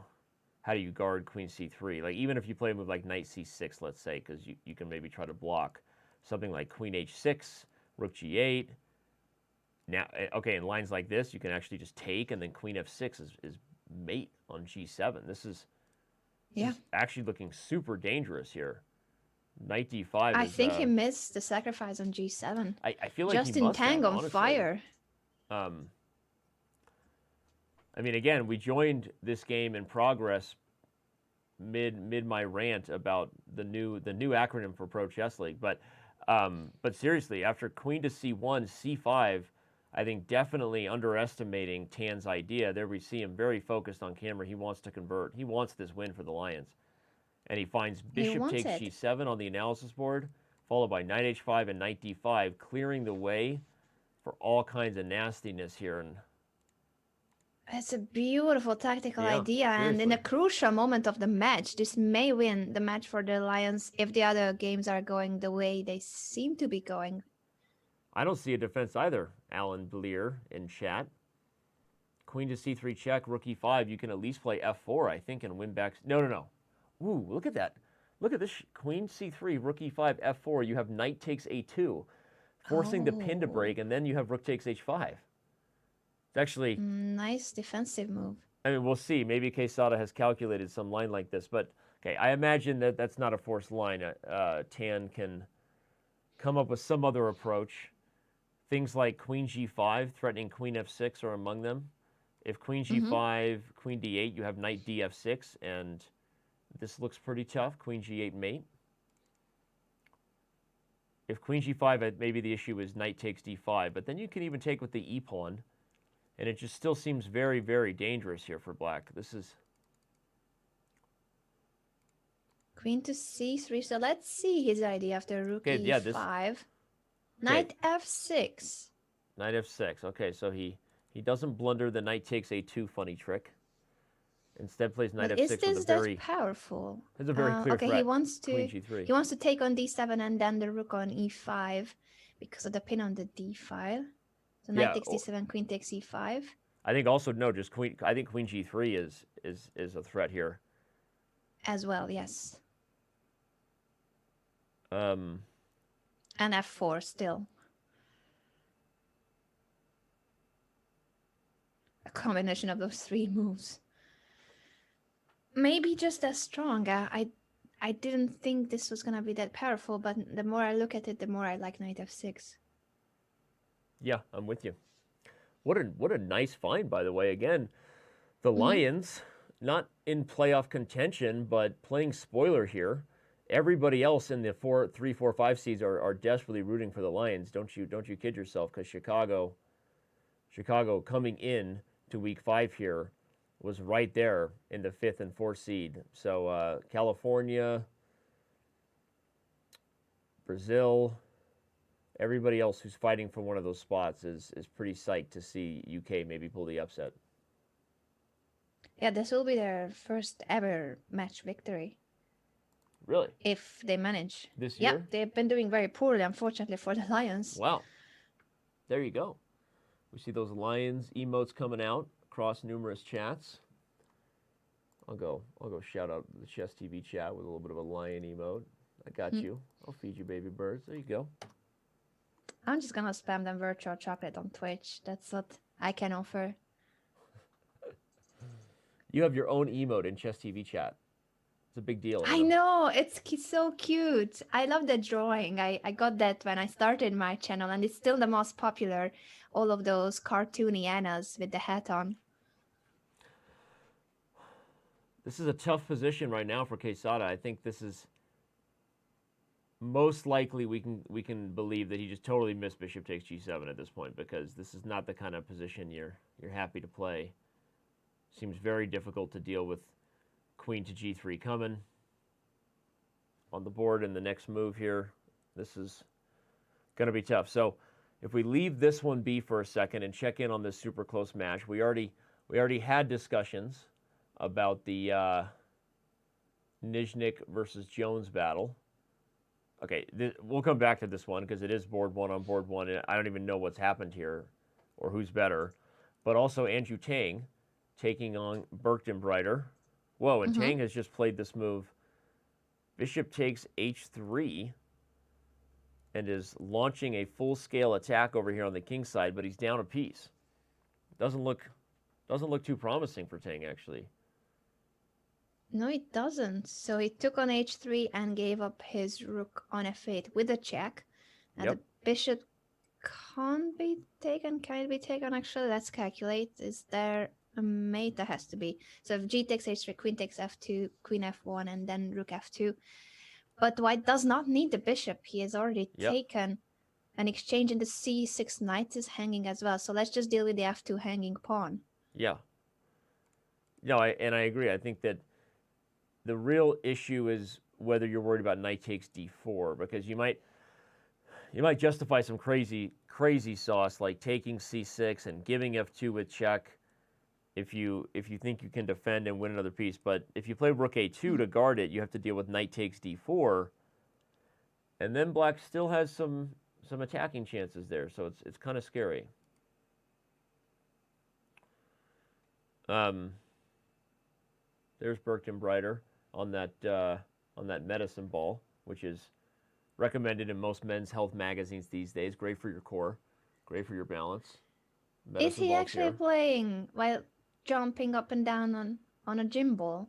I think so. I mean, I was kind of teasing. I don't actually know what's going on down below, but I'm kind of assuming. I mean, that could be possible. I did record a couple of chess videos bouncing on a gym ball, but that's because we were lacking chairs without the back part. You know that problem, Danny, Oh when, man, right as when you the said back that, part of the seat can be seen. Right, you said that, I was reminding myself I needed to stretch a little bit, cracked my back here in the chair, but life of a streamer. Yeah, absolutely. Rook to a2, protecting the f2 square. So this is material up for white, a piece up.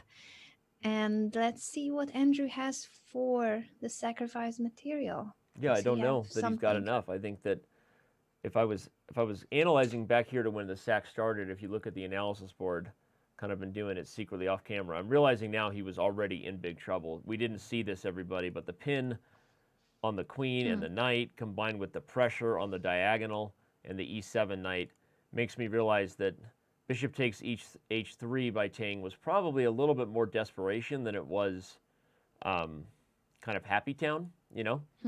Bishop takes h3 was played here to launch an attack, but makes a little more sense as to why it's probably not working out, because as we look at this live position, white is up a piece. I don't think there's anything long-term. I think that Birkenbreiter can just back up the knight to e3 and everything is solid and defended. So a good game right now for the International Master, right? Shout out to Team IMs. Speaking of Team Absolutely, IM, me and Anna are super going to be playing. IMs. We're going to play the next Team Chess battle versus Botez and Hess. We're gonna take them down You and know what? show them I who mean, are the bosses here. Honestly, we are. We are going to destroy them. And it's, I'm almost sad about it just to say it. I'm just, right, just moment of silence for Botez and Hess and their future loss. Show us your favorite emotes for that one moment of silence. Rest in peace, Team Hess and Botez. I love that. That seems so natural on cue. All right, 93 played as predicted, and I think the Tang is going down. So let's head back to our control room here and choose maybe a new adventure. Where do we want to take the next part of things? The board one on board one action. Jones and Nizhnik is still crazy. Tan, by the way, if we just want to show, looks like he's still converting this attack. He now has a rook for 2 pieces. But okay, Quesada found some resourceful defensive moves. Maybe this one isn't over yet. And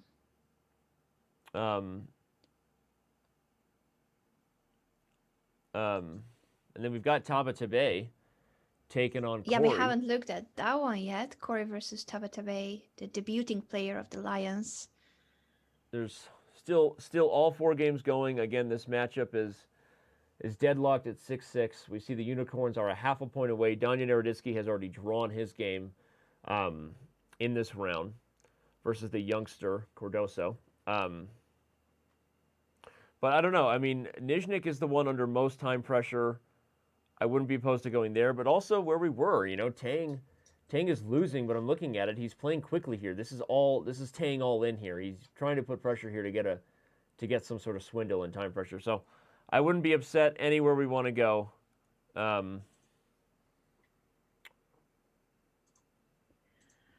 just think that this match for the Lions, I'm shocked, but it could go final in the way of the British team.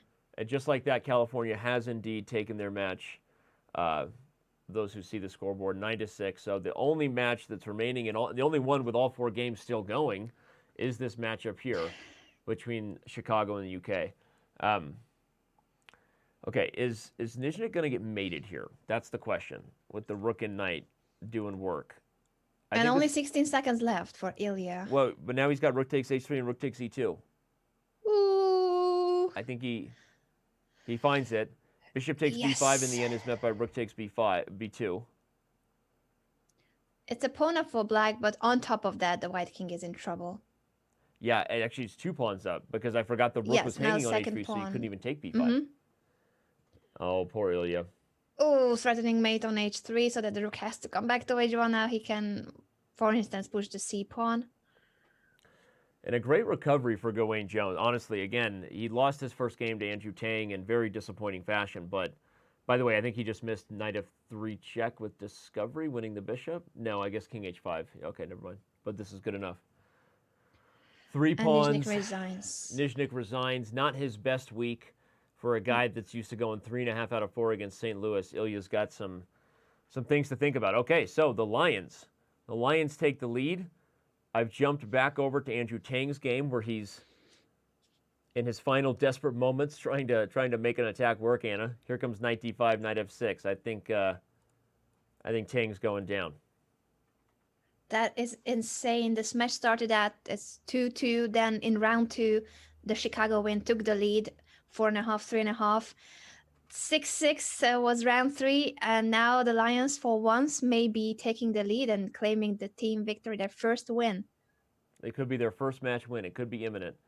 Nice move, knight d5, because rook c2, you can play king e3, and the knight on d3 guards f2. So Tang's trying to solve that problem. Queen e3 followed by queen e7, but where's the beef? Queen h7 wins the queen. He finds it. Booyah. Nice. And the fist pump. Woo! He's like, oh, I'm not going to be one of those guys swindled by Andrew Tang. Oh, man, I feel you, buddy. Well, the board one was swindled by Andrew Tang, so kudos to board 4. Look at him bouncing now. He's like, I got you, baby. UK for the win, he says. Gawain Jones got the W. The free agent of the Lions, Max Bertenbreiter. We usually see grandmasters being signed up as free Now agents, it's but for the still- Lions, Wait a second. Wait, we have overtime between these two guys. Or not. Quesada actually came back and beat Tan in this game. Holy bejesus snaps. And the best username ever, Machu Picchu 10, actually beat Taba Tabe. really. Yeah. Oh, wow. Well, we didn't look at those two games, but the Wind got the victories on both boards. Okay, first of all, where did this attack by Tan go south? I mean, this just looks so good. And shout out to Quesada for not losing his head. By the way, look at the greedy knight takes a2. I love that. Gives back his material and just eventually outplays the rooks with the bishops. Wow. Justin Tan lost his way in this one.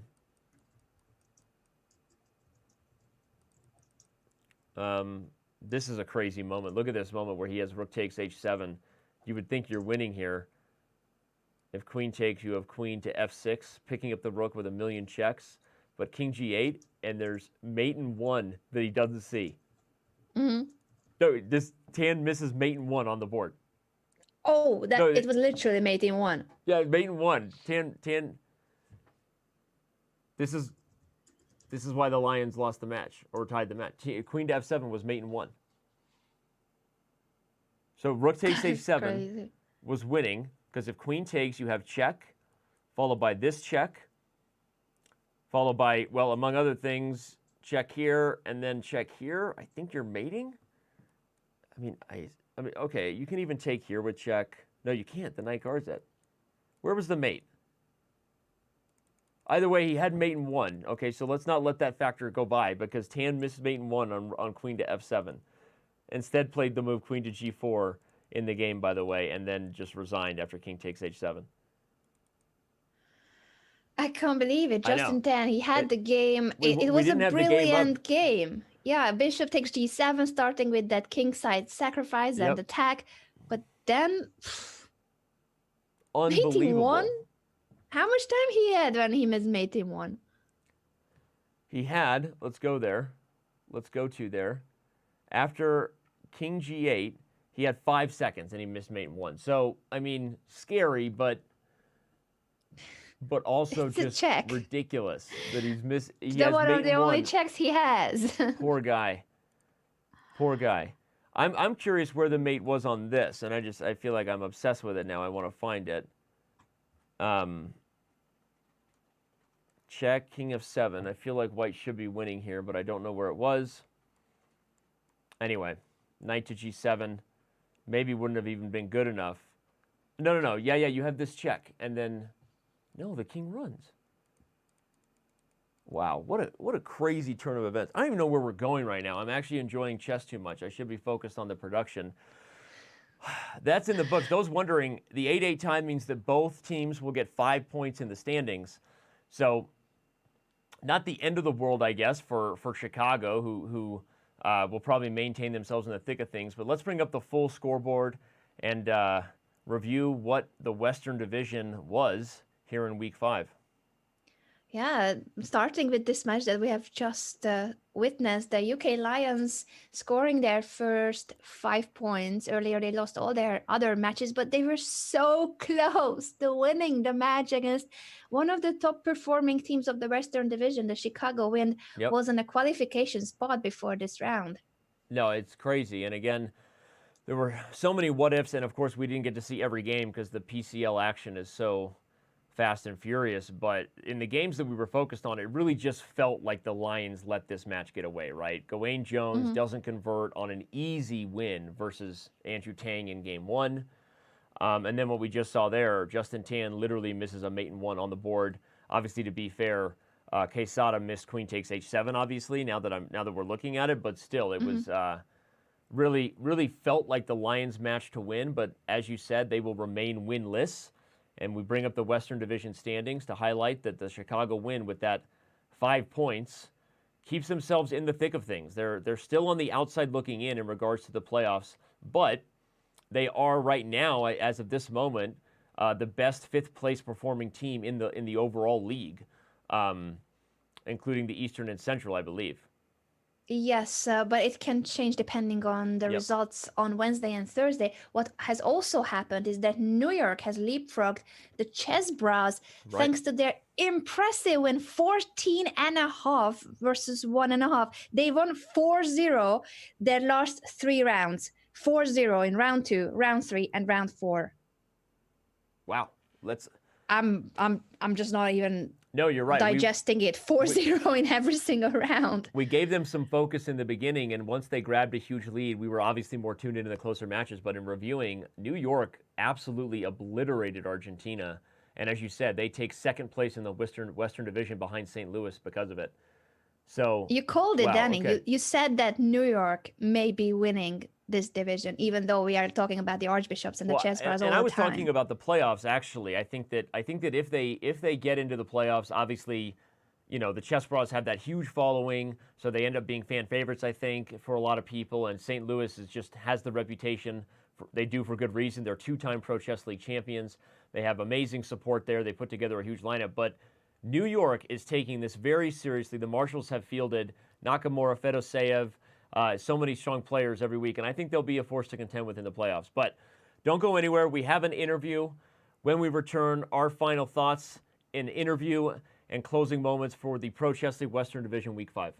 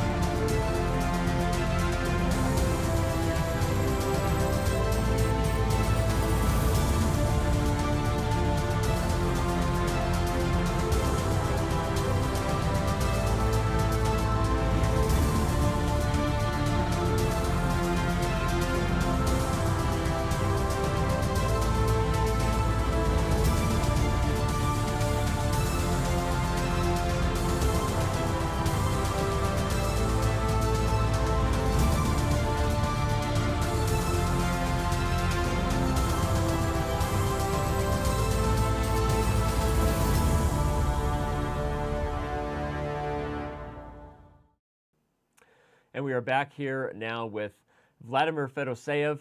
I would call you Big Vlad, but that nickname's been taken by another Russian grandmaster who was former world champion, Big Vlad. But what's your nickname? Do you have a nickname around the house? Anyone call you something like a nickname? Yes, my nickname, I think, start to be a little bit famous in Chess.com community, but The Big Fish. I'm not doing any streams. This is the problem, that I'm probably not so fresh like these guys, like Hikaru, Andrew, and many others who streaming like all the time. But I play it a lot on just Chess.com and to enjoy chess. No, and you do have quite the following. Now, I guess Big Fish, that'll be your nickname because you're known as the Big Fish in 1995 on Chess.com, and you played great today. 4-0, leading the Marshals to their most dominant victory of the season. And let me ask you, what do you think the Marshals need to do to have a chance to maybe upset a juggernaut like St. Louis in the playoffs? Actually, we need a huge luck, I guess, and I think we need to be as strong as we can. Of course, we have some chances against this top team, against Chess Brass and against St. Louis, but we can also even lose to California in the first round if we will meet somehow. So I'm not thinking we are any favorite, but we are a bit close to them, and in some close match we can get some chances eventually. So some hopes it will be alive, I guess. Sorry, I interrupted you there, Vlad. I was just going to recall that while we were setting up the interview, you were telling us about your focus. You are, I believe, the highest performing player, and this field includes Fabiano Caruana and other top players. You are on 11 points out of 12. That is an impressive performance on board one and in the overall Pro Chess League. Tell us, how do you do that? What you already were explaining to us while we were off camera in that moment. I think I start just working much more professional on my every game in every tournament. Since I get such a huge down streak in last year classical chess, so now I'm in a big process.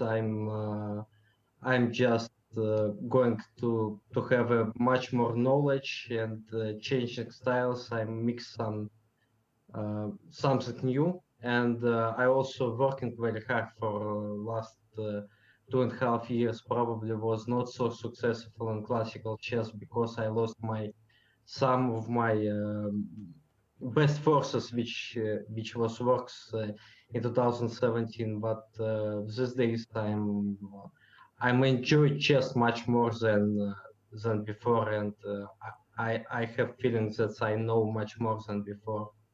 Also, there was some part of motivation after tragically died of Kobe Bryant, because I'm big fan of basketball and was watching some of his inspiration, listening many stories about him, and also this time I'm the fan of LA Lakers for this years, and this day was and his tragically die was motivated me to score 8 out of 8, and also in the two tournaments in a row score 4 out of 4. Wow. As his jersey, yes.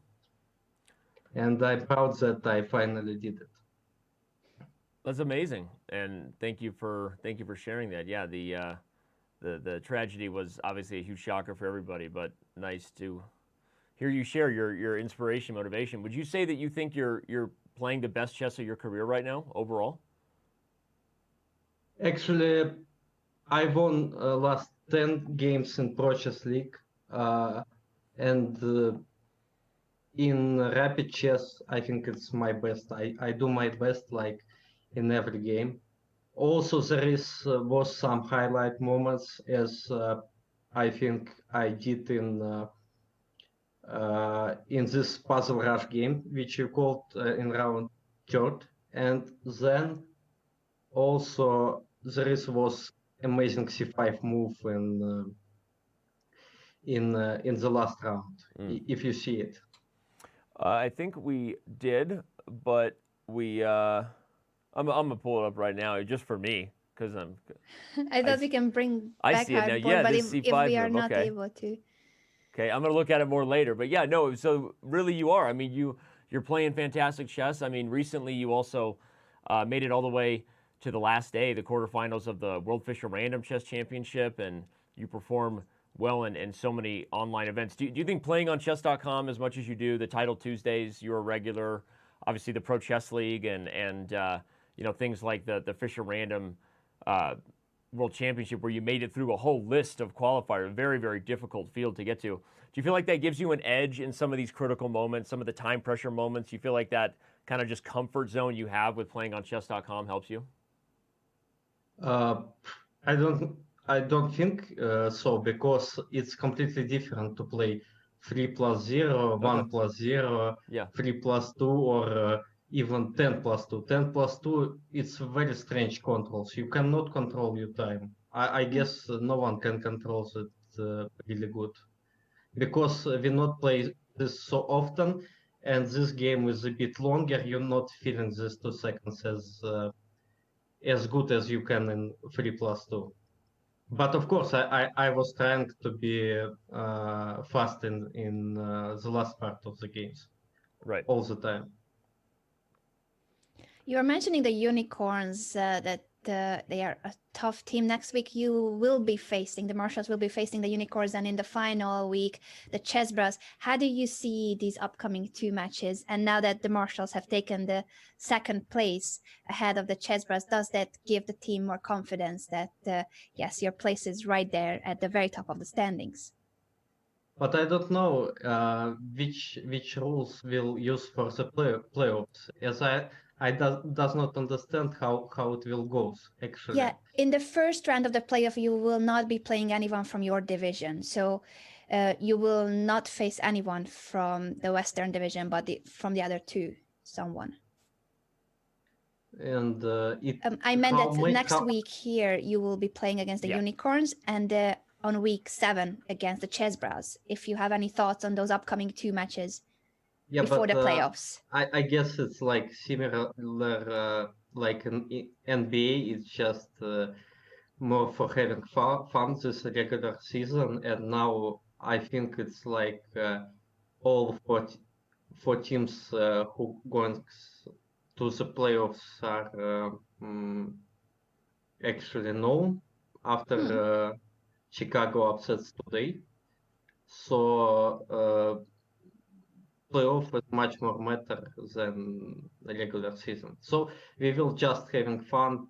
I hope we will play good chess, but I don't know how many match I will play. Probably the team captain will need to mix some players to make some casting for a playoff roster. I don't know. Makes sense. Yes. Last question. What's your favorite non-chess book behind you? The best non-chess book on the shelf behind you. One moment. I guess it's Aaron Nemtsovich, My System. This is okay, but that's a chess book. Do you have a non-chess book? Yeah, non-chess book for sure also. Unless that was a subtle slam at Aaron Nimzovich, because My System can be considered so bad by so many people. It's hardly a chess book, according to Yasser Seirawan. No, it's not only a chess book, actually. It's many of chess books. Okay, that's fair. That's fair. It's not only a chess book, it's also a tragic comedy. I agree. Anyway. Okay, at least I have some Chinese Sun Tzu. I don't know how to say it in English, but this is famous one. There you go. You answered my question. I appreciate it. But seriously, Vladimir, fantastic showing today. We wish the Marshals the best of luck, not just in the last 2 weeks, but already, as you said, looking forward to the playoffs. And we think you guys have a lineup that can contend, and we wish New York the best of luck. Yeah, okay, thank you. We will try to do our best. Thanks, Vlad. Have a good night. Congratulations again, Vladimir, and good luck for the rest. Thank you. Bye.